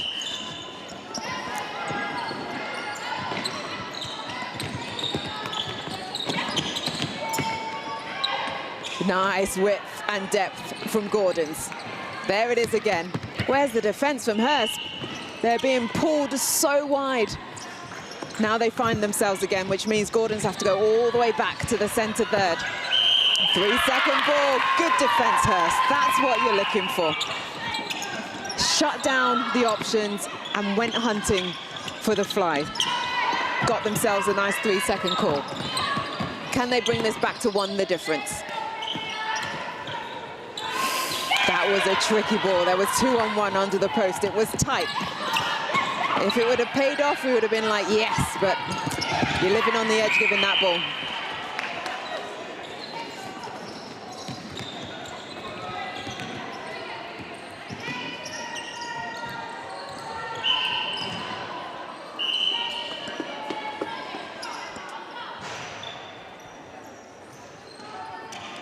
From distance, it didn't land, but great in for Dale Smith off her rebound at goal attack. 3 the difference now. Gordon's 9, Hurst 6. 2.5 minutes left of this game.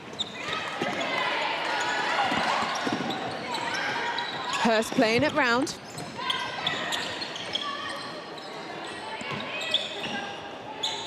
Just gets a little bit static after each pass.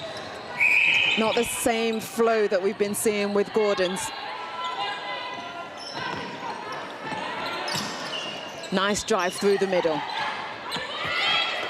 But even better positioning from centre Robson for Gordons to get the tip and make that ball land with her teammate. This is nice play from Gordons.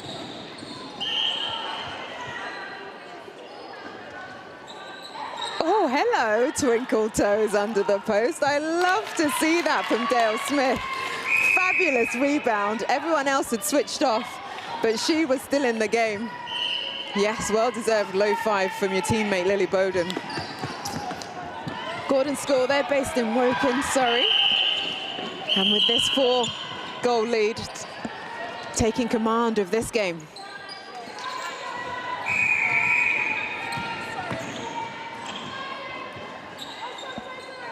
Dale Smith, swoosh. She's got her eye in.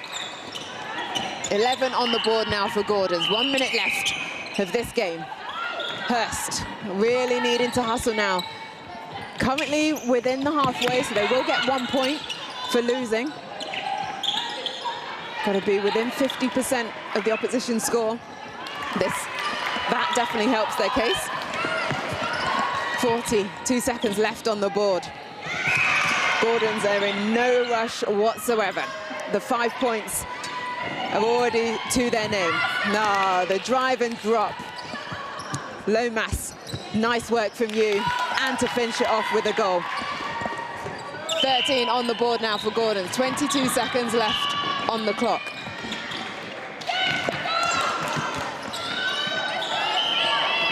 Can't do it for Hurst. Gordon's now. Can they make it 13?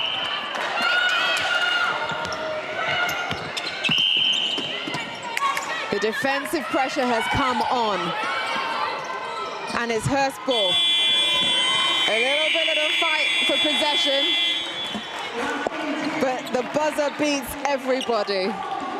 And that brings us to the close of that match. Gordon scored 12. Hurstpierpoint College a 7 at full time.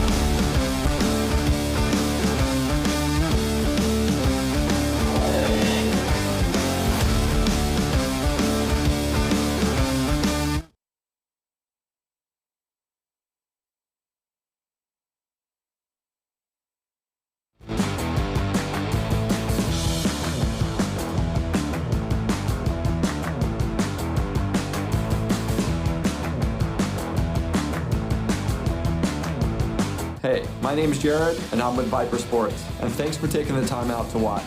I want to introduce you to our new Viper Sports Adventure line with 37.5 active particles. When infused into the sock's fabric, the 37.5 active particles help to create a microclimate within your shoe by capturing and releasing moisture vapor. This unique feature helps to regulate temperature and humidity, ensuring that your feet stay cool, dry, and comfortable during any climate you're performing in. 37.5 technology also helps maintain odor control by actively removing odor-causing molecules, keeping your feet fresh and eliminating any unpleasant smell. Here's our friends over at 37.5 to tell you more about this ingenious technology. To show 37.5 in action, we have two identical chambers, each being filled with water vapor to create humidity. The humidity sensors within the chambers are displaying the level of real-time humidity in either side. We then open the bottom to expose one chamber to 37.5 active particles and the other to an equal volume of empty space. Watch the humidity level on the side exposed to 37.5 technology drop, while the other side remains at a higher humidity. Even after the humidity is no longer visible, it's still present and measurable. The side with 37.5 is attracting the moisture vapor, dynamically controlling the humidity level. This shows how 37.5 technology uses active particles to attract and remove moisture vapor, reducing uncomfortable humidity within your microclimate. Humidity is an amplifier. When it's present, temperature feels different, cold feels colder, and hot feels hotter. Take weather. 90 degrees in Florida can feel very uncomfortable, and 90 degrees in Arizona can feel great. The only difference is the amount of humidity. 37.5 technology. Dynamic thermoregulation, 24 hours a day.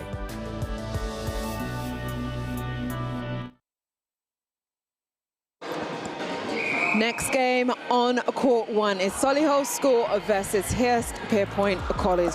Hurst have just played in the game before a close loss up against Gordon School. So we're looking to flip that and get one over on Solihull School. Let's run through the starting 7. So for Solihull School, at goal shooter, Sasha Branch. At goal attack, Abigail O'Neill. Millie Gidder is at centre.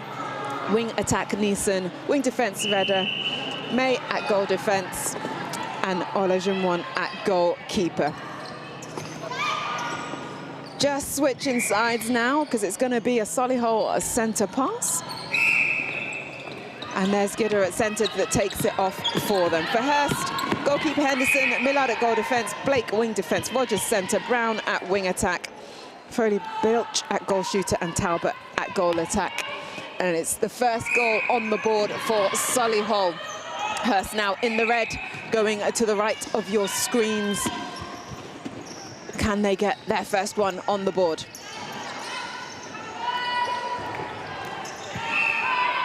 Brown is in at wing attack. She's hustling for the ball. Contact is called on May at goal defence for Solihull. Walks herself back in because she knows it's going to go straight through. And that's on the board for Foley Bilch. One apiece.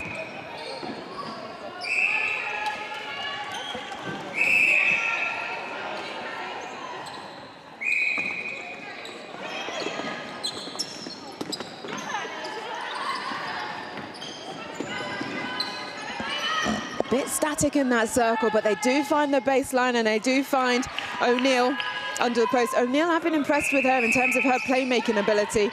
She gets herself into some lovely space and she's been a good support in that circle. When she's needed to shoot, she's shot and she's shot well. Oh, almost. Fab work from Hurst. 2 apiece.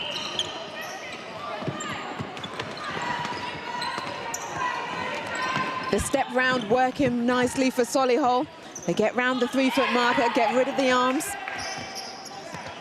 And then that's the end result. Another great shot there from Branch at goal shooter. They go 1 up. An interesting work. Oh, can she stay on? No, just dropped. Oh, but that was brilliant defensive work rate from Solihull off the centre pass. Just couldn't quite make it land. But she's there again, and it's Gidder to get the intercept. 2 hands on the ball, right place at the right time, but great timing. Shooters, though, aren't able to reward it.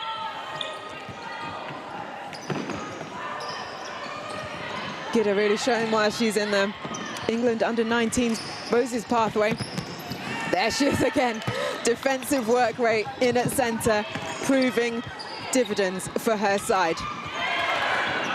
Everyone wants a piece of the pie. This time it's from Foley Bilch, the Hurstpierpoint goal shooter.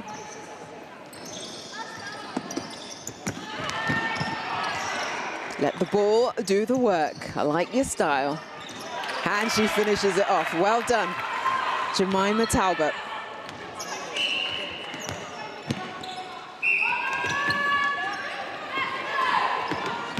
Quick turn, quick release. O'Neill, look at that speed to draw the contact. That's what you want to do as a goal attack. Give and go. Don't sit back. Do something, whether it's to move a defender or create the space for yourself to go over the top. Good footwork. And a nice finish off. The Ireland under-19 Foley Bilch, at goal shooter for Hurst. 3 seconds called. 4 apiece. This game is just going back and forth. I thought Solihull had got the bones of it, but Hurst have worked themselves back into this.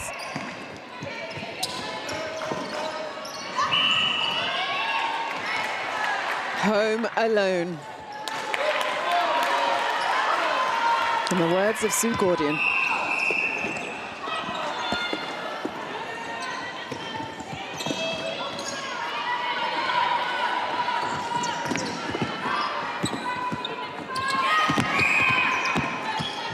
Solihull driving through, getting these contact calls, taking the ball nice and strong.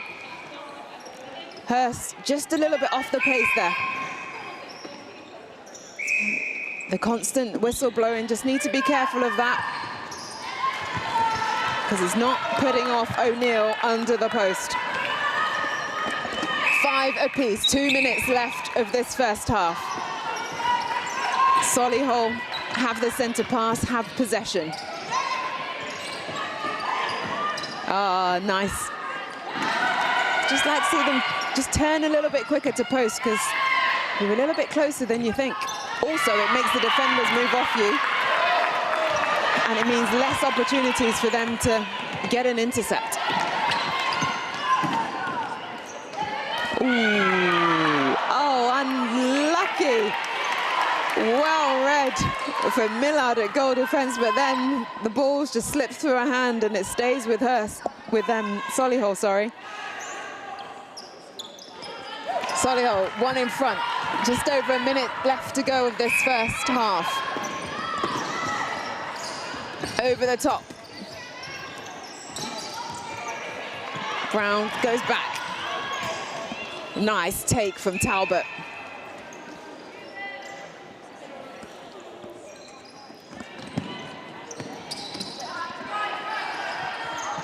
There it is. Swished through the net. We stay level. This game could not be any tighter, literally. 6 apiece, 43 seconds left on the clock. Solihull in possession. Oh, good strength from Gidder. But the final feed in, she will kick herself for that. 30 seconds left on the clock, less than. Hurst with a chance to go in front. It's sloppy, but there's still time, 14 seconds. Need to listen to the umpire. The time has not been stopped, and it's been turnover. Not the ending either team would want to this first half. Got a little bit sloppy there. Half-time break, just need to lock it back in, have a few words with yourself and each other, so that the second half will step up a level. It's Solihull scores 6, Hurstpierpoint 6, half-time here on court 1. Just 1 minute separates between each half. Here's some highlights. Solihull started strongly, they got themselves in front, but Hurstpierpoint didn't let them get too far away and then brought it back to level, and it's been goal for goal ever since that point. Some accurate shooting from both ends for Hurstpierpoint. Talbot and Foley-Bilch. O'Neill, a goal attack for Solihull School. She's been good. Teams are back on court, ready for the second half. Off we go, Hurst in the red. Take the first centre pass.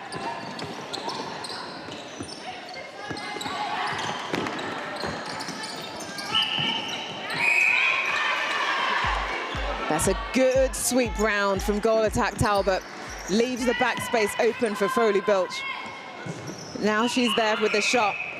Just over a little bit.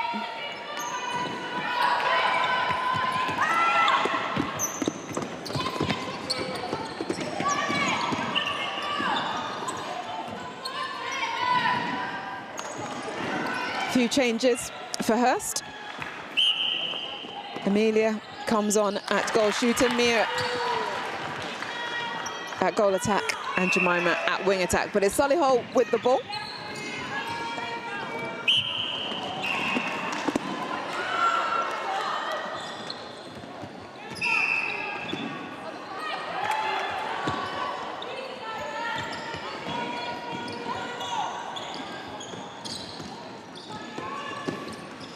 Solihull having to go back to the transverse line just to reset themselves. Oh, she was close, wasn't she, Kidder, on the edge of the circle? I think her toe, if she was one size higher, would have been well in that circle. One shoe size higher, or even half the shoe size, but I digress. Hurst bringing this ball through. 8 to Solihull, 6 to Hurst. Can Hurst pull one back? Yes, they can. So 7 plays 8. Solihull 8, Hurst 7. Solihull centre pass. Nice front hold. That just looked easy from Branch. Good strength. Couldn't quite nail it that first time. Couldn't quite get in for the rebound. She puts an arm up to a teammate to say sorry.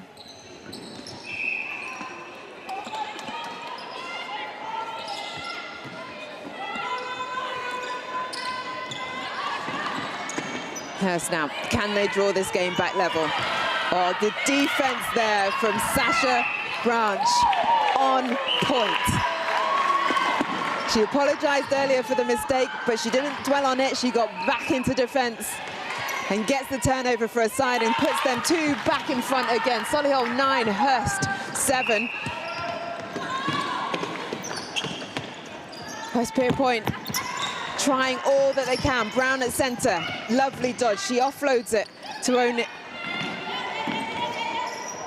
To Lashbrook, sorry, who's come on now at goal attack in partnership with Foley Belch.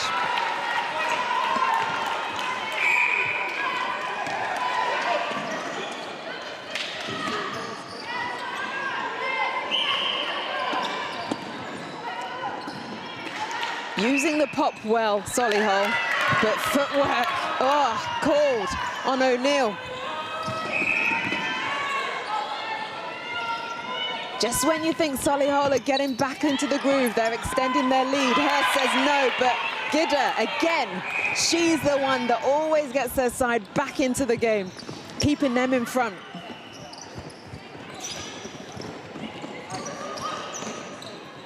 We play on, it's tight.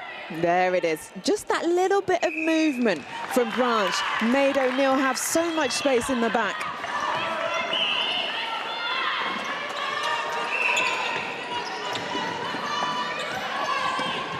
Deep ball, well seen.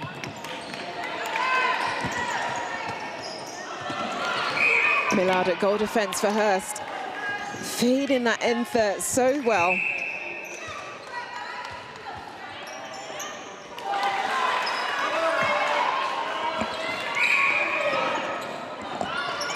Plays 9, Solihull 10, Hurst 9. Hurst, oh, can they level it? Rogers at centre. They get the depth, they get it into the shooter's hand. And Foley Belch does it, we're level. It's 10 apiece. Rogers takes the centre pass, Hurst, can they go one in front? We've not seen this for a long time, but oh, what was called? Was it footwork? Looks like it. Opportunity gone astray. Will Solihull make them rue that chance? Oh, can't keep the ball in. Hurst have a chance again. Just under 2 minutes left of this game to play. Points are up for grabs.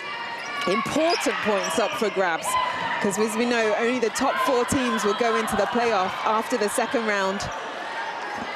It's the sideline Solihull. 1 minute 40 on the clock.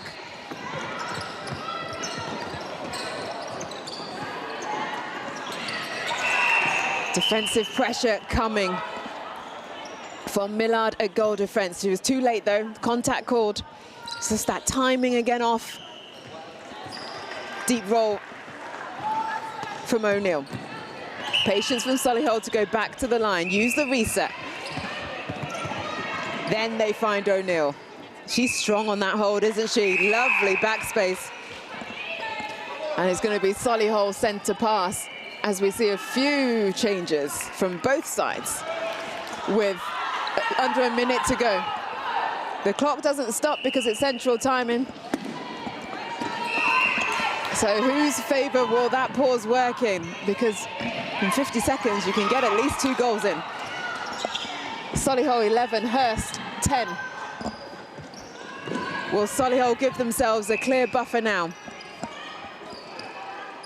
Of course they do, because they have Sasha Branch, a goal shooter, who really has our eye in today. 27 seconds left. Hurst need this one, and then they need a quick turnover just to draw. They guarantee themselves 1 point because they are within 50% of Solihull's score. But I'm sure they wanted more. Defense from Solihull comes up trump. They then go quickly down the court. Oh, look in! It was so on!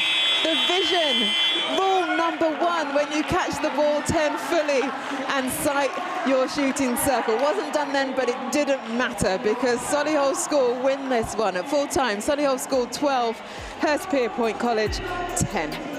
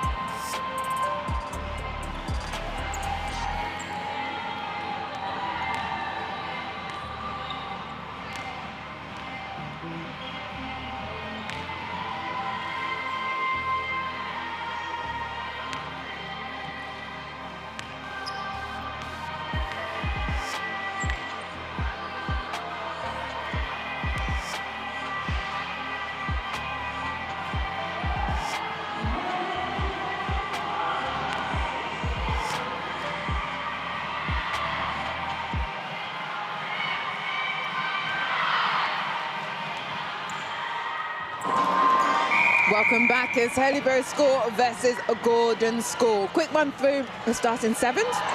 Webster at goalkeeper for Haileybury. Fletcher at goal defence. Beer at wing attack. Bostock at centre. Leebrook at wing defence. Harris at goal attack. And Garman at goal shooter. For Gordon School, Morrison at goalkeeper. Redding at goal defence. Cameron at wing defence, Moores at centre, Robson at wing attack, Lomas at goal attack, and Dale Smith at goal shooter. Haileybury score, they are in the red, Gordons in the green.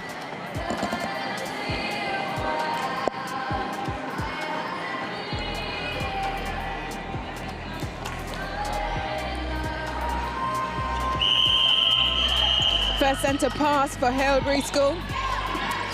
I said in the red, they are going to the right of your screens. Really playing this ball around to try and find a gap in the defence of Gordon School. There's the penetration, lands nicely with Garment at goal shooter, but footwork called. And it's a turnover for Gordons.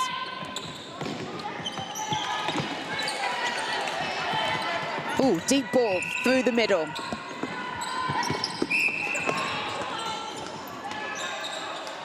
Haileybury making them work high, but they do find and land under the post with goal shooter Anna Dale Smith, Roses Academy under 17 player. We'll be looking to use that experience in this game. School sport is so good because, well, for me, that's where it all first started. Some likes of playing with different people, different styles of play only adds to your game, even if you're playing in the Roses side or for a Super League side. School netball is always fun for me, and I'm sure for these girls too, and it's great that they have competitions like this to show their wares and get even more practice, because nothing beats gameplay.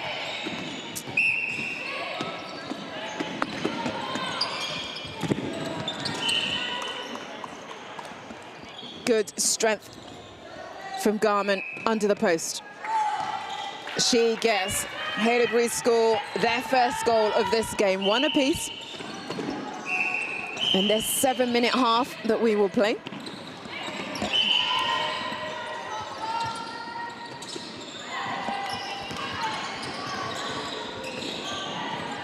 Bostock at centre gets the deep ball. Powerhouse pass in. 2 in quick succession for Haileybury School. Early substitution for Gordons.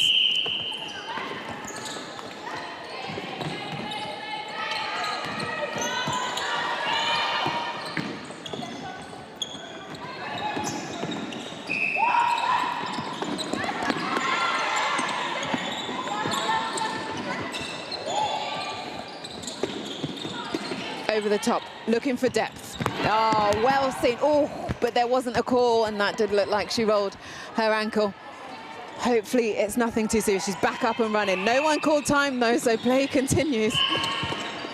And Haileybury School work to their advantage. And rightly so. If that whistle hasn't blown, you keep playing. But glad everyone from Gordon School is okay and up and running. So 3 plays 1. Haileybury in the lead. We've got oh no, there was an injury to Freya Morrison at goalkeeper, so then we've seen a quick swap. She does look in a bit of pain, so hopefully nothing too serious. Just hopefully some ice and some rest, and she'll be back on the court. 3.5 minutes left of this half. Gordon's trying to find something going forward, unable to. The swing, timing's just a little bit off. Not ready at the time the feeder wants to pass the ball, or everyone going away from the ball. Luckily contact called then, and it will reset.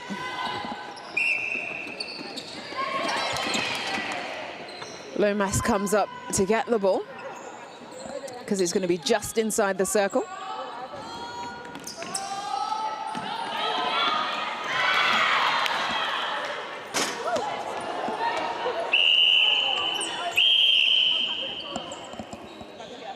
Oh, we've got balls flying all over the place. Reset, and we go again. Nice and calm, well shot from Dale Smith. Gordons bring it back to 1 the difference. 2 on the board for them. Their centre pass, a chance to draw level. Lomas, the captain, takes a step forward for the penalty pass or shot. She nets with 3 apiece. Gordon's brought this game back with just over 2 minutes left of this first half. The fake, then the long bomb. Good composure from Bostock at centre. The confidence to wait and give, but unable to be finished off by her shooter. Gordon's another chance now, this time to go in front. Ah, the quick give and go, the lightning pace.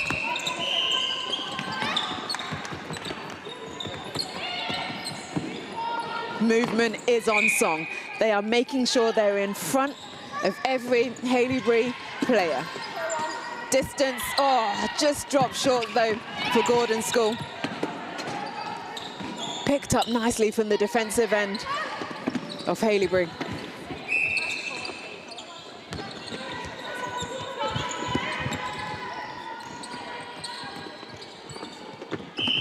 This time it lands with their shooter of Garmin and it goes through the net. Back in front, 4 plays 3. Gordon's centre pass. 1 minute left on the clock for this first half. The dodge on the edge of the circle, not paying off though for Bowden, who's come on at centre. Having to go back to the transverse line for the reset. More so out of necessity rather than choice, I would say.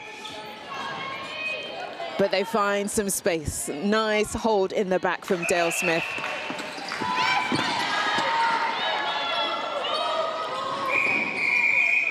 The ball's come back over again from the second court. We get going.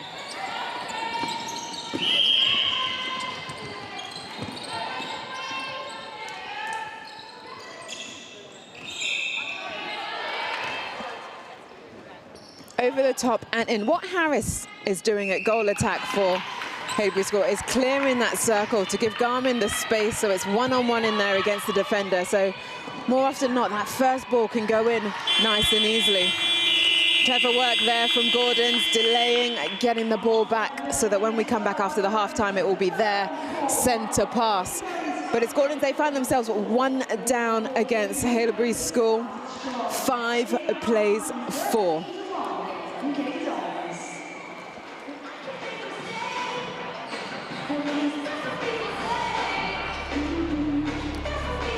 DJ is pumping some tunes today. I'm loving it in between the stoppages of play. Let's see some highlights here. Gordon's find themselves 1 down, but they did have some great opportunities to get that ball into their shooting circle. When they did, more often than not, went through the net. Haileybury School, they brought themselves back into this game. And they're ready now to go back for the second half. And it's been Gordon's, after that clever play at the end of the first half, who take the centre pass.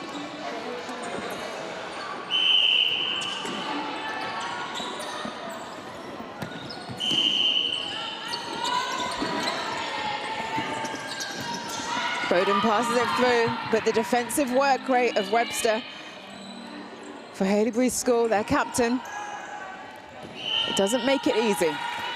The hustle in there is real. Good strength is being shown. Can't quite make it land, but good rebound positioning from Haileybury. And they come through the court now quickly. Bodies flying all over the shot, but these guys are strong. They're back up again. Defense work from Gordon's earns them a turnover.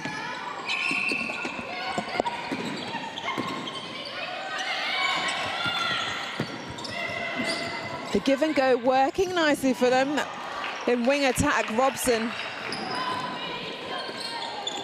But it doesn't come away with a goal for them.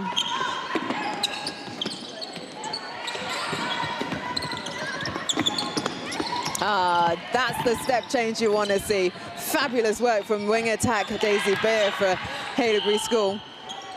Took a player high and up court and then drove deep to hit that middle and the top of the circle.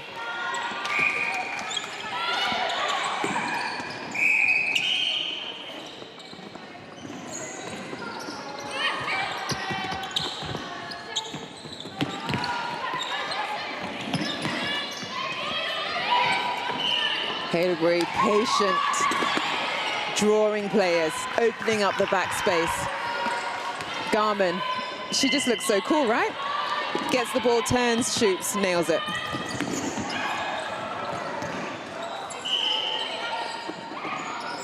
Down the other end, another cool cucumber is our goal attack, Dale Smith. She's moved from goal shooter into goal attack. That's a change we've seen quite a bit from Gordon's, switching up their shooters, that shooting duo of her and Lomas.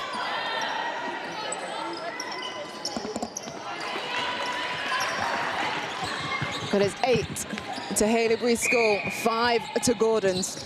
Gordon's will need to motor now, 4.5 minutes left if they want to claw back this deficit. Well, that held ball is not going to help their cause at all. Haileybury School can just take their time, keep their composure. They need a few more options. Lee Brooke at wing defense has gone and gone again and gone some more. They haven't seen her, but they land with her this time.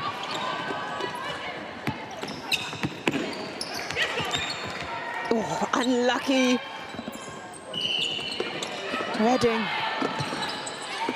for Gordon's, got a hand to it, but couldn't stay on her feet and put it in. That's another great shot there from Alex Garman. Haileybury with possession. 3 seconds score. You can just see them all tight. It's like bees to a honeypot. It's what we tell young kids. Don't all cluster around the ball because there's no space and the defenders just get involved. And they got the held ball called, and it's Gordon's possession. Need a little bit more width, which Gordon's are showing right now. Oh, fabulous, fabulous work from Dale Smith, but it was missed. Just got to keep doing it, though. Oh, the beauty of Bostock at centre. What a turnover.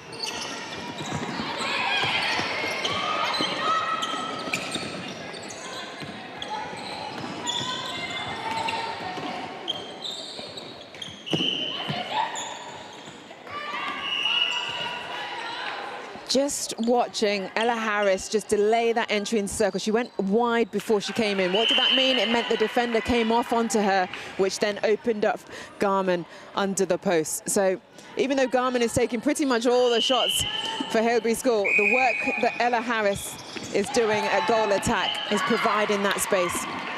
And another turnover, this time from Daisy Beer, a London Pulse next-gen player. There's Harris now with ball in hand. He's getting a little bit quicker now because they're doubling up. There, you see. As soon as she takes that little step in, Gordon's have to come off Garman, and the space opens up. There's another one. So 11 on the board now for Haileybury School, apologies. 5 on the board for Gordon.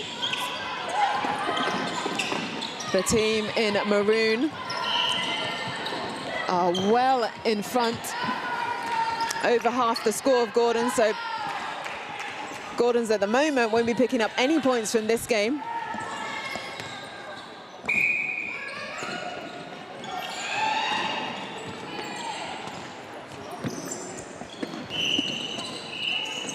And we're just over a minute left to play. They really need to start nailing some. But the defensive work rate from Haileybury School has been good, really, really good. The Gordons get one, 6 on the board, a minute left on the clock. Can Haileybury bring another one back on the board, as in push their lead further? They play the 1-2, the give and go. Oh, hello. Ella Harris, nice work, but cannot make it count, and that was a little bit naughty from Alex Garman, throwing the ball away, so it's going to be advanced. She's out of play. Straight up the middle. Dale Smith, she got a little bit wonky on one foot, but she does get the contact call. Gordons want the ball quickly. They know there's not long on the clock, 20. They're currently half of the score. So if they can nail this, it really makes sure that they get 1 point out of this game. Oh, so close. So now they need to make sure.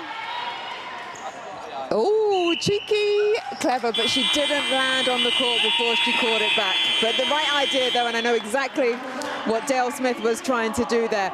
But however, they do come within 50% of Haileybury's score, so they will get 1 point Gordon's score, but it's Haileybury that get the full 5 points. 12 on the board for them to 6 for Gordon's score.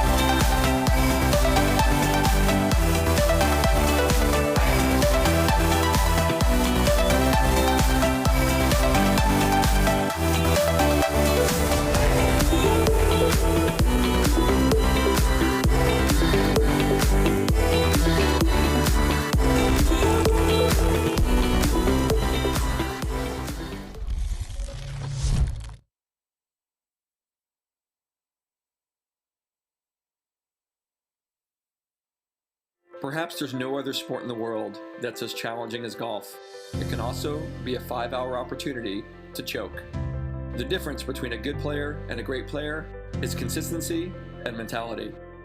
The absolute last thing any golfer needs to be thinking about is their feet slipping inside their shoes at a critical moment. Golf technology has made great strides through the years in regards to clubs, balls, and some gear, but not socks. That's until now. Viper 5 Performance Grip Socks help keep your feet locked inside your shoes so you stabilize more, which can increase your overall power transfer. By avoiding any negative foot shifting in your shoes, your swing mechanics can be biomechanically better. See, at Viper 5, we believe in marginal gains. And if we can help your game by the smallest of increments, it can be the difference between winning and losing. So why is it that sport socks actually prevent us from our maximum output? It's actually pretty simple.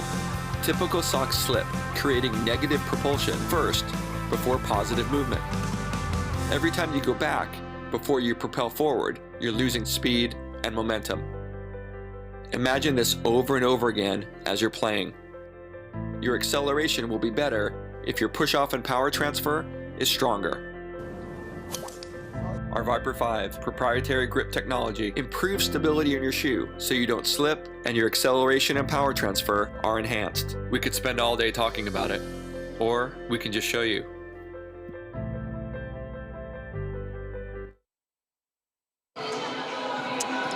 Thank Thank you for joining us here on Next Gen Live. Our next game up is Millfield School versus Gordon School. We're on Court 1 for the ISL Netball Super League, that's Independent Schools League, set up by the wonderful Jenna Adamson in partnership with Huddle events. The music drops as the centre pass is about to commence. There we go. Gordon School are in green. They have the first centre pass.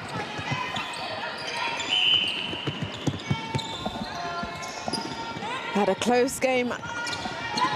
Well, not close. They didn't quite get up to it in their last game, but we'll be looking for something different here as we get a great defensive turnover from Milfield.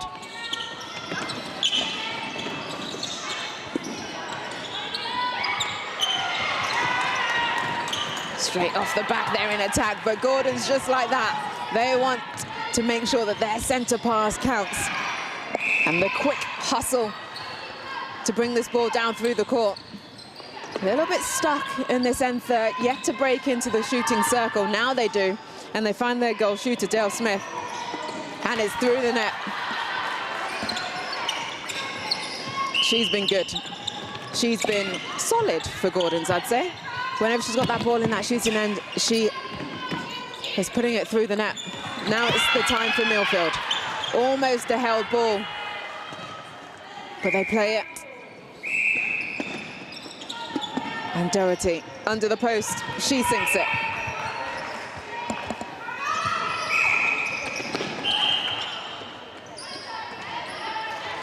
One apiece.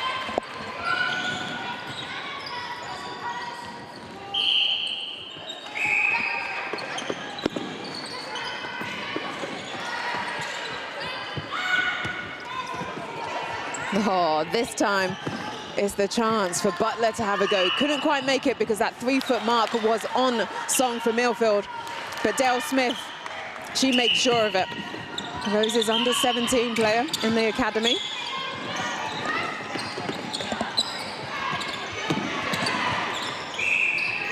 Milfield over the top, direct, to the point and through the net. 2 apiece, we're tied. 7 minutes for each quarter, 1 minute at half-time, each half, sorry, 1 minute at half-time. Oh, delayed there. She gets straight back up though. Robson, the Pulse Power under 17 player, wing attack for Gordon School. She's up and she's ready to go again. Well seen over the top of the 3-foot mark. We'll call that a pass, shall we? Into her teammate, because Dale Smith, we know she's going to net that.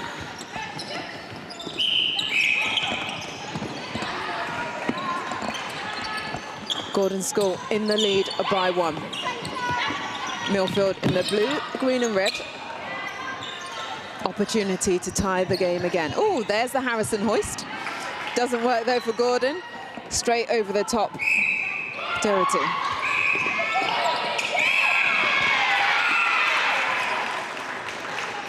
Three seconds, good defensive work rate, and you just saw Jenna Adamson, head coach for Milfield, and the founder of this ISL competition. Very much happy with what her defensive unit was doing there. Can't quite nail it though, Milfield. Possession goes to Gordon.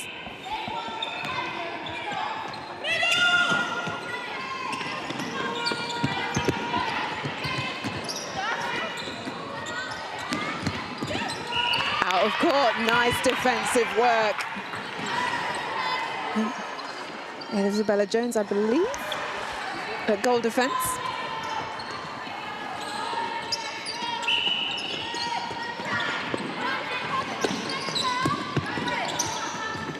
Paul moving nicely through the court for Milfield. The width and then the reset to the center. Ah, there it is. The space that is opening up is lovely to see. They take themselves one in front with 2 minutes 45 seconds on the clock and a Milfield center pass. A little bit of a thing with the center pass. Oh, just too close for comfort from Robson. Contact. Oh, that was not the best delivery. Luckily, it tipped off the back line from Lya, the goalkeeper for Gordons. Everyone's pushed in to that right-hand side for Milfield. Can they create some space? Do they need to create some space? Apparently not.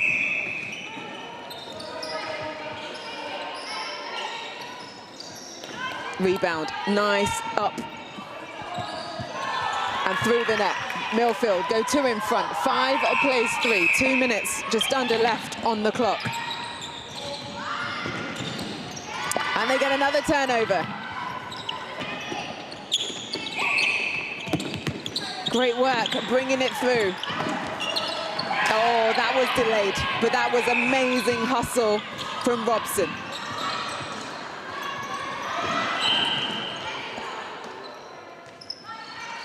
Even Butler was doing her piece there as well for the defensive, well, attackers doing the work to get a turnover. And then they nail it, back to 1. Milfield centre pass. Strong take. Gordon's doing well to push Milfield wide. No one really breaking through that middle.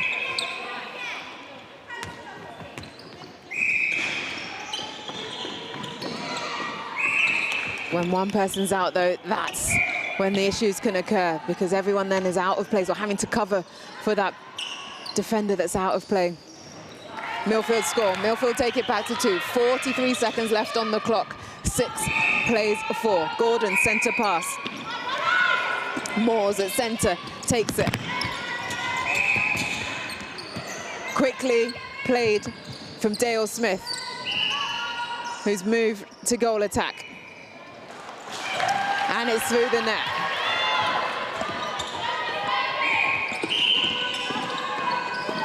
They know it's close, 17 seconds on the clock. Milfield would want to go into half-time with a 2-goal cushion if they can. Oh, and a slip. There's no time for injuries. So, I hope she's okay. But looks quite serious, the slip all the way into the shooting circle. So there goes the buzzer for half-time, just 1 the difference. As we just make sure that all players are okay. And that's Jess Robson, wing attack for Gordons, as their team go back to the bench to get some words from their coach and other teammates and just try and keep their heads in the game, because unfortunately, in a sport as high as this, there's so much movement, so much strength. We do get injuries, but it's how you deal with it as a team. And we wish everyone speedy recovery, and it's not too serious. So Gordons will have to change up a little bit because of that. Milfield, they find themselves a 1 in front. Had a little flurry of goals, which saw them take the lead. It'll be whether they can hold it for the next 7 minutes of this second half. Oh, it's good to see Jess Robson as she is up, being carried off the court, but at least she's up. So that is a positive, and she'll be seen to make sure she'll be fit and rearing to go again in not long. Watch your screen, some of our wonderful partners, Flyhawk, Viper, So Swim, Eager, Huddle, all kindly and evenly supporting this ISL competition. Gordons take the centre pass to start off this second half. Few people falling.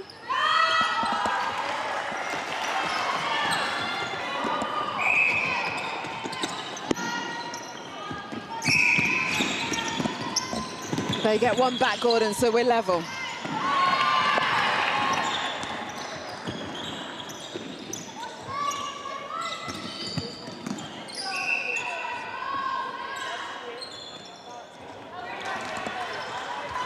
And it goes through. A nice goal from Olivia Doherty, the goal shooter from Milfield.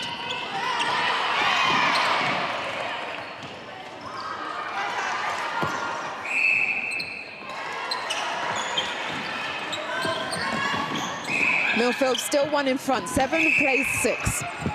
Gordon's with a chance to level. Of course they're going to level because it's Anna Dale Smith at goal attack now, doing the business.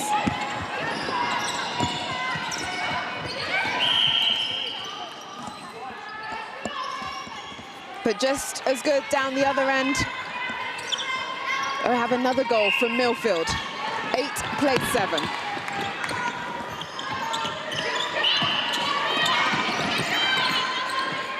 Dale Smith again doing the work. She's now in there with Amelia Lomas at goal shooter. Captain is back on the court. 8 apiece. 5 minutes left on the clock.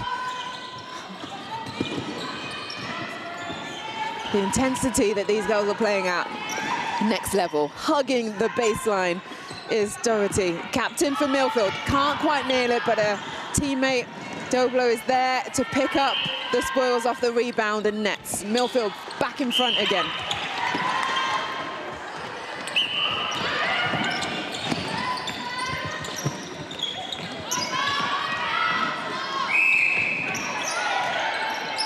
Just a bit of ill discipline.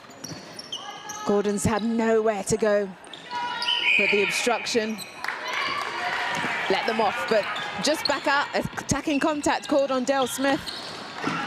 Milfield with possession. Pickering, goal defense.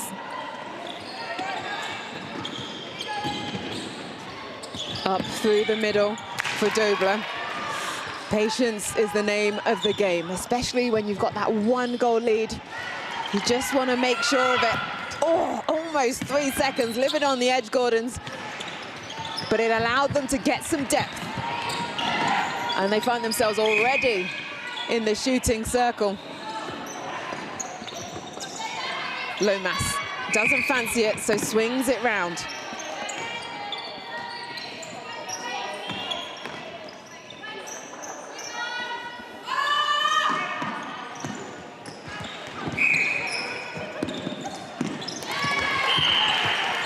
Milfield turnover.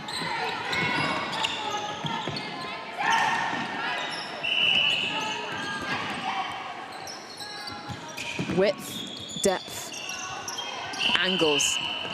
It's an easy game, really.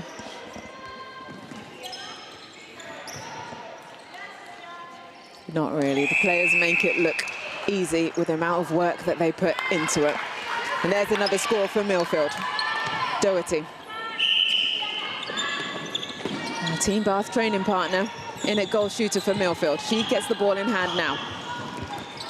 The circle rotation is good for Milfield. And the goals coming through the net also good. They now find themselves 3 in front, 11 to Milfield, Gordon's 8. 2 minutes 50 on the board in terms of the clock.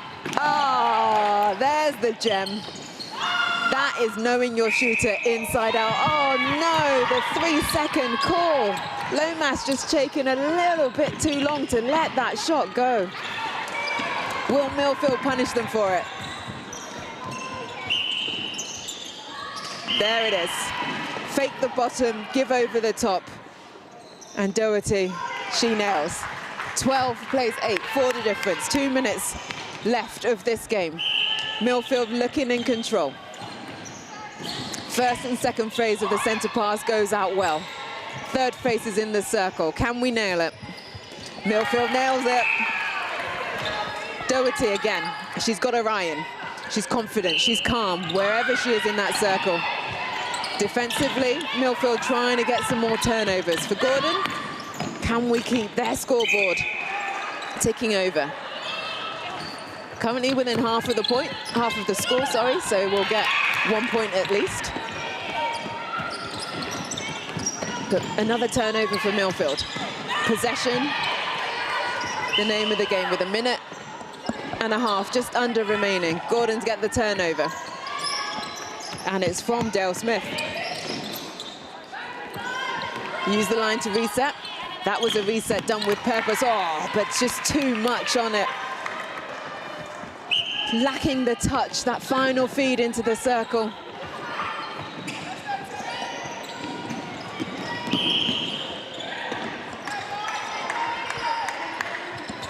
13 plays 8. We're under a minute left of this game. Milfield in the driving seat. Milfield make it 14-8. Lovely shot from Dubler. Their centre pass. Could it be another one on the board? Oh, well covered on the baseline from Laya for Gordons. But then just clipping to get the contact call.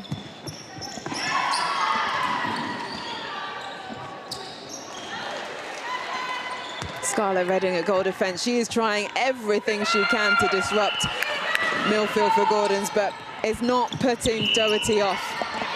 10 seconds left on the clock. This time round, oh, the post is her friend. You know when luck's on your side and a passage of play like that comes off. Oh, fabulous work from Gordons to get that last goal on the board, but it was a little too late because it's Milfield that get the win in that game. They win 15 up against Gordon's School 9 to finish up that game on here on court 1.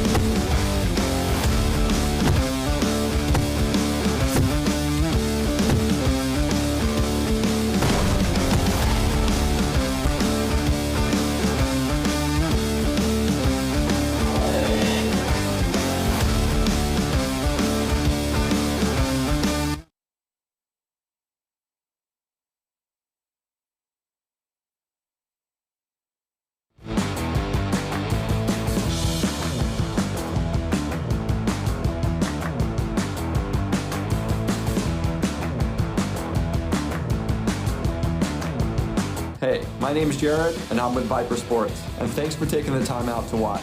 I want to introduce you to our new Viper Sports Adventure line with 37.5 active particles. When infused into the sock's fabric, the 37.5 active particles help to create a microclimate within your shoe by capturing and releasing moisture vapor. This unique feature helps to regulate temperature and humidity, ensuring that your feet stay cool, dry, and comfortable during any climate you're performing in. 37.5 technology also helps maintain odor control by actively removing odor-causing molecules, keeping your feet fresh and eliminating any unpleasant smell. Here's our friends over at 37.5 to tell you more about this ingenious technology. To show 37.5 in action, we have two identical chambers, each being filled with water vapor to create humidity. The humidity sensors within the chambers are displaying the level of real-time humidity in either side. We then open the bottom to expose one chamber to 37.5 active particles and the other to an equal volume of empty space. Watch the humidity level on the side exposed to 37.5 technology drop, while the other side remains at a higher humidity. Even after the humidity is no longer visible, it's still present and measurable. The side with 37.5 is attracting the moisture vapor, dynamically controlling the humidity level. This shows how 37.5 technology uses active particles to attract and remove moisture vapor, reducing uncomfortable humidity within your microclimate. Humidity is an amplifier. When it's present, temperature feels different. Cold feels colder, and hot feels hotter. Take weather. 90 degrees in Florida can feel very uncomfortable, and 90 degrees in Arizona can feel great. The only difference is the amount of humidity. 37.5 technology. Dynamic thermoregulation, 24 hours a day. It's the final game of today on court 1. Haileybury School versus MK Dons set. Centre pass goes to MK Dons in the black, orange and yellow. They're going to the right of the screens, and it's the first turnover though for Haileybury School. Their starting 7, Webster at keeper, Tong wing defence, Fletcher goal defence, Skinner wing attack, Bostock centre, Harris is at goal attack, and Garman at goal shooter. There's Harris at goal attack, gets it in, and there is Garman under the post, netting like it's just a walk in the park. Well, we've seen MK Dons start slowly, I think pretty much all the games are here on court 1, but then have found their rhythm and come back. Some games they've won, others they've cut it really fine. Seems the same is happening in this game as they go 2-0 down now. Haileybury School 2, MK Dons 0. And there's another turnover, this time from centre Bostock. The London Pulse under-19 player for Haileybury. With ball in hand now, she gets the turnover, and look, she's there in attack as well, giving and going. Straight over the top of the Dons defenders, and leaves it for Alex Garman to net another point. The ex-Hatfield player scoring goals for fun. Oh, not received. Just a little bit too strong, that pass for Ella Harris at goal attack to be able to pull in. And it means Bree at goalkeeper will take that free pass.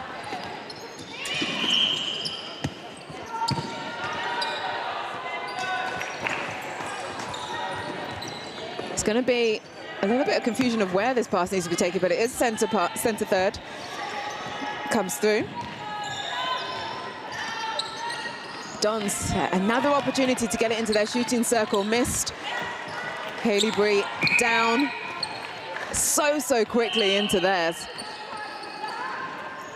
Mulby getting down for the contact. Unlucky. Maddie Cowan at goal defence. She got a hand to it, but stapped it straight back into the opposition's hands.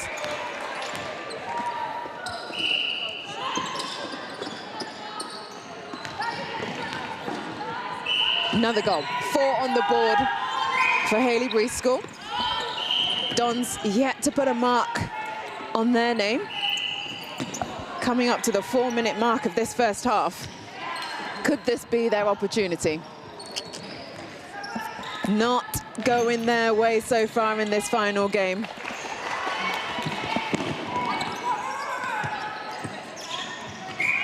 Another opportunity. Oh, could have gone a little bit early, I think, but the goalkeeping prowess of Webster, the captain for Haileybury School, she was there. She read that so well. Not just getting a hand to it, but pulling it in so that it's a full-blown turnover for Haileybury School. The give and go around the edge of the circle. Bostock being the playmaker. She sights the space so well for her shooters, just exactly where the defenders do not want the ball to go.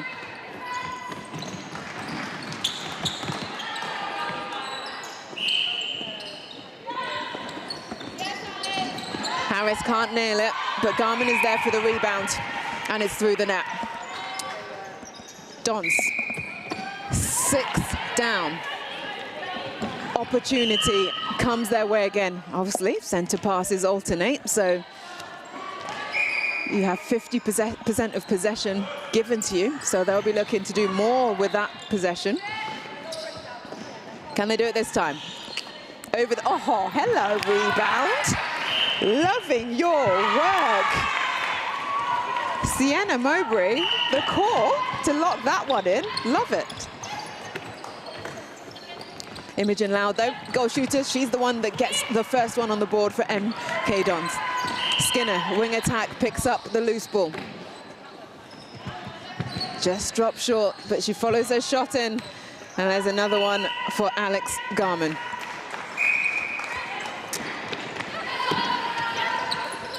Well picked up off the Don center pass.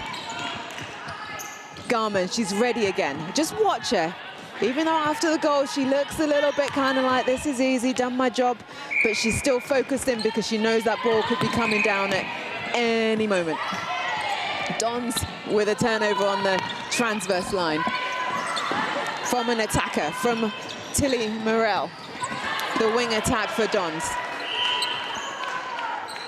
Just under 2 minutes left of this first half. Over the top and in.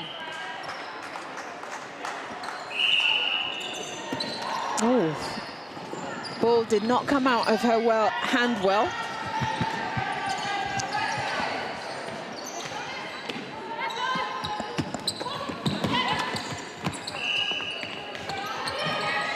This ball is becoming a little bit sloppy, the play. And there's a great two-handed take from Cowan at goal defense for MK Dons. Yes, Haileybury School are 8-1 in front, but you still need to keep those standards high, and it starts there because Harris at goal attack gets the two-handed turnover. Now can we be a little bit more clinical with this ball as we go through? It's a little bit static. Dons are setting up a kind of zonal play, but it means you actually have to keep moving so that the feeder can see where the space is and not sit behind your opposition. They do it in the end. Dons centre pass. Oh, straight back into the crowded mess. Like to have seen wing attack Morell just keep going deep.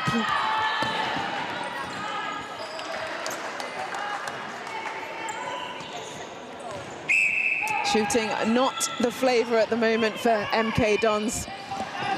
13 seconds left on the clock. They find themselves 8 down in this first half of the very last game of competition day 1 for the Super League.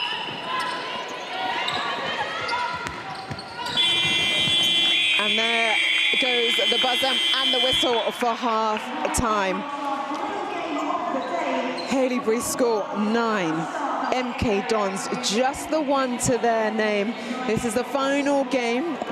These players have played a lot of matches today, but you've got to keep pushing till the very end because every game matters, every point counts as they go into the next round next month at the Worcester Arena. And then hopefully, if you make top 4, you go into the playoffs.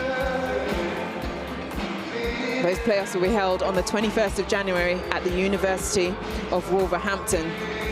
Competition day 2 will be on the 23rd of November in Worcester Arena, where we'll have the Super League and the Academy League playing. Second half underway, the final half of competition day 1, and it's going to be Haileybury School to take the centre pass. Haileybury School, they find themselves a 9-1 up coming into this last half. A really clinical performance from them. Their ability to find their shooters well and be so accurate on the shot has been crucial, and it seems to continue now.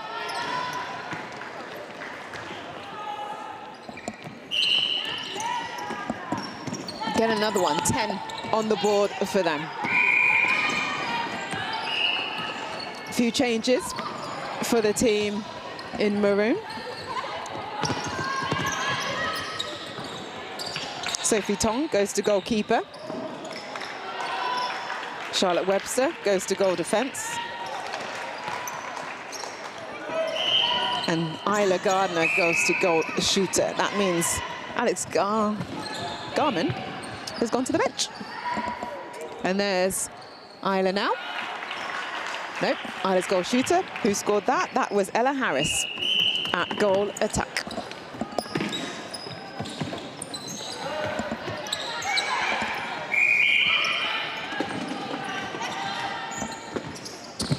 So 12 on the board for Haileybury School. Just the one for MK Dons.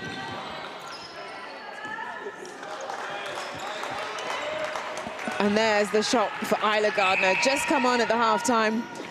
The Mavericks under 17 PDP player. Trying to find some space on the baseline. She holds her space very, very well against Bella Mowbray. And that ball just snuck through. And yes, a smile and a high five given to her teammate. Doing well, very, very well is Haileybury School. MK Dons have had patches. That was not a good patch. Passing the ball straight into the hands of the opposition. But lots learned, I'm sure, from every single time they step out onto the court. This is ISL Netball.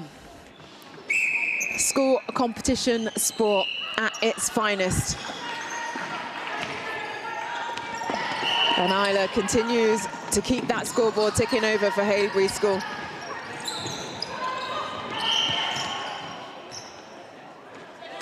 Draws the contact. Bella Mowbray called out of play. And this time, Ella Harris, she gets a chance.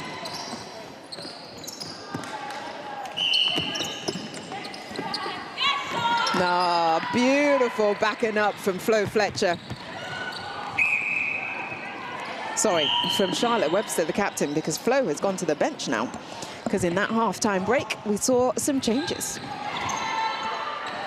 Another turnover, making it look so easy.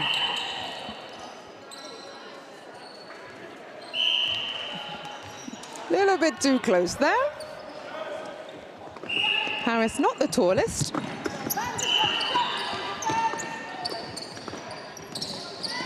But still, need to be 3 foot away. Just both shooters overcooking it over the top, so it will go into the hands of MK Dons. 16 plays 1. Can Dons get another one? Not if they're going to keep throwing the ball back to Haileybury School, who have 16 goals to their name on the board. Can they make it 17? Yeah, they can. Through the net. Nicely played. Dons are going to make a change. In center. Are we going to have a little bit more firepower?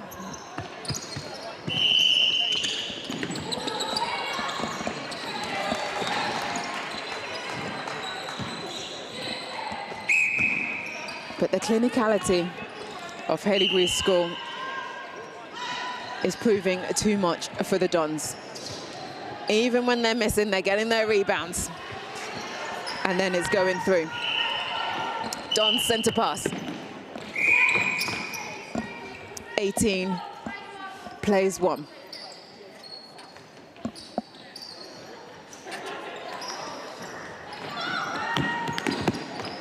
Lack of options for Dons. But they do find themselves into the circle. Oh, the quick ball needed to go. It didn't. And a defender's hand gets in the way.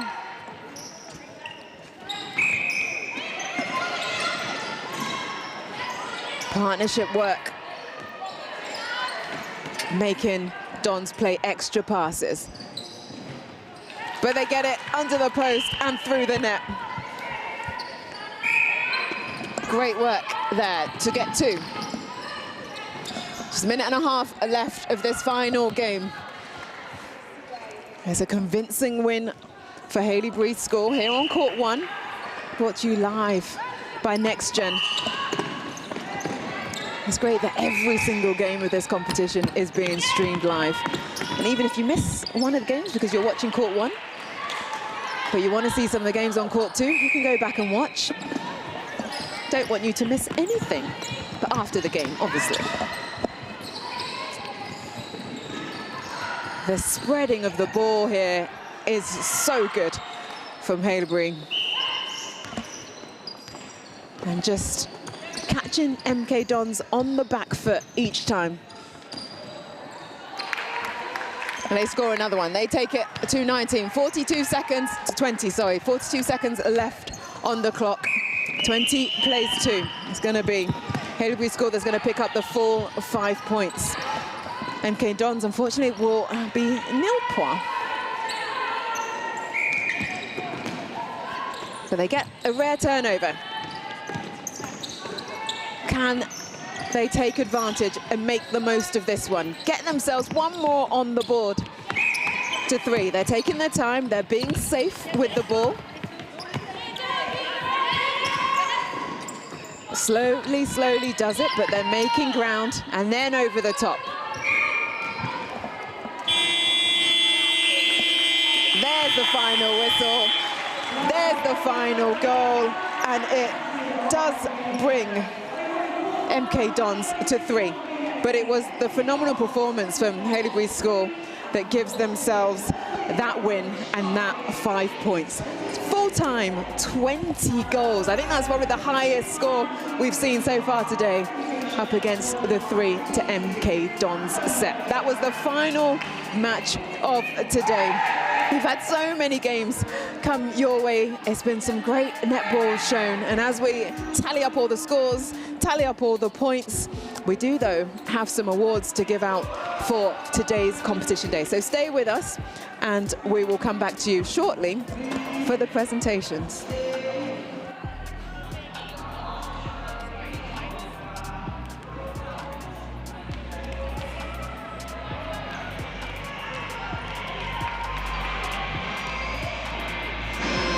So, presentations are going to be done on court 2.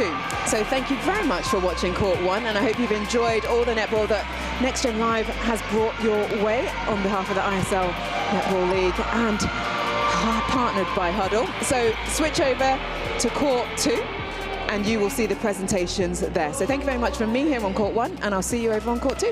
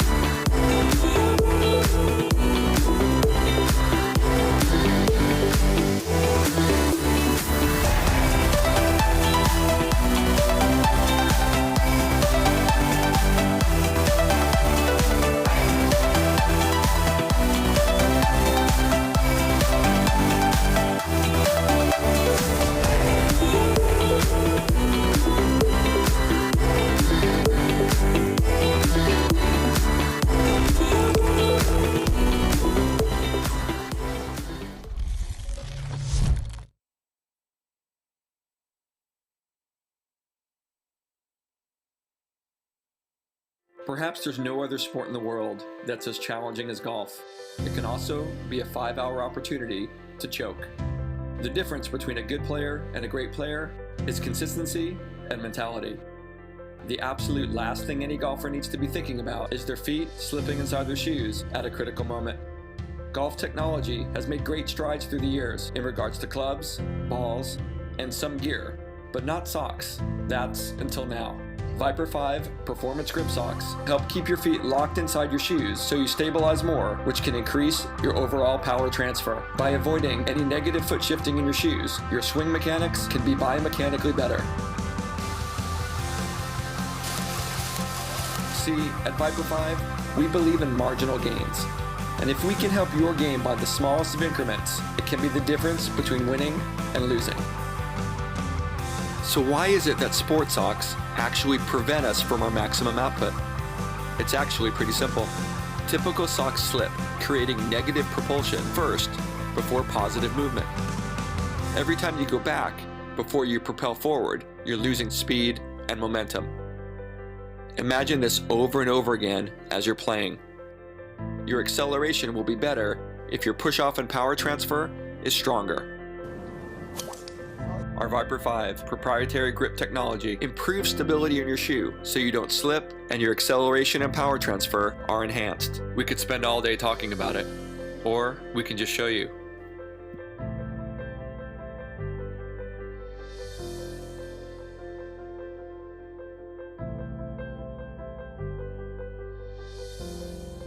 always, Viper 5.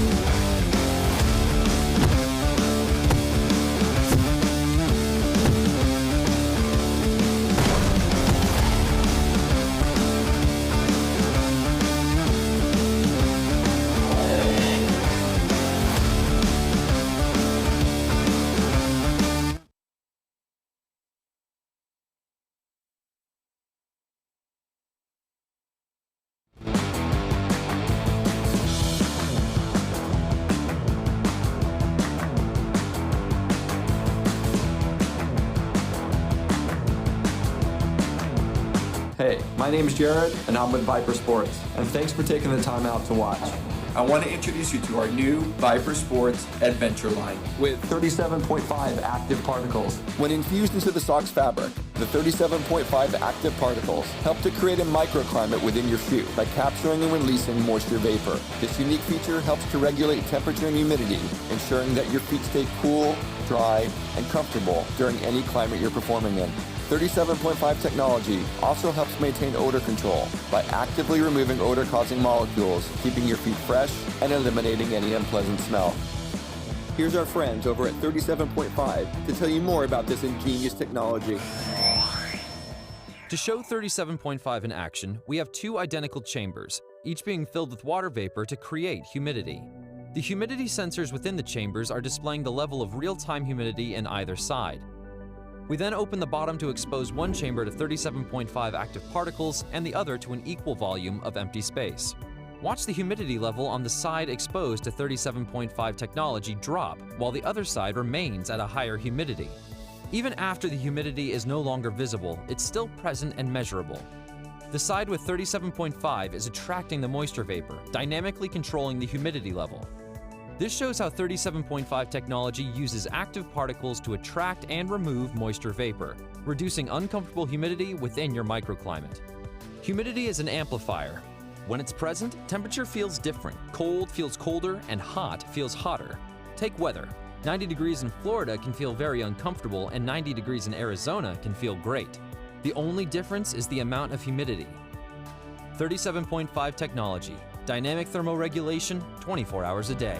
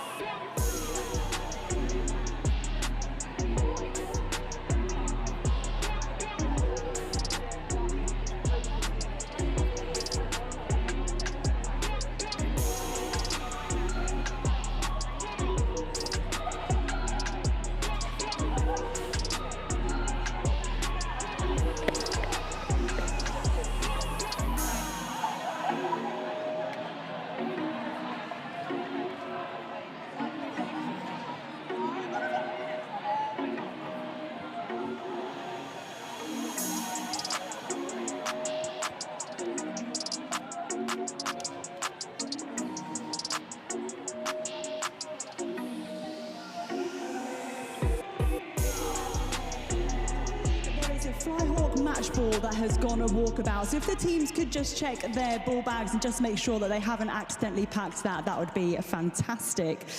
Now, before we begin the awards presentation, we're first going to celebrate a fantastic first day of competition with a recap of the current standings. Now, as I call each team out, if the captain could come and collect some goodie bags, that would be brilliant. A big thank you to our sponsors and partners for their generous gifts and support. To Callow, Fab Little Bags, So Swim, Eager Drinks, Flyhawk, Viper Socks, and Eliat Cereal. Now, presenting the goodie bags today is none other than England legend Pamela Cookie. So first up in 8th position, if we could have the captain for Wrekin. Now the results might not have gone their way, but we have seen some strong performances throughout for Wrekin. Oh, don't forget that one. In 7th position is MK Dongs. Captain, come on up. They have had some tough games, but they've showed incredible grit and determination throughout the day. In 6th position is Hurstpierpoint. With 2 wins and 5 losses, there have been moments of brilliance from Hurstpierpoint. Do come and collect your goodie bags. In 5th position currently is Gordon's. They had a flawless start today with 3 wins from 3 games, but some narrow losses just see them into 5th place to end day 1. In 4th position is Solihull. They've got 4 wins today and the only draw of the day. These guys have impressed from start to finish, particularly strong at the bookends of each court. In 3rd position currently is Haileybury. A little bit of a slow start to the morning with 2 losses on the bounce, but they have bounced back strong with 3 consecutive wins to round out the day. In 2nd position is Milfield. Just 2 losses across the 7 games. They have been sublime across all thirds of the court, powered by some tenacious work from their mid-quarters. And currently in that top spot is Berkhamsted. A flawless start to the competition. They finished day 1 undefeated, including an incredible comeback against Gordon's, which I think personally was a game of the day. Now, a huge round of applause to all of you for all of your performances throughout day 1.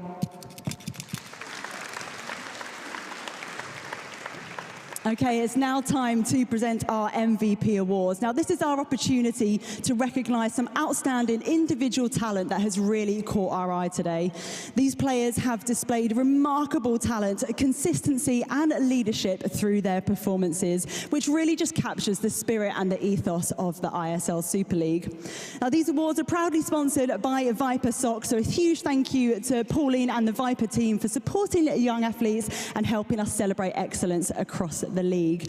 Each MVP today will receive a Viper goodie bag, including a pair of premium Viper performance socks, a certificate, a Huddle water bottle, and an Eager juice carton.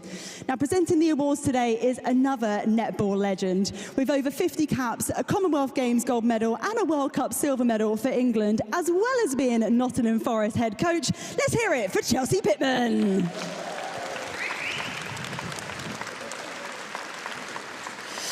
Now, they say defence wins championships, so our first award is to celebrate those players who are every shooter's nightmare, the ones who anticipate every move, cut off the options, and create game-changing turnovers at crucial moments. Today's MVP defender has impressed us no end with superb awareness and control, anchoring their team's defence with outstanding timing and anticipation. Can I get a little drum roll, please? Let's do a drum roll. The MVP defender from Solihull, Mariam Olajuwon.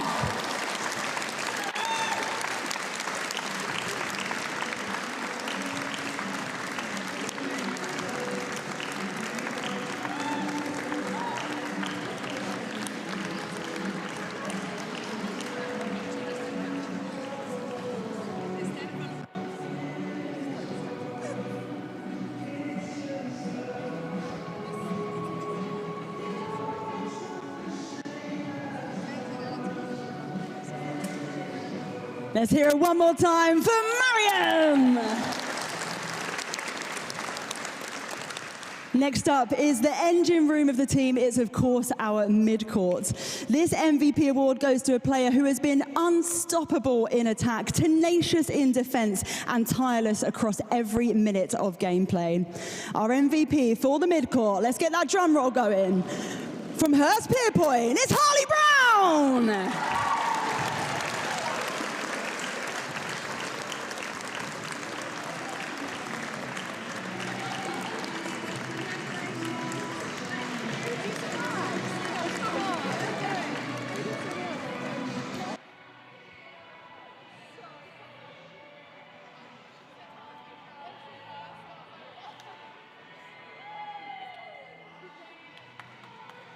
Let's hear it one more time for Harley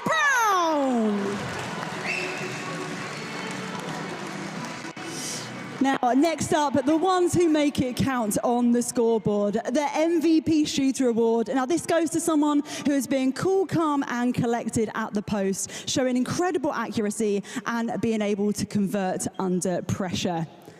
You know what I'm going to ask for now. Let's get that drum roll going. The MVP shooter from Berkhamsted, Sienna Lewis.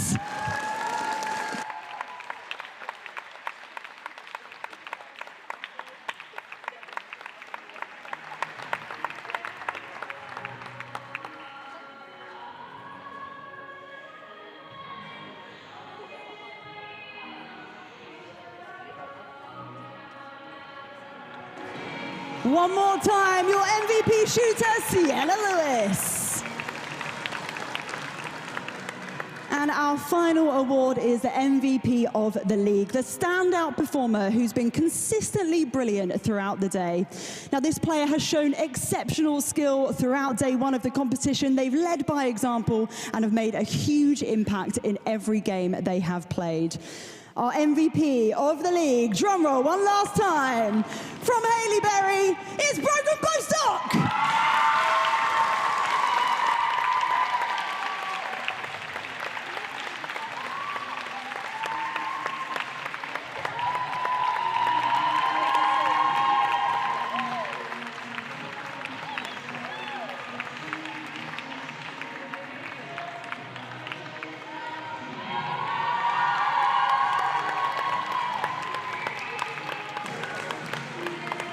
One more time, Broken Bostock, everybody! Well, I think we should have one more huge round of applause to Viper Socks, to Chelsea Pittman, and of course, all of our MVPs. Now, as we wrap up day one of the ISL Super League, a huge thank you to everyone who has made today possible. Our officials, our coaches, volunteers, venue staff, and of course, all of you for making today what it is. But a particular shout out to Jenna and Talia and Ollie from Huddle events. We literally would not have this without them. So let's give it up for Jenna, Ollie, and Talia. A big thank you as well to our event partners for their support, to Callow, Fab Little Bag, So Swim, Eager Drinks, Flyhawk, Viper, and Eliat Cereal. Now, we'll see all of you again for day two on Sunday, the 23rd of November at the University of Worcester Arena, where the league table will really start to take shape. Now, before you all go home, we are going to try and do a big group photo. So if I could have all of you in front of the banners here, that would be marvellous.